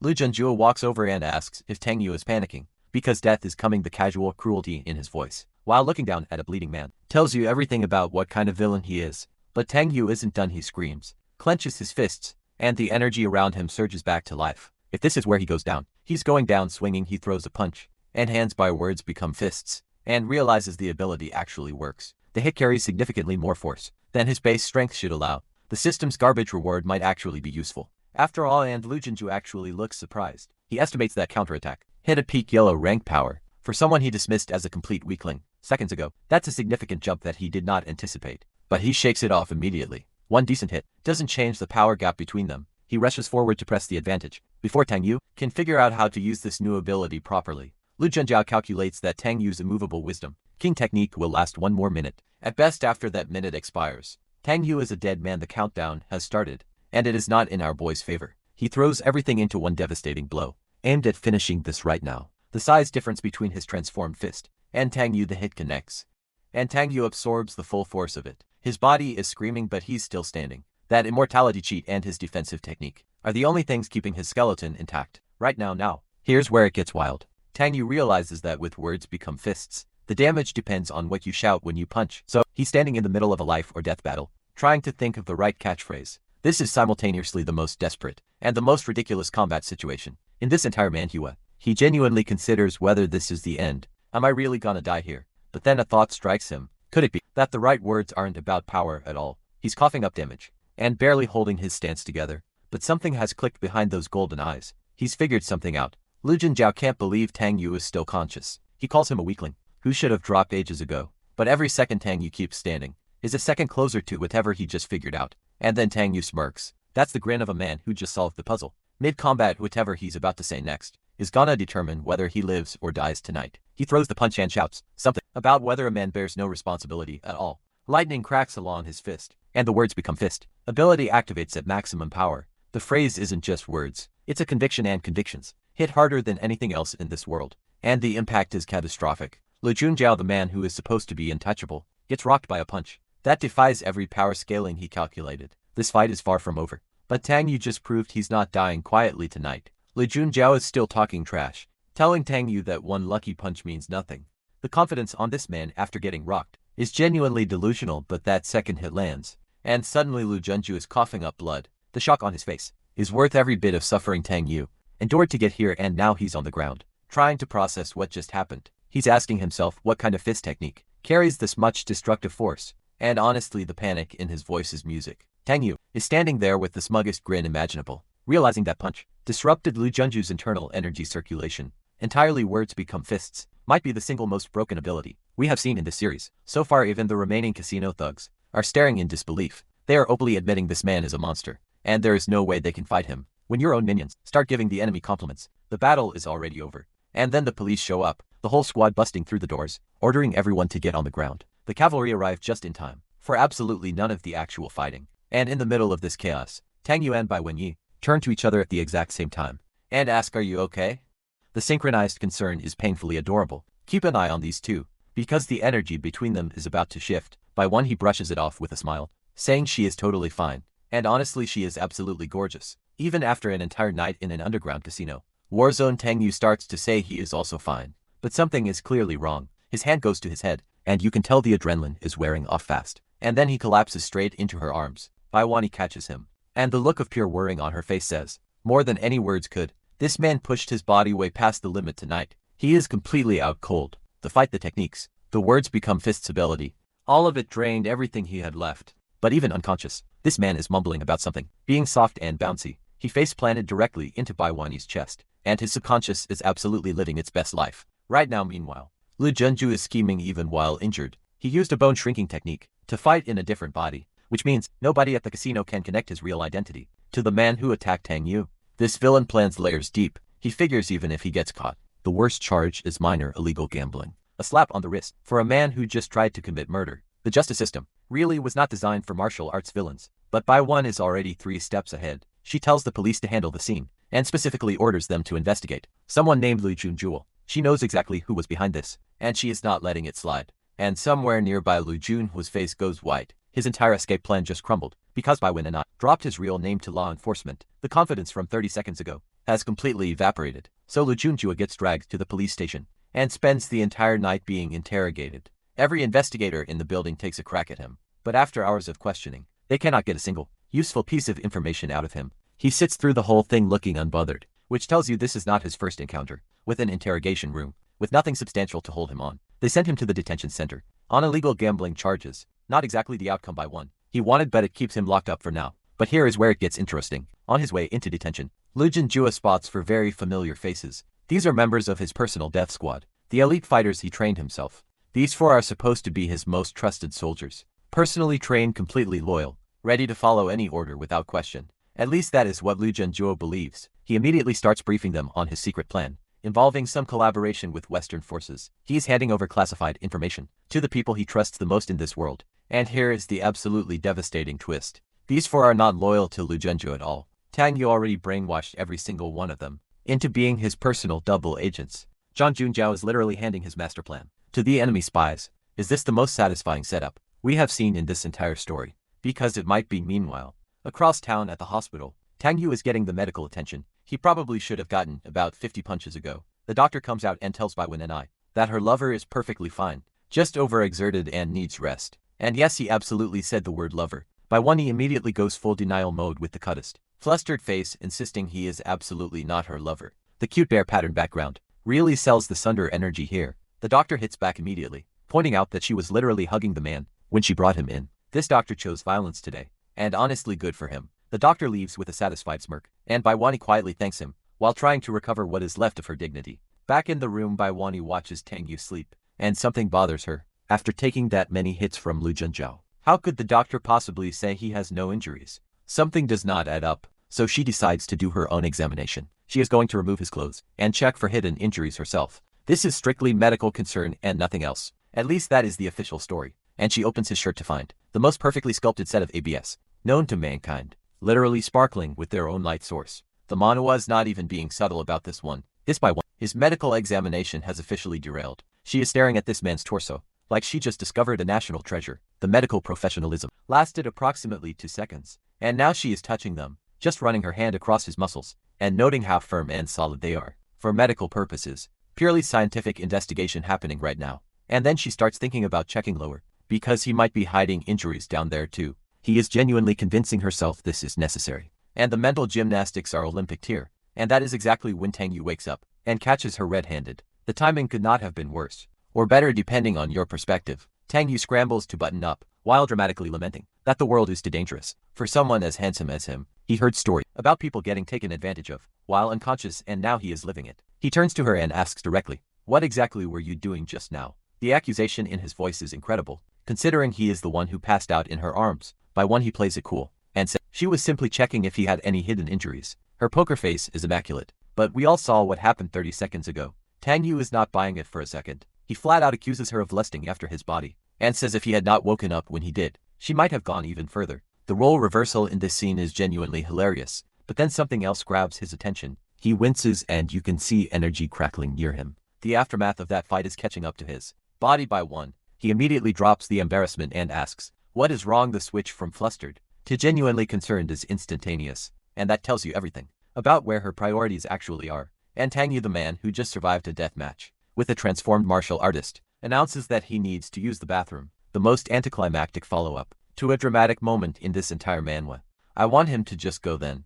Like it is the simplest thing in the world, but then she realizes the problem. This man can barely stand on his own. She starts seriously debating whether she should physically escort him to the bathroom. She mentally reassures herself that she has taken care of children before, so she knows how this whole bathroom assistance thing works. The fact that she just compared Tang Yu to a toddler is both devastating and probably accurate, and she actually volunteers. She tells him she will help. This woman went from denying any romantic interest to offering bathroom assistance in the span of one hospital visit. Now here is where it gets wild, for Bayone secretly touching his ABS was already pushing her boundaries, but actually helping this grown man in the bathroom, that is a completely different level. She never expected to reach, but she tells herself that, since he got hurt protecting her, she owes him this much. The mental negotiations she is having with herself right now could fill an entire therapy session. Tang Yu thanks her and promises to return the favor next time. This man is making future plans based on bathroom assistance. He is mentally assuring himself that he is a reasonable person who repays his debts. If she ever needs help in the future, he will absolutely be there. Noble thoughts from a man currently being held upright over a toilet. And then the urgency kicks in. He tells her to stop hesitating, because nature is calling and it will not wait. The blush on his face is fighting hard against the desperation in his voice. And by one, he steels herself, thinking, fine, here goes nothing. Would you be willing to do this for someone you claim is not your lover? Be honest with yourselves right now. We cut to the outside of the hospital, because some moments are best left to the imagination. And the man was showing remarkable restraint for once. And that is when Sue shows up.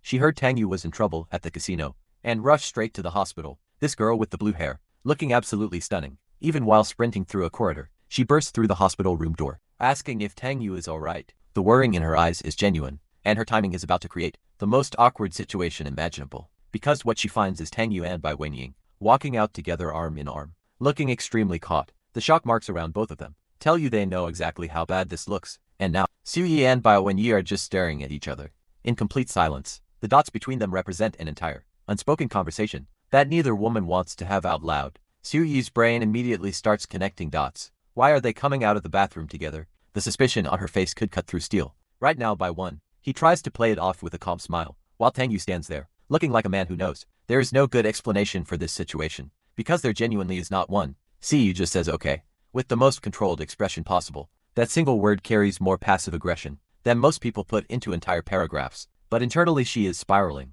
She notices Tang Yu can barely walk, and immediately starts wondering what exactly Wani was doing to help him in that restroom. Her imagination is filling in blanks that do not need filling, and then the real emotion hits. She is thinking she should have gotten here sooner. The regret is not about missing an emergency. It is about losing ground in a competition she did not even realize she entered. Tang Yu notices how quickly Su Yi showed up, and realizes she seems different from before. More concerned, more invested. He is wondering when this cold woman started actually caring about him, and Sue is having the same realization. From the other side, she admits to herself that her old self would never have cared about someone this much. Tang Yu has changed something inside her. Without even trying, Bai Yu reads the room perfectly and excuses herself to take a nap, saying she is exhausted after the whole night. She is either genuinely tired or deliberately giving these to some alone time. Either way, smooth move.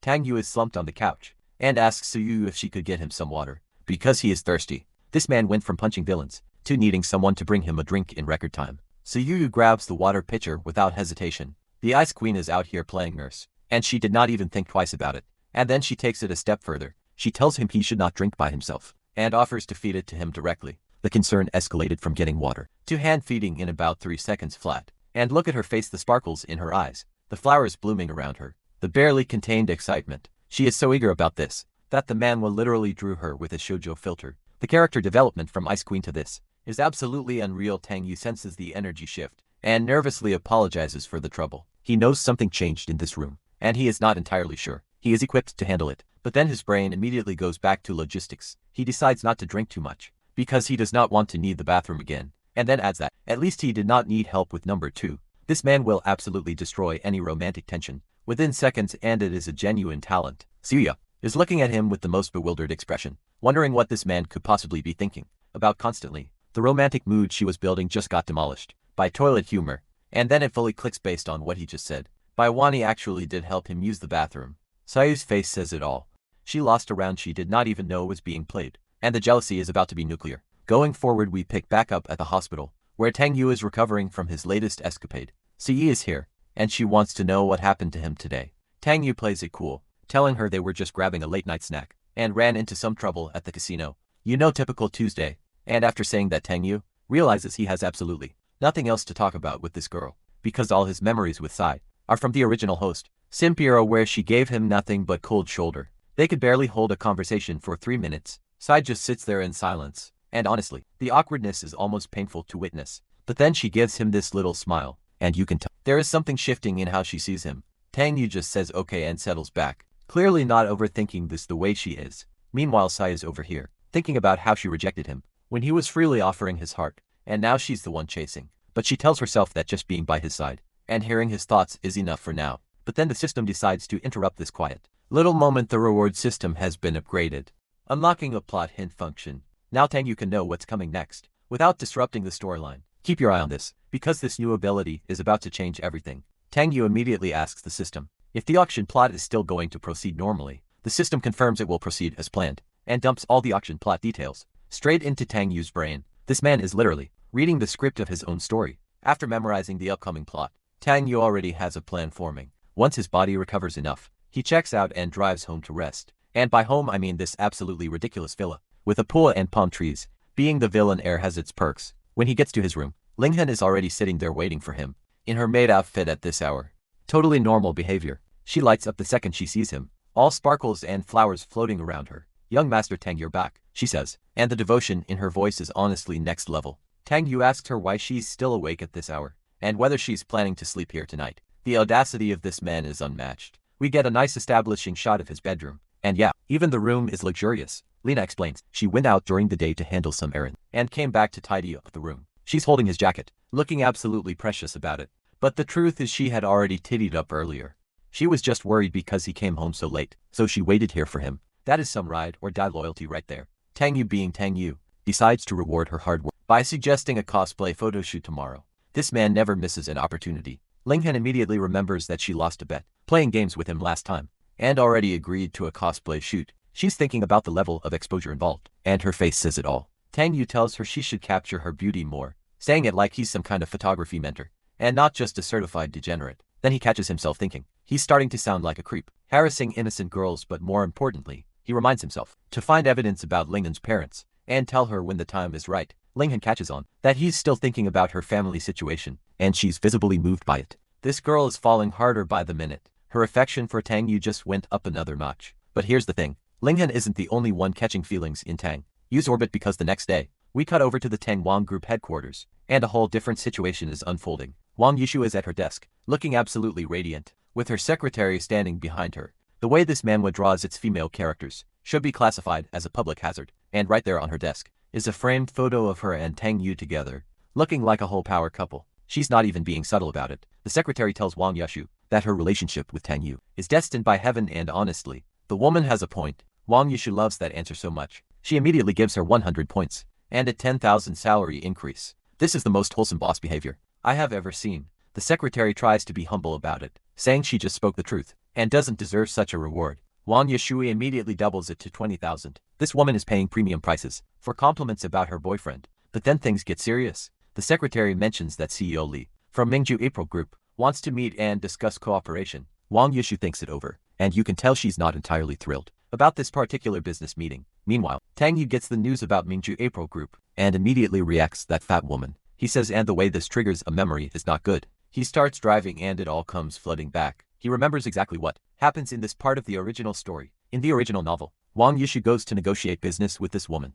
but ends up getting drugged by her business partner. This is one of the darkest arcs in the source material. Just as she's about to be assaulted, Dragon King Yachen swoops in to save her and kills the villain, and then naturally, the cure involves exactly what you think it does. Classic trash web novel plotline. But then the system pings with an update, and the plot has been modified. As expected, Yan's role in this arc has been replaced by Lu Jinjiao. Hang Yu thinks for a moment, and immediately sends a text to his death squad. This man came prepared. He's thinking about how this is exactly when having moles planted everywhere pays off. And just like that, we cut to the airport. By the time Tang Yu arrives at the airport, Wang Yushu is already there waiting. And I need everyone to take a good, long look at this woman. She is so devastatingly gorgeous, standing at the entrance that men are literally risking getting beat up by their girlfriends just to sneak a second glance. The manhwa is not even pretending to be subtle about this one. And of course, some creepy older dude with silver hair rolls up, trying to shoot his shot. The vein on Wang Yushui's forehead tells you everything you need to know about how this is going to go. She tells him to get lost, calls him a toad who's older than her father, mocks his billion-dollar company as measly, and basically sends this man's entire existence to the shadow realm. This might be the most brutal rejection in the history of this manhwa. The old man is just standing there, with his soul leaving his body. That billion-dollar company comment especially had to sting. But the second she spots Tang Yu arriving, her whole demeanor flips like a switch. She waves at him and calls out honey, in front of everyone. The duality of this woman is actually terrifying. She went from ending a man's career to being a lovesick puppy into seconds flat. Tang Yu is just standing there, nervously laughing, while every single person in the airport stares at them. The contrast between how she treats him versus literally anyone else is genuinely hilarious. They head straight to the Four Seasons Hotel for this business meeting. And keep in mind, Tang Yu already knows exactly what trap is waiting for them. Inside we meet Li Shuefei, CEO of Mingju April Group, and she's already making moves on Lu Junjiao. She tells him her shoulder hurts and asks if he could give her a massage. The bait could not be more obvious. And there's Lu Junjiao, the pretty boy villain of this arc, reluctantly going along with it. He says alright, but his face says he would rather be literally anywhere else. But then he brings up something they discussed earlier, and that smile tells you he is not the victim here. He's the one pulling strings. Lei Shuefei promises him that everything is arranged, and whatever he wants she will deliver.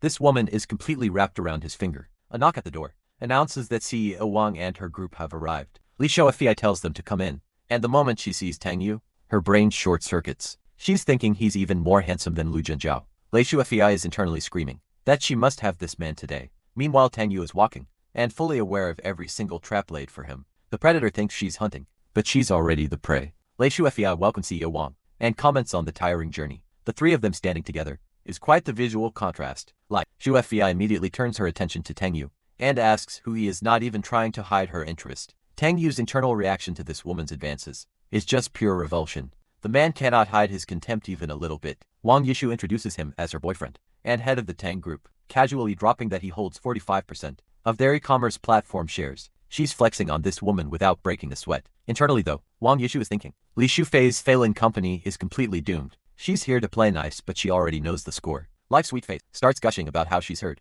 the young master of the Tang family is handsome, and seeing really is believing. She is laying it on incredibly thick. When she reaches for a handshake, Tang Yu hits her with the most disrespectful excuse ever. He says sorry, he just used the bathroom and hasn't washed his hands. That is a top-tier insult disguised as politeness. Like Shufei takes it in stride, saying they can shake hands after he washes them. She's too focused on her scheme to register the disrespect. She suggests they talk business over dinner, and everyone moves to the dining area. Wang Yushu's expression says she trusts none of this, and the narration confirms it. Li Shufei is already eager to carry out Lu Junjua's plan. She's all in on this scheme. According to Lu Junjua's plan, someone will tamper with the drinks. One sip and the victim loses all control. The target is Wang Yushu, and Li Shuefei will follow up. by redirecting Tang Yu into a separate trap. Lu Junju himself is actually wary that Tang Yu showed up, thinking he needs to be more careful with his approach. So he texts his people. He tells them to drug Wang Yasui, but make sure nobody actually touches her. Just stage the scene, and as a bonus, if Tang Yu falls for it too, they should arrange some ugly women for him and take photos to ruin his reputation. We see the actual messages on screen, sent to a group called the Four Assassins. This whole operation is genuinely despicable, drugging people and then blackmailing them with photos. Lu Junjiao deserves whatever is coming for him. Lu Junjiao is grinning to himself, saying that since Tang Yu delivered himself right to them, he won't hold back. Not only will Tang Yu die, but his reputation will be destroyed. Big talk from a man who has no idea what's actually happening. But here's the beautiful twist. Tang Yu's death squad already intercepted the messages. They're furious that Lu Junjuo is trying to ambush their boss again, and they are not about to let that happen. They huddle up and start making their own counterplan. Remember when the system gave Tang Yu that plot hint? This is where having moles everywhere pays dividends. Tang Yu gets the notification from his squad and checks his phone. Everything is falling into place exactly as he planned. He reads the full details of Lu Junhuan's plan and is thinking, so not only is this guy trying to drug him, but he's also arranging ugly women and taking blackmail photos. The pettiness of this villain is truly something else. Good thing Tang Yu came prepared. He and Wang Yishu sit down for dinner, fully aware of every trap, and now it's just a matter of flipping the script. On these clowns, Lei Shufei starts her move, suggesting they all have some drinks to celebrate before discussing business. She's holding the wine with the kind of smile that should require a warning label. She can barely contain herself, thinking about how this handsome man will soon be helplessly submitting to her. The whole energy of this scene belongs in a courtroom. But Wang Yishu shuts her down immediately. Sorry, she says. She doesn't drink. Simple, clean, devastating. Lei Shuf is genuinely stunned.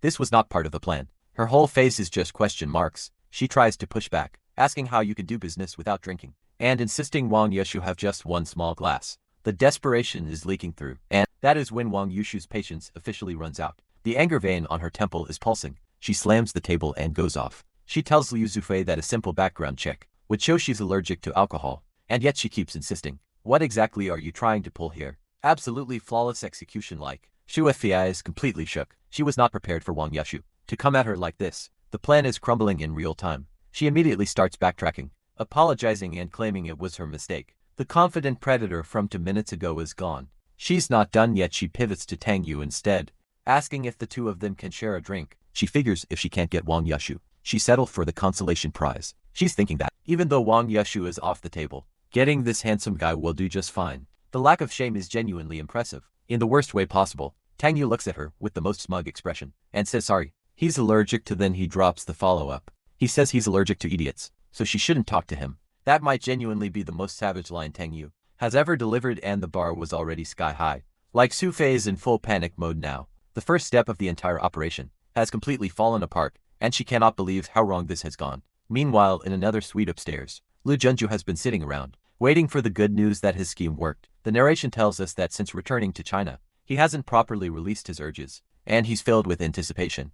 But then something starts happening to him. He's suddenly feeling strange, and the realization is starting to hit that something has gone very, very wrong. He stumbles toward the table and looks at his own wine, and the thought hits him. Could it be that someone put drugs in his drink? The predator just became the prey, and the poetic justice here is immaculate. And right on cue, there's a knock at his door. Oh no, Li Shui Fei opens the door saying, Jun Jua, I'm coming in.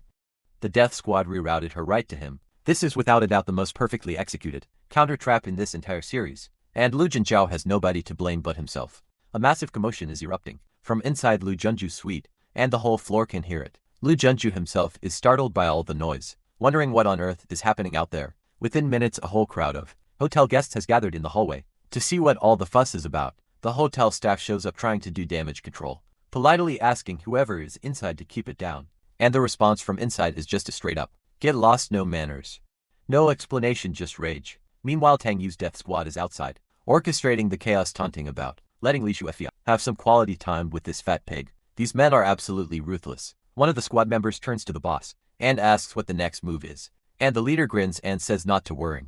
If Lu Junju asks questions later, they will just pin all of it on Li Shefi. The whole squad is hyping up their leader, like he just won a Nobel Prize for villainy. They are riding this high, like it is the best day of their professional careers, which honestly, it might. Tang Yu is strolling out, like a man who just finished a flawless speedrun, and the narration confirms it. Having moles inside the enemy camp makes everything absurdly easy. But here is the catch. Lu Junju has legitimate protagonist-level plot armor, so killing him outright is not an option yet. For now, this was just a warning shot. Keep that in mind, because that plot armor detail is going to matter later. Mission accomplished. Tang Yu heads out in an unreasonably good mood, considering he just ruined a man's entire evening. Now let us return upstairs, because the situation just got significantly worse. For Lu Junhuan, the commotion was so loud that actual live streamers showed up, with their phones rolling. These content creators have been waiting for hours, hoping for something interesting, and now they are about to get the juiciest content of their careers. They are hyping up their audience for what they are calling the pig killer reveal. There is even a female streamer asking her viewers for gifts, since she has been broadcasting for 3 hours straight. The content grind never stops. Lu Junjiao finds out about the live streamers and completely loses it if this gets broadcast online. His reputation is finished. The man who set up a drugging scheme is now worried about public image. The irony writes itself, and this man's solution: he actually considers jumping from the building. That is his exit strategy right now. But then he realizes he is on the 40th floor. Even at peak condition, that jump would be fatal. And to make things worse, someone is banging on the door telling him to open up. So what does this genius decide to do? He climbs out the window anyway, 40 floors up, because apparently public embarrassment is scarier than gravity. Against all odds, he manages to land on an emergency staircase and slides into the 20th floor. He broke his leg and his tailbone, but somehow survived. That plot armor is no joke. He finally catches his breath and starts to relax, thinking the worst is behind him. Oh, if only he knew what was coming next, because his own death squad finds him and mistakes him for Tang Yu. They start beating the life out of their own boss, while screaming about how today is Tang Yu's death day. You cannot make this up. The beating is so thorough that the man is literally seeing stars. This might be the single most embarrassing sequence any villain has ever endured in this entire manhwa. Finally screams at them that it is him, their actual boss, not Tang Yu. The look on his battered face is pure comedy gold. The death squad immediately drops to their knees, begging for forgiveness, claiming they thought he was Tang Yu coming downstairs. And here is the part that actually surprised me. Lu Junjuo does not punish them. He tells them there was a small problem with the plan, and that they are very loyal. The man just got destroyed by his own people, and he is being understanding about it. He is thinking that they were just faithfully executing his orders, so it would not be right to punish them. Honestly, for a villain, that is weirdly decent leadership. But he is not done scheming. Even while limping away injured, he orders them to stay at the hotel and look for another chance to poison Tang Yu. This man does not know when to quit, and the squad snaps to attention with a resounding yes. Their loyalty is genuinely impressive, even if their target identification skills are non-existent. Lu Junju hobbles away, muttering about how he will kill Tang Yu when he gets the chance, drugged by his own scheme, jumped from a building, beaten by his own team, and still talking tough. Is that persistence or delusion? Honestly, I want your take on this one. But wait, it gets worse. Wang Yishu's martial arts bodyguards are already waiting for him. They have been sent specifically to give Lu Junjiao an additional beating. This man literally cannot catch a single break. Meanwhile, back in the calm of his own suite, Tang Yu has settled in for the evening. What a contrast between these two men's nights. And the first thing Tang Yu does is flop onto the couch and demand his system reward. The man just orchestrated total humiliation of his enemy, and now he wants to get paid for it. Right on cue, the system pings. The reward has officially arrived. But Tang Yu's reaction is not excitement. He looks genuinely disturbed and asks why. The reward is so gross. That is not exactly the reaction you want. When you receive a gift, some kind of nasty, dark substance starts oozing out of his skin, and he is freaking out about the smell. This looks absolutely vile. The system explains that this is a bone marrow cleansing. It purifies the body and massively enhances the host's physical strength. Basically a full stat reset from the ground up. And now Tang Yu is ecstatic. He realizes this cleansing basically transforms him from a regular person into a legit martial artist overnight. He is already thinking about how this raises his ceiling for bullying weaker opponents. And the honesty is refreshing. He straight up says that from now on, if anyone crosses him, he can just punch them one by one. Tang Yu has never pretended to be a good person, and that is what makes him entertaining. Then his brain kicks in. He did not even go all out against Lu Junjuo today. So why did the system give him such a high-tier reward? Something does not add up here, and Tang Yu knows it. Before he can think too hard about it, his phone lights up. The death squad is calling in to report their work. Sure enough, his moles took the initiative and gave Lu Junjiao a thorough beating. On top of everything else, Tang Yu is beaming with pride at his team's dedication. He decides to reward each of them with a high-end club membership card, because good work deserves good perks. But then there is a knock at his door. Tang Yu heads over, wondering who could possibly be visiting this late at night, and standing at his doorstep is Wang Yasui, in that white dress at this hour, saying she has something to discuss. The context of the scene feels like it belongs behind a content warning. Tang Yu asks her what she is doing at his room so late at night, which is a perfectly reasonable question. Given the circumstances, he just asks her plainly, "What do you want? No games." No pretense. Wang Yishu hits him with the classic move. She says her stomach hurts. The pink sparkly background tells you everything about the sincerity level of this complaint. Tang Yu sees right through it and asks if she is just here to use his bathroom. The disrespect is almost impressive. She drops the act and says fine. She actually wants a shoulder massage, because they are sore, and she has already attached herself to him. While saying this, Tang Yu asks what is wrong with her shoulders, and whether she did not sleep well. He is genuinely trying to have a normal conversation, while she is running a completely different playbook. And then Wang Yushu drops the line, that her shoulders are sore because of her good figure. She says this with a straight face and zero hesitation. The boldness here is astronomical. Tang Yu looks at her knots, and actually agrees that they are quite large, and it makes sense for her shoulders to be sore. Dialogue in this scene is doing more heavy lifting than her shoulders ever could, and our boy agrees to give her the massage. The flower petal backdrop is doing overtime, trying to set the mood for what is technically just a medical favor. He positions himself behind her on the couch, and gets ready to work out the tension. Wang Yushu looks like she has already won whatever game she was playing. He starts massaging, and she immediately starts making sounds that do not belong in a hotel room with thin walls. The woman is savoring every single second. Tang Yu has to tell her to keep it down, and the exasperation on his face is priceless. This is a man who just dismantled an entire villain's operation, but cannot handle one woman's reaction. To a shoulder rub, she tells him she cannot help it, but promises to try being quieter and also, please do not stop the man. One knows exactly what it is doing with this scene, and so does she. Tang Yu is internally fighting for his life right now. He is thinking that if she keeps going like this, his blood is gonna start flowing to a very specific location. The man is at war with himself. He abruptly calls it and says, that is enough. Self-preservation instincts finally kicked in. Wang Yushu looks up at him and asks if he wants a reward for being so nice to her today. That look on her face could end civilizations. Tang Yu's ears immediately perk up. What reward, he asks, suddenly very interested, and then this man strikes a dramatic pose and tells her to go ahead. He is a delicate flower and she should not hold back. Tang Yu's confidence is either extremely attractive or clinically delusional, and I genuinely cannot tell which. But Wang Yushu just smiles, tells him to check his phone later, and walks out. She is leaving him on a cliffhanger. This woman is playing the long game, and she is winning. Tang Yu is standing there, with literal question marks floating over his head. Check his phone for what he checks, and the message reads, cannot sleep tonight. I can help you as long as you beg me. She sent this to Tang Yu. This woman went from business partner to certified menace in one evening. Tang Yu is looking at his phone, thinking about whether this is an attack on his dignity. As a man, she is making him beg, and he sends back one word, please.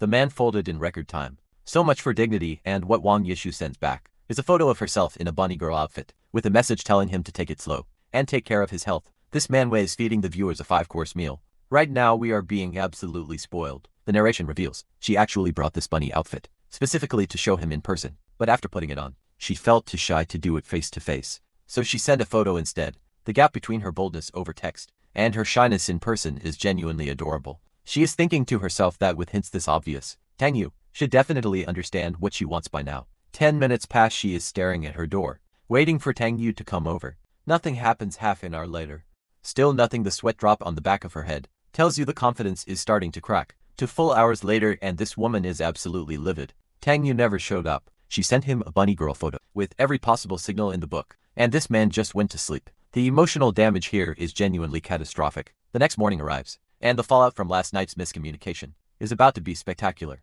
Tang Yu is sitting there looking absolutely drained, sipping his coffee like a man who's up all night, and knowing what we know about that photo. The reason for his sleeplessness is pretty self-explanatory. Wang Yushu walks up and teases him about not sleeping well last night. The passive aggression in her voice could cut steel. She is internally fuming, thinking, serves you right for not understanding my hints. This woman put on an entire cosplay and got stood up in her own hotel room. Would you have taken the hint? Or is Tang Yu justified in his obliviousness? Tang Yu fires back, saying next time she should not ask him for shoulder massages. He thinks she is mad about the massage being cut short. These two are having 2 completely different conversations, and neither one knows it. Wang Yushu shifts to business and mentions she needs to handle things at a branch company. She asks Tang Yu if he wants to stay at the hotel for a few more days. Tang Yu tells her he is heading back today because he has his own business to take care of. The tone just shifted from comedy to something more serious, because in just 2 days the auction arc begins. According to the original plot, there is a jade lion antique at this auction that hides something incredibly valuable inside. Hidden inside the jade lion is a 9-turn stand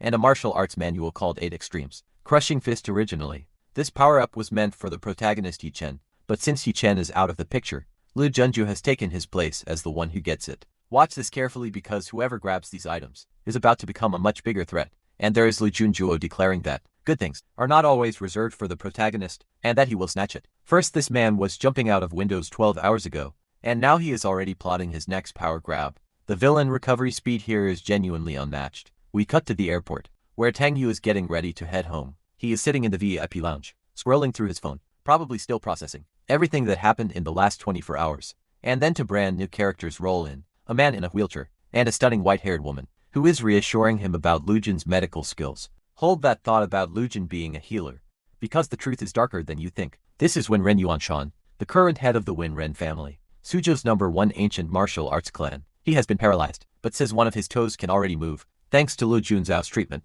he is genuinely hopeful about walking again. And his daughter, Winren Yagi, is a martial arts prodigy, only 20 years old, and she has already reached the Swan realm. Also, the Manhwa decided to give her 6-pack ABS and blue eyes, which feels directly targeted at a very specific audience. But here is the devastating twist. Tang Yu already knows the truth about Lu Junzhao's healing method. It deliberately drains the patient's life force. After treatment, when Ren Yuanshan will only have 1 year left to live, Lu Junzhao is not saving this man. He is killing him slowly while being praised for it. That is genuinely one of the most despicable things we have seen a villain do in this entire series. When Rin Yagi suddenly hears something and turns around, wondering who else is in the VIP lounge, besides her and her father, and she spots Tang Yu sitting right there.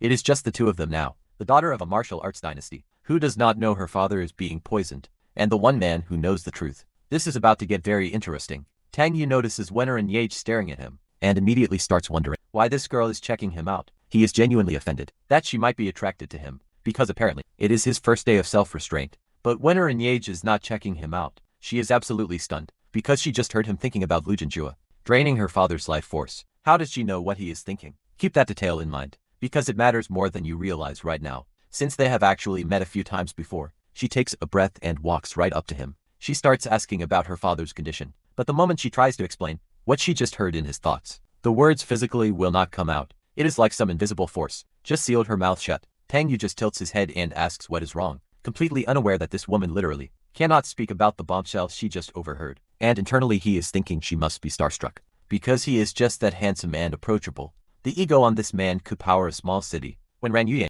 notices his daughter acting strange around Tang Yu, and is already getting suspicious, but not about the thought reading. He thinks she might have feelings for this pretty boy. After freezing for a few seconds, Yagya finally realizes she literally cannot tell anyone about what she heard. In Tang Yu's mind, whatever this ability is, it comes with a restriction. She plays it off and says she is fine, but she is not about to let this go. She is a martial arts prodigy who reached the Swan realm at 20. This is not a dumb woman. She just needs a different approach. So instead of directly mentioning what she heard, she asks Tang Yu if his family knows any famous doctors who could take a look at her father's leg. Smart pivot, she is working around the restriction without even fully understanding it yet. But her father immediately shuts it down. He tells her not to bother Tang Yu, and that Lu Junzhao's treatment is more than enough. The narration reveals he looks down on rich, second generations like Tang Yu, and would never owe them a favor. Tang Yu is immediately irritated. He fires back hard, saying that if Wen Renyu and Chun keeps counting on Lu Junzhao, after 3 more treatments, his leg might be fine, but he will be lying in a coffin. Then he offers a concrete solution. He says he is good friends with old Master Zhang,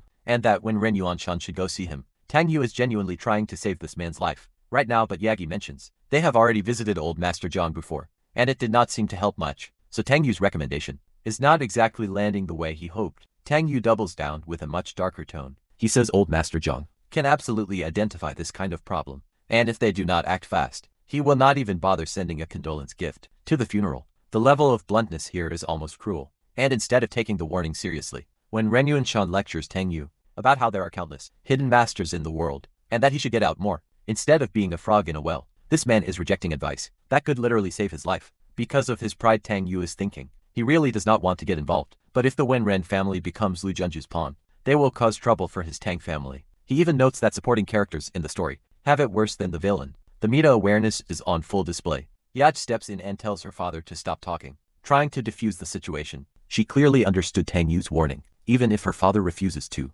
and now her father jumps to the worst possible conclusion. He thinks his daughter has gone blind to fancy a useless pretty boy like Tang Yu, sir. The man is trying to save your life, and you are worried about a crush. Tang Yu decides there is no point talking to someone who refuses to listen. He says he has done what he can, and if nothing works out, he will sit at the girl's table during the funeral. That is the most casually savage exit line in this entire series. When Ren Yuanchen tells Yage it's time to board, and she reluctantly agrees, but you can tell she is not done with this. The seed Tang Yu planted is already growing in her mind.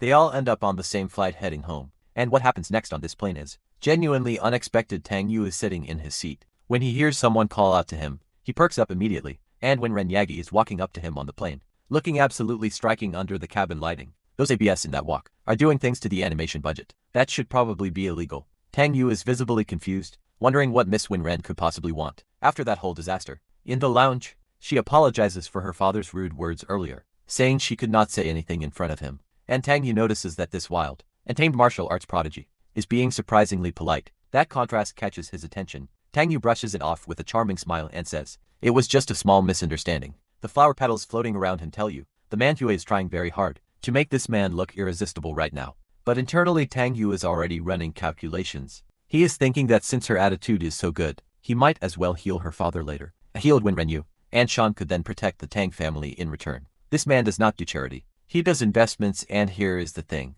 Yagya can hear all of that. She is catching every single one of his inner thoughts, including the part about making her father pain-free and comfortable. She wants to punch him, but also cannot deny he is offering to help. The conflicting emotions are real. She plays it cool, hands him her business card, and asks to add each other on WeChat, so they can stay in touch. From the outside, this looks like professional networking. From her side, she just secured a direct line to the one person who knows her father is being slowly murdered. And sure enough, Yagi takes Tang Yu's advice and brings her father to old Master Jiang's clinic. Remember, Tang Yu warned them to go here. This is the moment that warning gets put to the test. On the way there, when Ren Yuan-chan is already being difficult, asking if that Tang boy said something to her, he still thinks this whole thing is about a crush. He asked why she believes Tang Yu's nonsense, and Yagi cheerfully deflects, saying it is just a routine checkup and nothing serious. She is handling this the smart way, keeping the peace while getting what she needs. They meet old Master Jiang and the examination begins. The old doctor takes one look and his expression shifts. Yage anxiously asks for the results, while her father is still apologizing for being dragged there, insisting he feels perfectly fine. The irony of a man who is being slowly killed, saying he feels great, is genuinely painful to watch. Old Master Jiang's face darkens. He admits that the person who treated when Ren Yuanshan has medical skills even slightly better than his own. But then comes the hammer. He slams the table and declares that despite those impressive skills, the healer's intentions are extremely malicious. There it is, the confirmation. Tang, you tried to give them for free. He explains that, with patience and proper acupuncture every half-month, the leg could be fully healed in a year. But Li Junjuo chose a shortcut method instead. Li Junjuo deliberately targeted specific acupoints that drained the body's vital energy. It is a treatment designed to look like healing, while secretly destroying the patient from the inside. When Ren Yuanshan is standing there in shock, the sweat visible on his face, and the verdict drops like a bomb. Even if the leg is cured, when Ren Yuanshan would not live beyond 1 year. Yaga's reaction says everything. This is the moment the family realized how close they came to losing everything. When Ren Yuanshan is visibly shaken, he says he never imagined the young man he admired could harbor such evil intentions. But then he catches himself and acknowledges they were lucky to meet that Tang boy who gave them the hint. The regret on this man's face for how he treated Tang Yu is immense. Yag immediately asks old Master Jiang if her father's condition can still be saved. The desperation in her voice is real, and thankfully the answer is yes. Old Master Jiang says he can perform acupuncture and write a prescription. A week of recovery should do it, but he adds a chilling warning. If Li Junjua had treated him even one more time, not even Jiang could have saved him. They were that close to the point of no return. Yang bows and thanks old Master Jiang, promising the Winren family will never forget this kindness. She means every word, but gratitude is only half of what she is feeling. Her fist clenched as she swears that, if she does not avenge this against Lu Zhenju, she is not worthy of being called human. This woman just unlocked her revenge arc, and I am here for every second of it. Meanwhile, we cut to the Winren family residence, where things are about to take a very different turn. Lu Junjua has recovered from the beating Tang Yu gave him, and is casually staying at the Winren residence, preparing to take over the entire family. Narration makes it clear he sees this place as his future property. The audacity of recovering in the house of the man you are slowly murdering is genuinely disturbing, and he has his eyes on a bigger prize. The auction has sent him photos, and he is certain the jade line on display contains the legendary 9 transformations pill that has been lost for years. This is the treasure Tang Yu mentioned in the original plot. He's already fantasizing about using it to break through to the Dai-level realm, and then assassinating Tang Yu. The tunnel vision on this villain is remarkable. Every plan he makes revolves around killing Tang Yu, and every plan has failed spectacularly, and then his thoughts get even worse. He says after killing Tang Yu, he will go after his fiancée.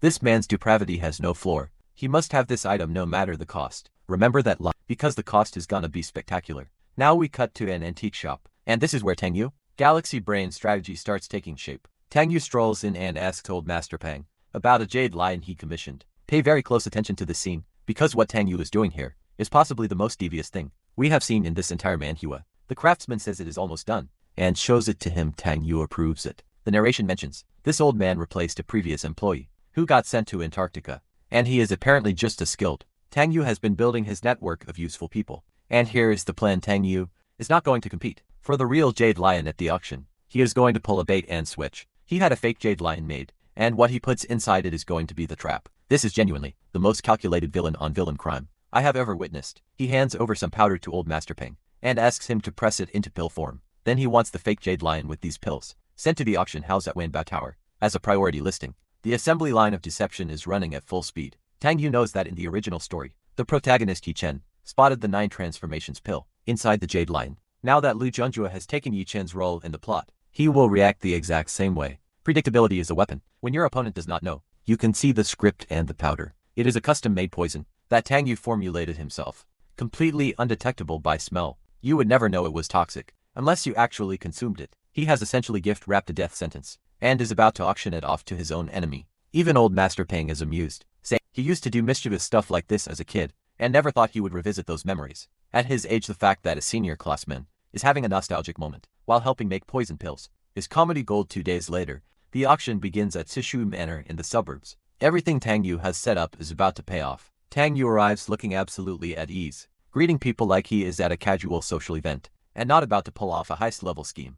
And there is the auctioneer welcoming guests. The stage is set, all the pieces are in place. And look at this gathering. Lu Junjuo, Tang Yu and Wen Renyij all in the same room. The man who poisoned the lion, the man about to buy the lion, and the woman who wants to destroy the beer. This is a powder keg with 3 different fuses. Tang Yu is looking at Lu Junju's smirk and thinking, it looks exactly like Yi Chen's. He's mentally photoshopping them together. The fact that he treats these two interchangeably, because they share the same protagonist, fate template, is honestly hilarious. When Renyagi now sees Lu Junju's sinister grin as nothing but pathetic, she has spent the last 2 days deciding not to rush her revenge. She will let him lower his guard, then strike when it counts. Is this patience or restraint? Either way, she is terrifying. Tang Yu watches the two of them interact, and internally sighs about how dim-witted these teammates are. Still associating with Lu Junjo, he is watching people walk into traps from both sides, and he is just sitting there collecting popcorn. He casually drops that he has given Yaga plenty of hints, and she still does not get it, so he will just have old Master Zhang make a house call to her father. He is saying this right in front of Lu Junjiao, completely unguarded because he genuinely does not care if Lu Junjiao hears it, and Yagi is standing there, hearing all of Tang Yu's inner thoughts again, wondering why she can read his mind. She is starting to romanticize it, thinking maybe their hearts are connected. Girl, you have a supernatural ability, not a soulmate bond, but honestly, with this manhwa, who knows? Now the auction kicks off properly. The auctioneer presents the White Jade Lion, calling it a work of art with high artistic value. What nobody in this room knows is that this is Tang Yu's fake, loaded with poison, sitting there on a pedestal, waiting for its victim. The starting bid is 5 million, and someone immediately calls 5.5 million. The bidding war for Tang Yu's poison gift basket has officially begun. Another bidder jumps to 6 million. The regular buyers think they are competing for a pretty piece of jade. They have absolutely no idea what is really going on. Lu Junju is done playing around. He tells himself to either go all in or not bid at all. He wants this jade line today, and once he takes the 9 transformations pill inside, his first order of business is assassinating Tang Yu. The dramatic irony here could fill an ocean. He throws down 9 million like it is pocket change, trying to scare off the competition. In one aggressive move, the auctioneer starts the countdown. 9 million once, 9 million twice. It looks like Lu Junjiao might actually get this cheap. And then Tang Yu casually raises his hand and says, 50 million. He just multiplied the price by 5, with the energy of someone ordering coffee. The grin on his face tells you everything. He is not here to buy. He is here to drain Lu Junjiao's wallet. The entire auction hall erupts. People are asking why anyone would spend that much on a jade lion. They do not understand the hidden war happening in this room right now. And Lu Junju immediately realizes that Tang Yu must know about the secret inside the jade lion. If Tang Yu is bidding this aggressively, the pill must be even more valuable than he thought. He is taking the bait, exactly the way Tang Yu predicted. His competitive rage kicks in. He refuses to let Tang Yu snatch what he considers his opportunity. The manipulation is working perfectly. Tang Yu did not even need to say a word. He just needed to flash money, and Lu Junjiao's ego did the rest. Lu Junjiao goes nuclear. 100 million for a fake jade lion, with poison pills inside. The financial damage Tang Yu is inflicting without lifting a sword is genuinely more devastating than any fight scene in this series. Lu Junjiao starts flexing about the Dragon Soul organization's resources, claiming their public companies alone are worth trillions. He thinks he can outspend Tang Yu in a bidding war. What he does not realize is that Tang Yu wants him to win. Tang Yu does not even flinch to 100 million. He says it with the casual smugness of someone who knows the outcome before the game even started. Lu Junjiao fires back with 300 million, but you can see the strain in his voice. He is stuttering on the number. The confidence is starting to crack. Tang Yu does not even hesitate. 800 million. He skipped past for 5, 6 and 700 million entirely. The disrespect of that jump is specifically designed to break Lu Junjiao's resolve. And Lu Junjiao, completely consumed by rage and desperation, screams out 1 billion. 1 billion for a fake jade statue that Tang Yu had made for probably a few thousand. The profit margin on this scam is truly obscene. The entire auction hall loses its collective mind. 1 billion for a jade lion. Nobody here has ever witnessed this kind of spending, and honestly, they are never gonna see anything this absurd again. And Tang Yu smiles that trademark smile, and simply says he is out. That is it, mission accomplished. He drove the price to 1 billion, made Lu Junjiao bankrupt himself for the privilege of buying his own poison, death sentence, and walked away without spending a single coin. Is this the most coldly efficient villain defeat in Manhwa history? I think it might be. The auctioneer slams it down. Sold to Lu Junjiao for 1 billion. Congratulations to the man who just paid 1,000 times the value for his own demise. And Lu Junjiao has the nerve to taunt Tang Yu, calling him useless trash for backing down. He genuinely thinks he won. The lack of awareness is so profound. It has crossed the border from frustrating into genuinely comedic. Tang Yu does not even dignify the trash talk. With a real response, he politely asks the auction staff to deal with the ill-mannered person who is personally attacking him. He is filing a complaint at a customer service desk while executing a billion-dollar con. Absolutely clinical. The auctioneer sides with Tang Yu and tells Lu Junjiao to mind his manners, warning that personal attacks are not tolerated. Getting reprimanded at the auction. You just spent 1 billion. At the humiliation stack is building. Tang Yu is sitting there with the most satisfied expression, completely at peace with how this day has gone. Everything went exactly according to plan, and Lu Junjiao walked into every single part of it. Willingly, Lu Junjiao is seething, saying, Tang, you will only live one more chapter at most. He is already counting down the days to his assassination plan. If only he knew that the weapon he is planning to use for that breakthrough is the very thing that will destroy him.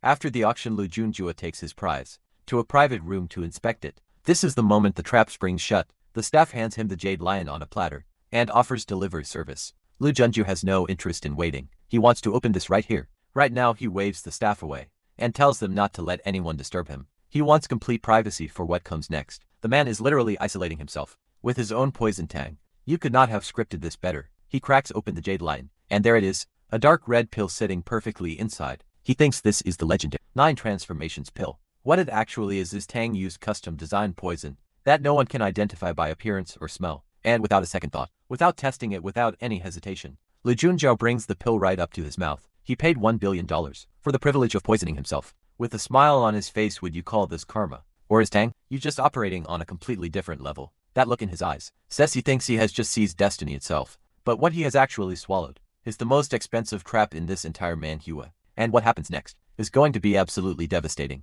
Lu Junjiao is inspecting the pill he pulled from that billion-dollar jade lion, and immediately something catches his attention. There is a medicinal fragrance, but also a strange stench underneath it. But instead of being suspicious, this genius convinces himself the dual scent is proof of masterful pill making. He is praising the craftsmanship, calling it worthy of the legendary 9 transformations pill. The man is narrating his own downfall with enthusiasm, and without a single moment of hesitation, he pops it right in $1 billion. Zero quality control. Remember this moment, because what comes next is one of the most satisfying reveals in this entire series, and his face goes completely white. The stench he tasted was not some exotic ingredient. It was literal excrement. Tang, you made this man pay $1 billion to eat a poop pill. Is it the most humiliating moment in Manhwa villain history? I think it genuinely might be, but it gets so much worse. Mixed in with the excrement is actual poison. The pill was not just a humiliation device. It was a weapon. Tang Yu layered his insults like a professional pastry chef of suffering, and Lu Junjiao is violently ejecting what can only be described as a rainbow of regret from his mouth. This is what $1 billion investment looks like when Tang Yu is your financial advisor. Meanwhile, back in the auction hall, after Lu Junjiao stormed off with his toxic prize, the real jade lion goes up for auction, and the second Tang Yu places a bid, nobody else dares to compete. After watching this man casually throw around hundreds of millions earlier, who would Tang Yu picks up the real jade lion for probably a fraction of its actual value. Nobody wants to raise the price and offend the guy who just threw 800 million around like confetti. This man weaponized his own reckless spending to create an intimidation field, and when Lu Junjiao finally pieces together what happened, the rage is absolutely volcanic. Tang Yu snatched the real pill, replaced it with a poison fake, drove the price to $1 billion, and then let Lu Junjiao buy his own humiliation. Every single layer of this plan was designed to cause maximum damage, but Lu Junjiao was trying to figure out how. Tang Yu even opened the jade lion. It was sealed with a 9-palace lock that only 5 people in the world can crack. He's absolutely certain Tang Yu should not be one of them. The confidence of a man who keeps underestimating his opponent is truly something to behold. and Lu Zhenju catches up to Tang Yu, screaming that he wants him dead. All pretense of strategy, all the scheming and plotting. Tang Yu does not even bother turning around to engage. He bolts through the nearest exit and the chase is on. Lu Zhenjiao is gaining on him, even weakened by poison. The man is running on pure hatred, and that fuel burns hotter than any cultivation technique. And Lu Zhenjiao closes the gap with a massive leap, coming down on Tang Yu from above. When a protagonist villain with $1 billion grudge launches himself at you like a guided missile, Tang Yu gets caught in some kind of trap, and he is genuinely surprised. For the first time in this entire arc, something did not go according to his script. Pay attention to this because what Lu Zhenju does next is going to set up the second phase of this entire conflict, and there is Lu Zhenju's hand, reaching straight for the real Jade Lion. With Tang Yu immobilized, the prize is right there for the taking. He grabs at Lu Zhenju now has the genuine Jade Lion, the one with what he believes is the real 9 transformations pill inside. He thinks he just reversed the entire situation. He turns to Tang Yu with murder in his voice. Today is the day Tang Yu dies. He says the man is so drunk on this tiny victory that he cannot see the cage closing around him. For a second time he cracks open the base, and there it is, another dark red pill, nestled perfectly inside to Lu Zhenju. This is salvation, this is his breakthrough. His revenge is everything, and this time he checks it carefully. Only fragrance, no stench. He thinks this one is legitimate. He thinks he learned his lesson from the first fake. The irony of this man thinking he is being cautious while walking into an identical trap is almost painful to watch. Swallows it with the confidence of a man who thinks he just outwitted a genius. His plan is to break through right here, right now, then beat Tang Yu until there is nothing left. The delusion is almost inspirational at this point, and Tang Yu just lets out the most satisfied little smirk. That one expression carries more menace than any monologue ever could. Lu Zhenjiao immediately catches it and demands to know what Tang Yu finds so funny. When your enemy starts smiling after you eat something they had access to, that should trigger every survival instinct in your body, and the paranoia hits. He starts wondering if this pill is another poison too. The realization is creeping in that maybe, just maybe, Tang Yu was 3 steps ahead the entire time. He tells himself there is no way Tang Yu could know how to open the 9 palace lock. That secret belongs exclusively to the Dragon Soul organization. He is clinging to this one piece of logic, like a life raft in a hurricane of bad decisions. And here is the reveal that makes this entire sequence legendary. Tang Yu swapped the real 9 cycles pill the moment he first got the Stone Lion, long before the auction even started. He replaced it with another poison pill. Both Jade Lions, both pills, both poisoned. The man ran a double-layered scam inside a scam. Tang Yu is thinking that this poison will not kill Lu Zhenjiao outright, but it will absolutely cripple his fighting ability. He is not trying to end the game here. He is nerfing the final boss before the real battle even starts. And with Lu Zhenjiao's power now debuffed by poison, Tang Yu using immovable Wisdom King technique gives him the edge in a straight fight. For the first time, these two are about to throw hands on equal footing, and Tang Yu engineered this exact matchup. Lu Zhenjiao can feel the poison spreading through his meridians, and the horror on his face is real. The bottleneck he was hoping to break through just turned into a ticking time bomb. Inside his own body, Tang Yu connects with a devastating hit, and blood goes flying. This is not a calculated exchange of techniques. This is Tang Yu delivering a receipt for every insult, every death threat, and every $1 billion Lu Zhenju wasted today.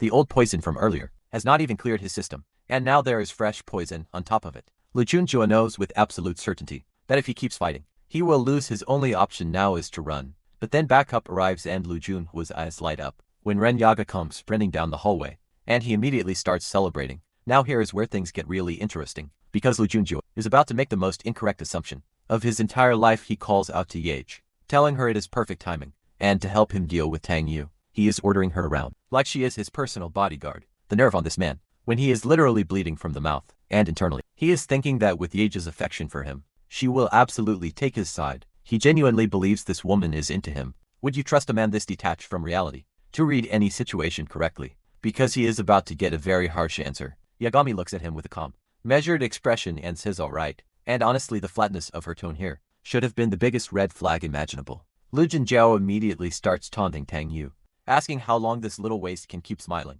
now that it is 2 against 1. The second-hand embarrassment of watching someone celebrate 3 seconds before disaster is almost unbearable, and Yagi absolutely decks Lu Zhenjuo from behind. The girl he thought was his biggest ally just became his most immediate problem. This has to be the fastest betrayal speedrun in Manhwa history, going from backup to beatdown in under 5 seconds. The look on Lu Zhenjuo's face right now could hang in a museum of shattered expectations. He cannot process what just happened, and Tang Yu does not waste a single second of this. Opening, he delivers a devastating kick, while Lu Zhenjiao is still reeling from the betrayal.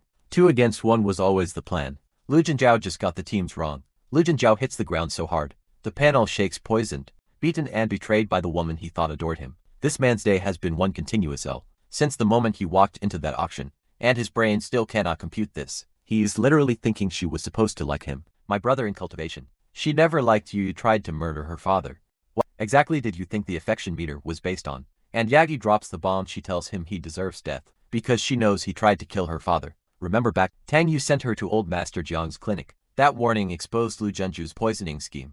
Every domino Tang Yu set up episodes ago just finished falling, and Tang Yu's internal reaction is absolutely perfect. He is thinking she actually figured it out on her own, and he likes smart women. This man is simultaneously running a war and a recruitment drive. The multitasking is genuinely impressive. Yag declares it is beatdown time, and she is fully committed to the cause. She went from neutral party to enforcer in one conversation, and honestly watching her flex those muscles while delivering justice is extremely compelling content. Lu Junju is running out of time. Between the double poison Tang Yu's hits and Yagi's betrayal punch, his body is basically filing a shutdown request. He can feel death knocking on the door, but then a truck comes barreling down the street right outside, and Lu Junju's survival instincts activate. One final time, he sees his opening and takes it without hesitation. Say what you want about this man's intelligence, but his will to live is operating at a completely different level. He launches himself onto the moving truck and clings on for dear life. This is the most desperate escape we have seen in this series, and the man is pulling it off through sheer willpower and spite. And as the truck carries him away,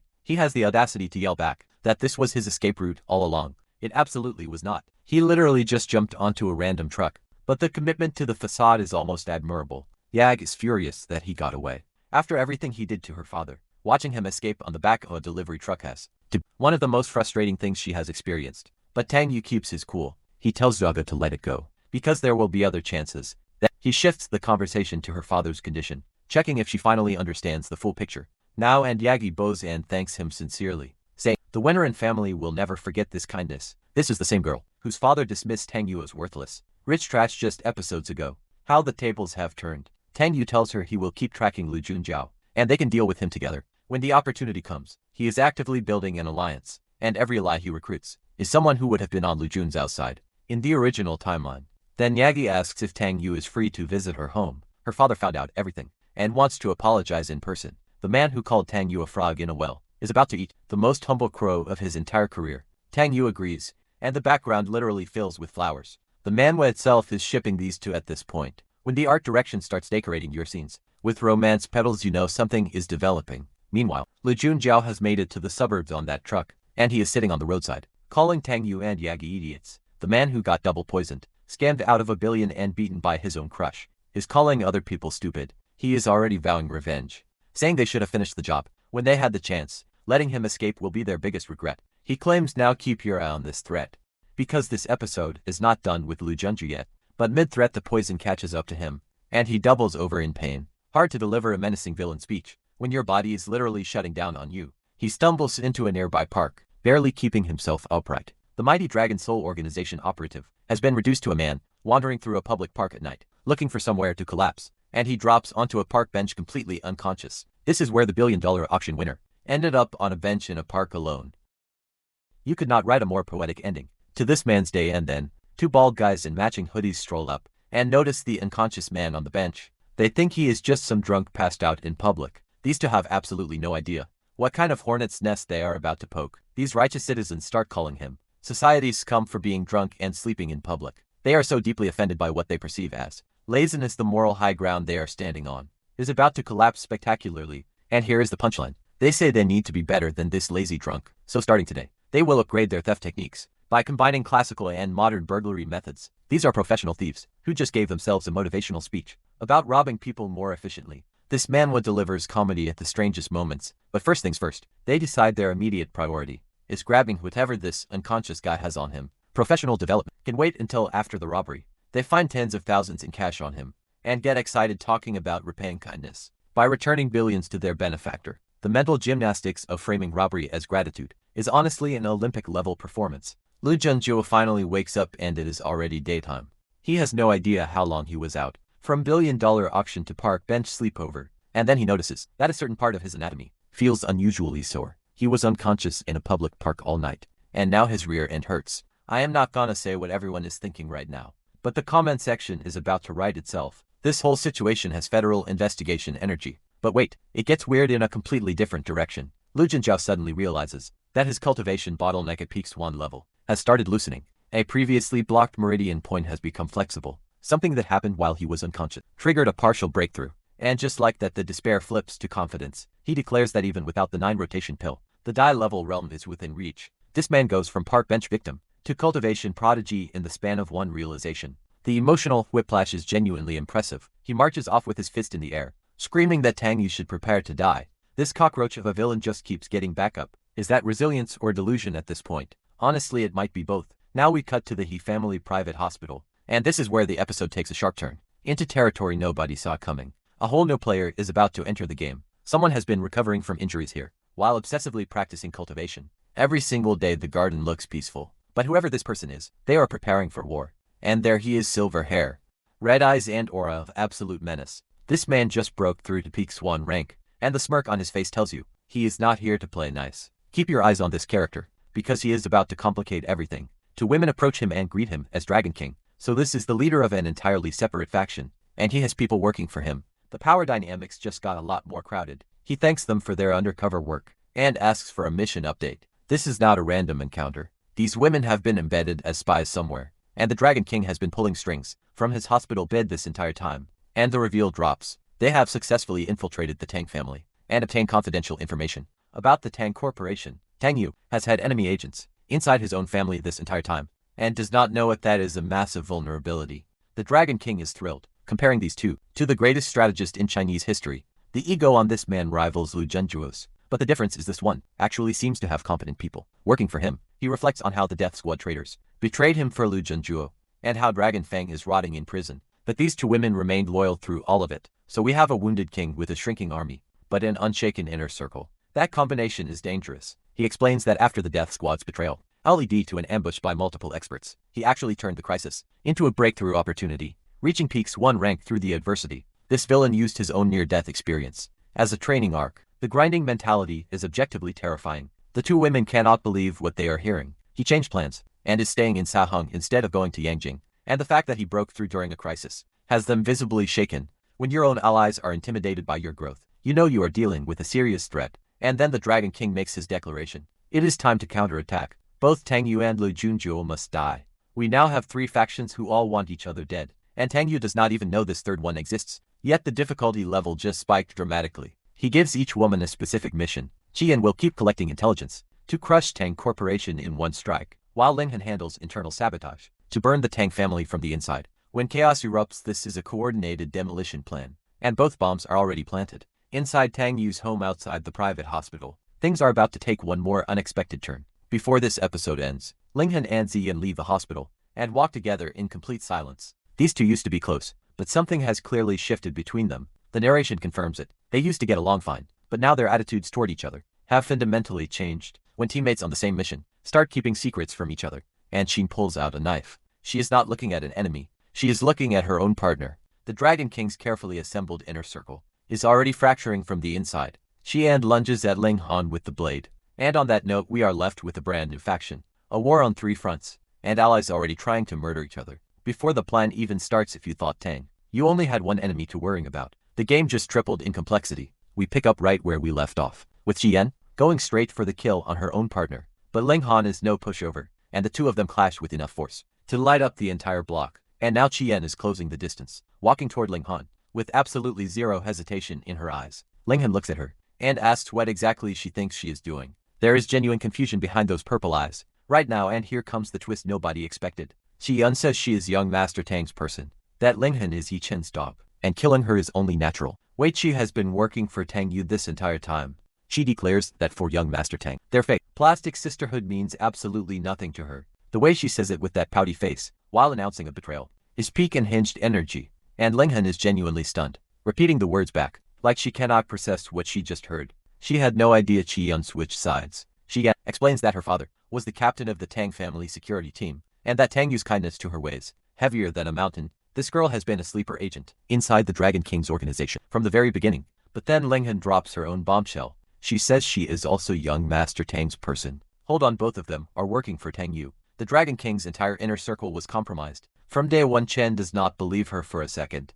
But Ling Han starts dropping details only someone close to Tang Yu would know. She even mentions that Tang Yu compares the two of them, and wonders why their physiques are so different. Despite eating the same food, That is suspiciously specific insider information. And Xian goes completely silent, with that face that says she is both furious and desperately trying to figure out if she almost murdered a genuine ally. The second-hand awkwardness is incredible. Now we cut to a completely different location, the Winren family estate, and the story is about to shift gears entirely. Keep an eye on what Tang Yu does here, because it sets up the entire second half of this episode. 3 servants in traditional uniforms. Boan greet the young miss as she arrives. The Winren household runs with old-school martial arts, clan formality, and there she is, Winner and Yagi in all her glory. The servants are gushing about how she is not only beautiful, but has the highest martial arts talent in the entire Winren family history. Silver hair, blue eyes, tan skin, and an absolute powerhouse. This Manhwa never misses with character design. But the moment they spot Tang Yu walking beside her, the whispering starts. They call him Suhang's most famous simp, and immediately suspect he is trying to take advantage of their young miss.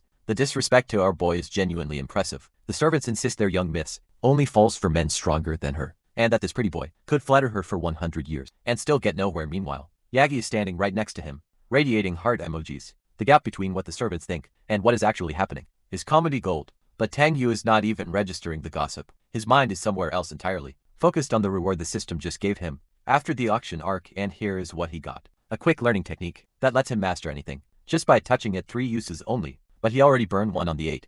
Extreme Shattering Fist Manual from the Jade Lion. Instant mastery of an ancient martial just by holding the book. That is the most broken ability a cultivator could ask for. Yab tells Tang Yu her father is waiting inside, and our boy nods with the calm confidence of someone who just speedran an entire martial arts manual in 5 seconds. They head deeper into the Winren estate, and this has the kind of architecture that screams generational wealth and martial arts legacy. And there is Yagyu's father, Winren Yuanshan, formally apologizing to Tang Yu for past offenses. A martial arts clan patriarch bowing to a young man he used to dismiss. The power dynamics in this room have flipped completely. Tang Yu handles it with perfect grace, telling Uncle Wenerin not to take it to heart. The social intelligence on display here is surgical. He knows exactly how to turn a former enemy into a future ally.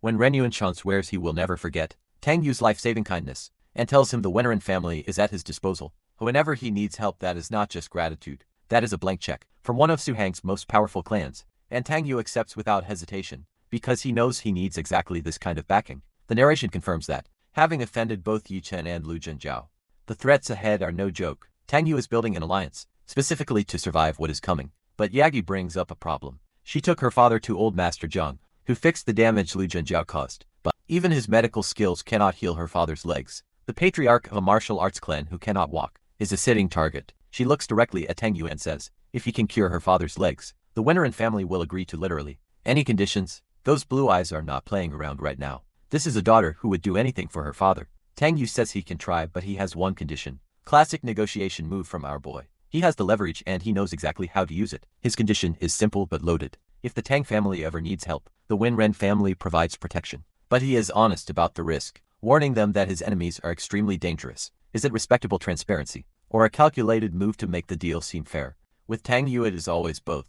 And here is why the danger is real. Both Yi Chen and Lu Junjiao come from the Dragon Soul organization, a force so mysterious and powerful that no one in Sahan even knows its true strength. Tang Yu is essentially asking this family to stand against a shadow empire, and honestly Tang Yu himself is not fully convinced they would actually commit. When the moment comes, asking someone to fight a dragon is one thing, having them actually show up is another. But Yagi settles it immediately. She swears that if Tang Yu heals her father's legs, the Winren family will stand with the Tang family. Through whatever comes, no conditions, no fine print, no hesitation. This girl does not do half measures, and her father raises the stakes even further. He says if he can stand again and recover his Earth Realm cultivation, he alone would be enough to protect the Tang family. An Earth Realm expert as a personal bodyguard. That is not just an alliance. That is a nuclear deterrent. Tang Yu wastes no time. He asked for silver needles and a pen, so he can start treatment immediately and write out a prescription. The man went from negotiation to surgery prep in about 3 seconds flat. But before any needles touch skin, a bald servant comes bursting through the door.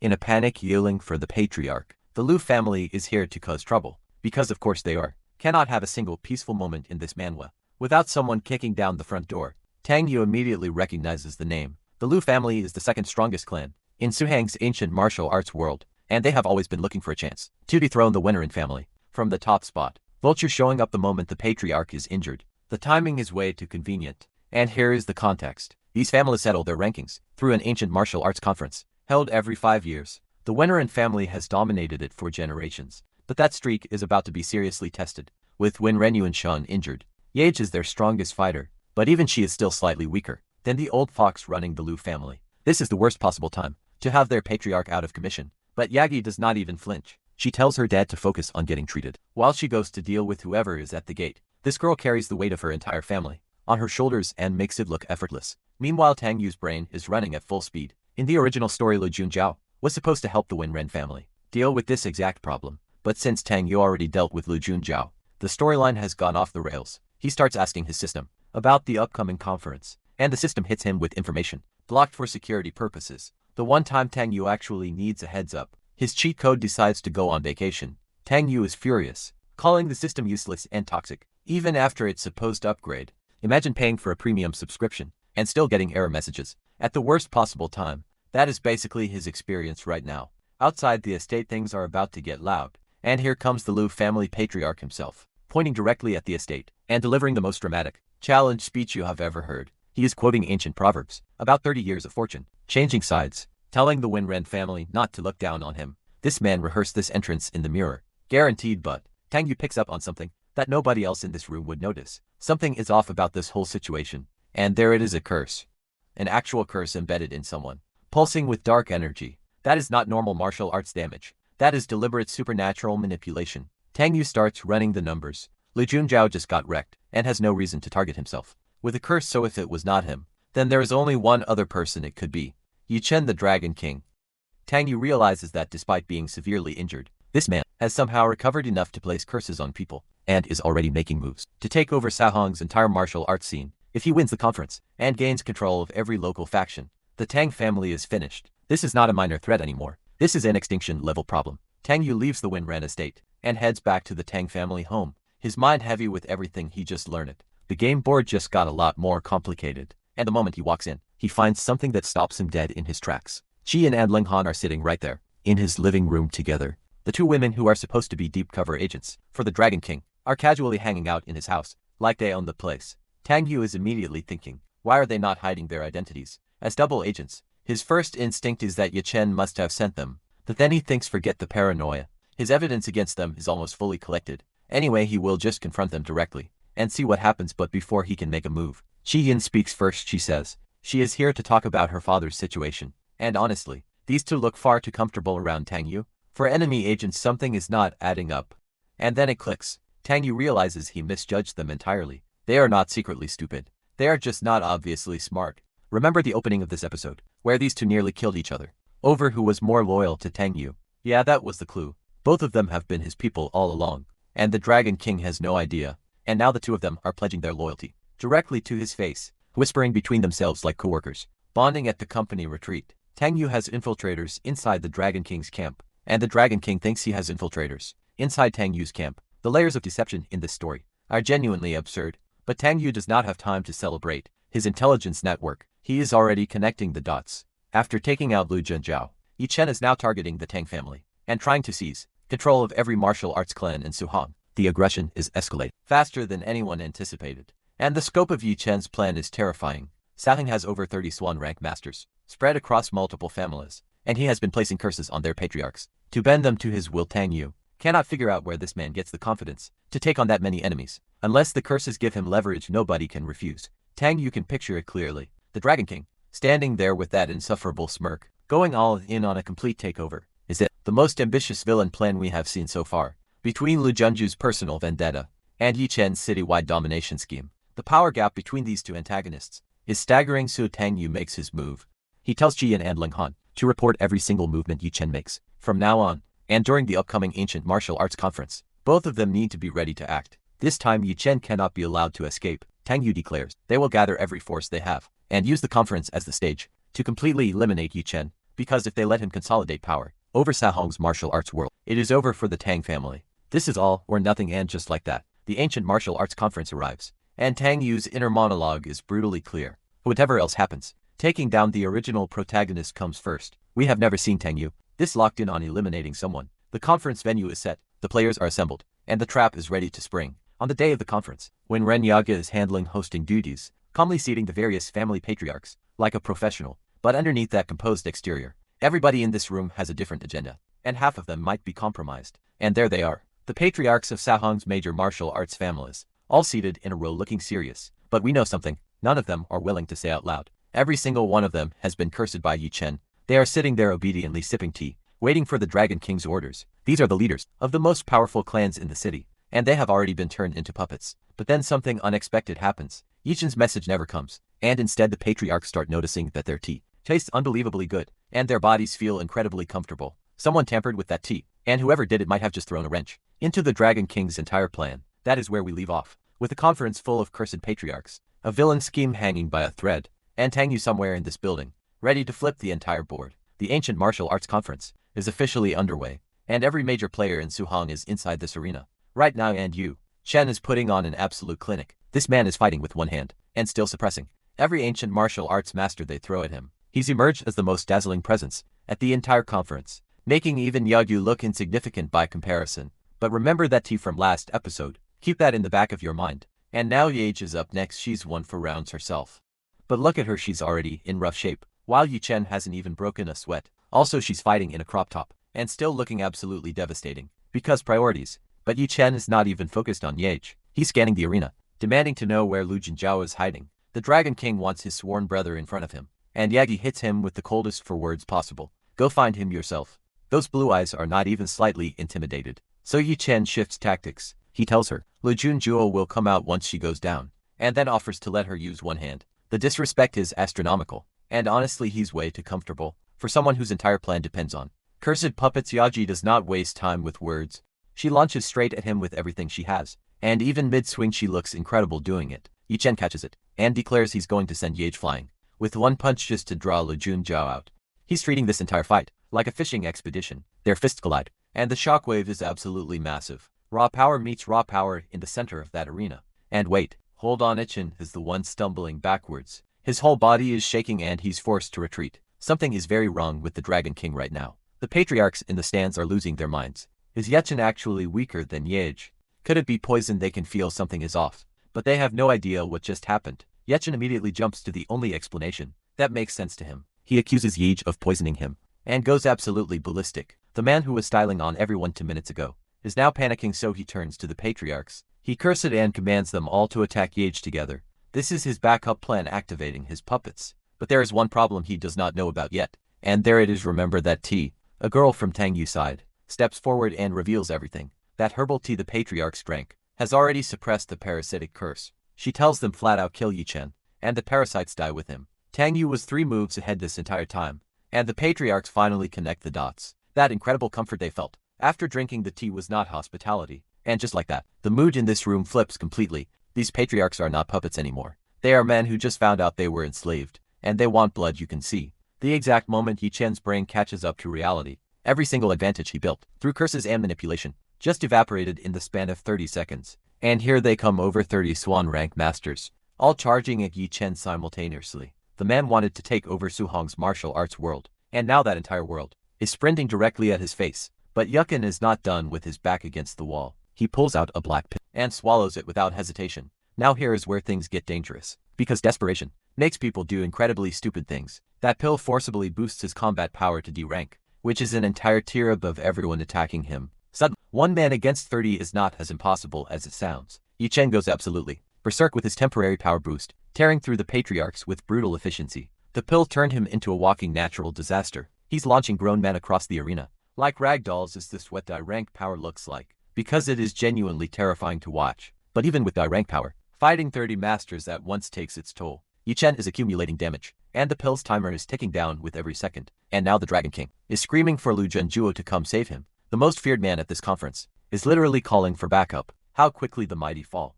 And Lu Junzhuo actually shows up, looking entirely too pleased with himself. He strolls in, talking about how his peak swan level strength is just too brilliant to keep hidden. The ego on this man is practically a separate character. But instead of helping Yi Chen, Lu Junzhuo attacks him. These 2 sworn brothers are now trying to kill each other, and neither one is holding back. And the crazy part is they are nearly equal. Yi Chen's pill boosted D rank against Lu Junhuan's natural near D rank power. These 2 are shredding each other apart, and nobody can intervene. Lu Junzhao, covered in his own blood, has the audacity to ask Yi Chen how much longer he can last. Both of these men are falling apart, and still trash talking. Would you want either of these psychos as an ally? And Yi Chen responds with, your mother would know that answer better. He is bleeding from the mouth, outnumbered, outmatched, and running low on pill juice. And he still has time for a mom joke. Respect the commitment to pettiness. Honestly, both of them are at absolute rock bottom now, covered in blood, bodies failing. And just as they are about to take each other out, in a double knockout situation, Tang Yu walks in arms crossed, smile on his face, not a scratch on him. He casually asks the two sworn brothers if they are surprised to see each other, like he just introduced friends at a dinner party, and not to mortal enemies at a death match. This is the most calculated entrance in the entire series so far, and the recognition hits Yi Chen like a freight train. This was Tang Yu's plan from the beginning. The freed patriarchs. Li Junjia showing up at the perfect moment. Every single thing that went wrong for Yi Chen today was engineered, and in the most desperate move possible, Yi Chen turns to the man who was just trying to kill him, and suggests they team up against Tang Yu, enemies becoming allies in under 10 seconds. Because the real threat just showed his face, Yi Chen agrees, instantly, blood dripping from his chin, and pure hatred in those red eyes. But he knows this is survival mode. Now both sworn brothers power up together, turning on Tang Yu as a united front. Two near-die rank fighters against one man. On paper these are terrible odds for our boy, but they do not fight, they run. And Tang Yu is not about to let that happen, yelling at them to stop as he gives chase. Yi Chen is burning through the last fumes of the pill to escape, his body completely wrecked. Internal injuries, blood loss, everything hitting him at once. The power boost has become a death sentence, and as he runs, Yi Chen screams that next time he is going after Tang Yu's parents. Threatening someone's family while fleeing for your life is either the bravest or the dumbest thing a villain can do. And honestly, it might be both. But Tang Yu is not worried. That calm smile says he already accounted for this. He tells Yona there is nowhere left to run, and then Tang Yu closes the gap and delivers a punch that sends Yi Chen crumbling. Blood flies and the Dragon King goes down hard. This is the single most satisfying hit we have seen in 31 episodes. Yi Chen has demolished scratches, blood bruises covering every inch of him. The Dragon King, who terrorized Su Hong, is barely conscious on the floor. Tang Yu is about to deliver the finishing blow and end Yi Chen for good, but suddenly he stops, sensing something completely unexpected. The entire world around him dissolves into a white void. The conference, the crowd, Yi Chen on the ground, all of it vanishes, and in the center of this empty space stands a single enormous tree. Tang Yu has no idea where he is. 1 second he was about to eliminate his biggest threat, and the next, he is standing in a place that should not exist. He approaches the massive tree, drawn to it, like something inside him recognizes this place. Even though he has never been here before, the tree resonates with his very consciousness, like it is a part of his own body. And Tang Yu asks the question that has been building inside him this entire story. Is this what it means to have the will of a villain? He clenches his fist and challenges the very concept. What defines a villain? Not following the path that heaven laid out for you. Makes you evil. Who wrote those rules? Who decided that villains exist only to be stepping stones for protagonists? That they are just fertilizer for someone else's growth? Tang Yu is not just fighting Yi Chen anymore. He is fighting the entire narrative structure that says he was born to lose. And then he says that if heaven decided this is his fate, then to hell with heaven itself. This might be the most raw character moment in the entire Manhwa. Our boy is not just rejecting his role, he is declaring war on destiny. Back in reality, Yukin uses what has to be his absolute last breath of energy to launch a fire attack, screaming that even if he dies, his father, the Dragon King, will avenge him. Wait, his father? There is a bigger Dragon King above Yi Chen. Yi Chen throws everything he has left into one final desperate stand, arms spread wide, like a man who has already accepted the outcome. And then his eyes go dark. The original protagonist of this story, the man blessed by fate itself, collapses in a pool of his own blood, consciousness gone. Tang Yu stands over the fallen Dragon King and delivers the verdict. Yi Chen was never the real threat. He was just a chess piece, brainwashed and trained since childhood by whoever the actual Dragon King is above him. And Tang Yu drops the coldest line of the entire series. In this world, chess pieces can be casually replaced. The Dragon King just lost his favorite pawn, and the villain, who was supposed to be a stepping stone, is now the one standing on top. But that mention of Yi Chen's father changes everything.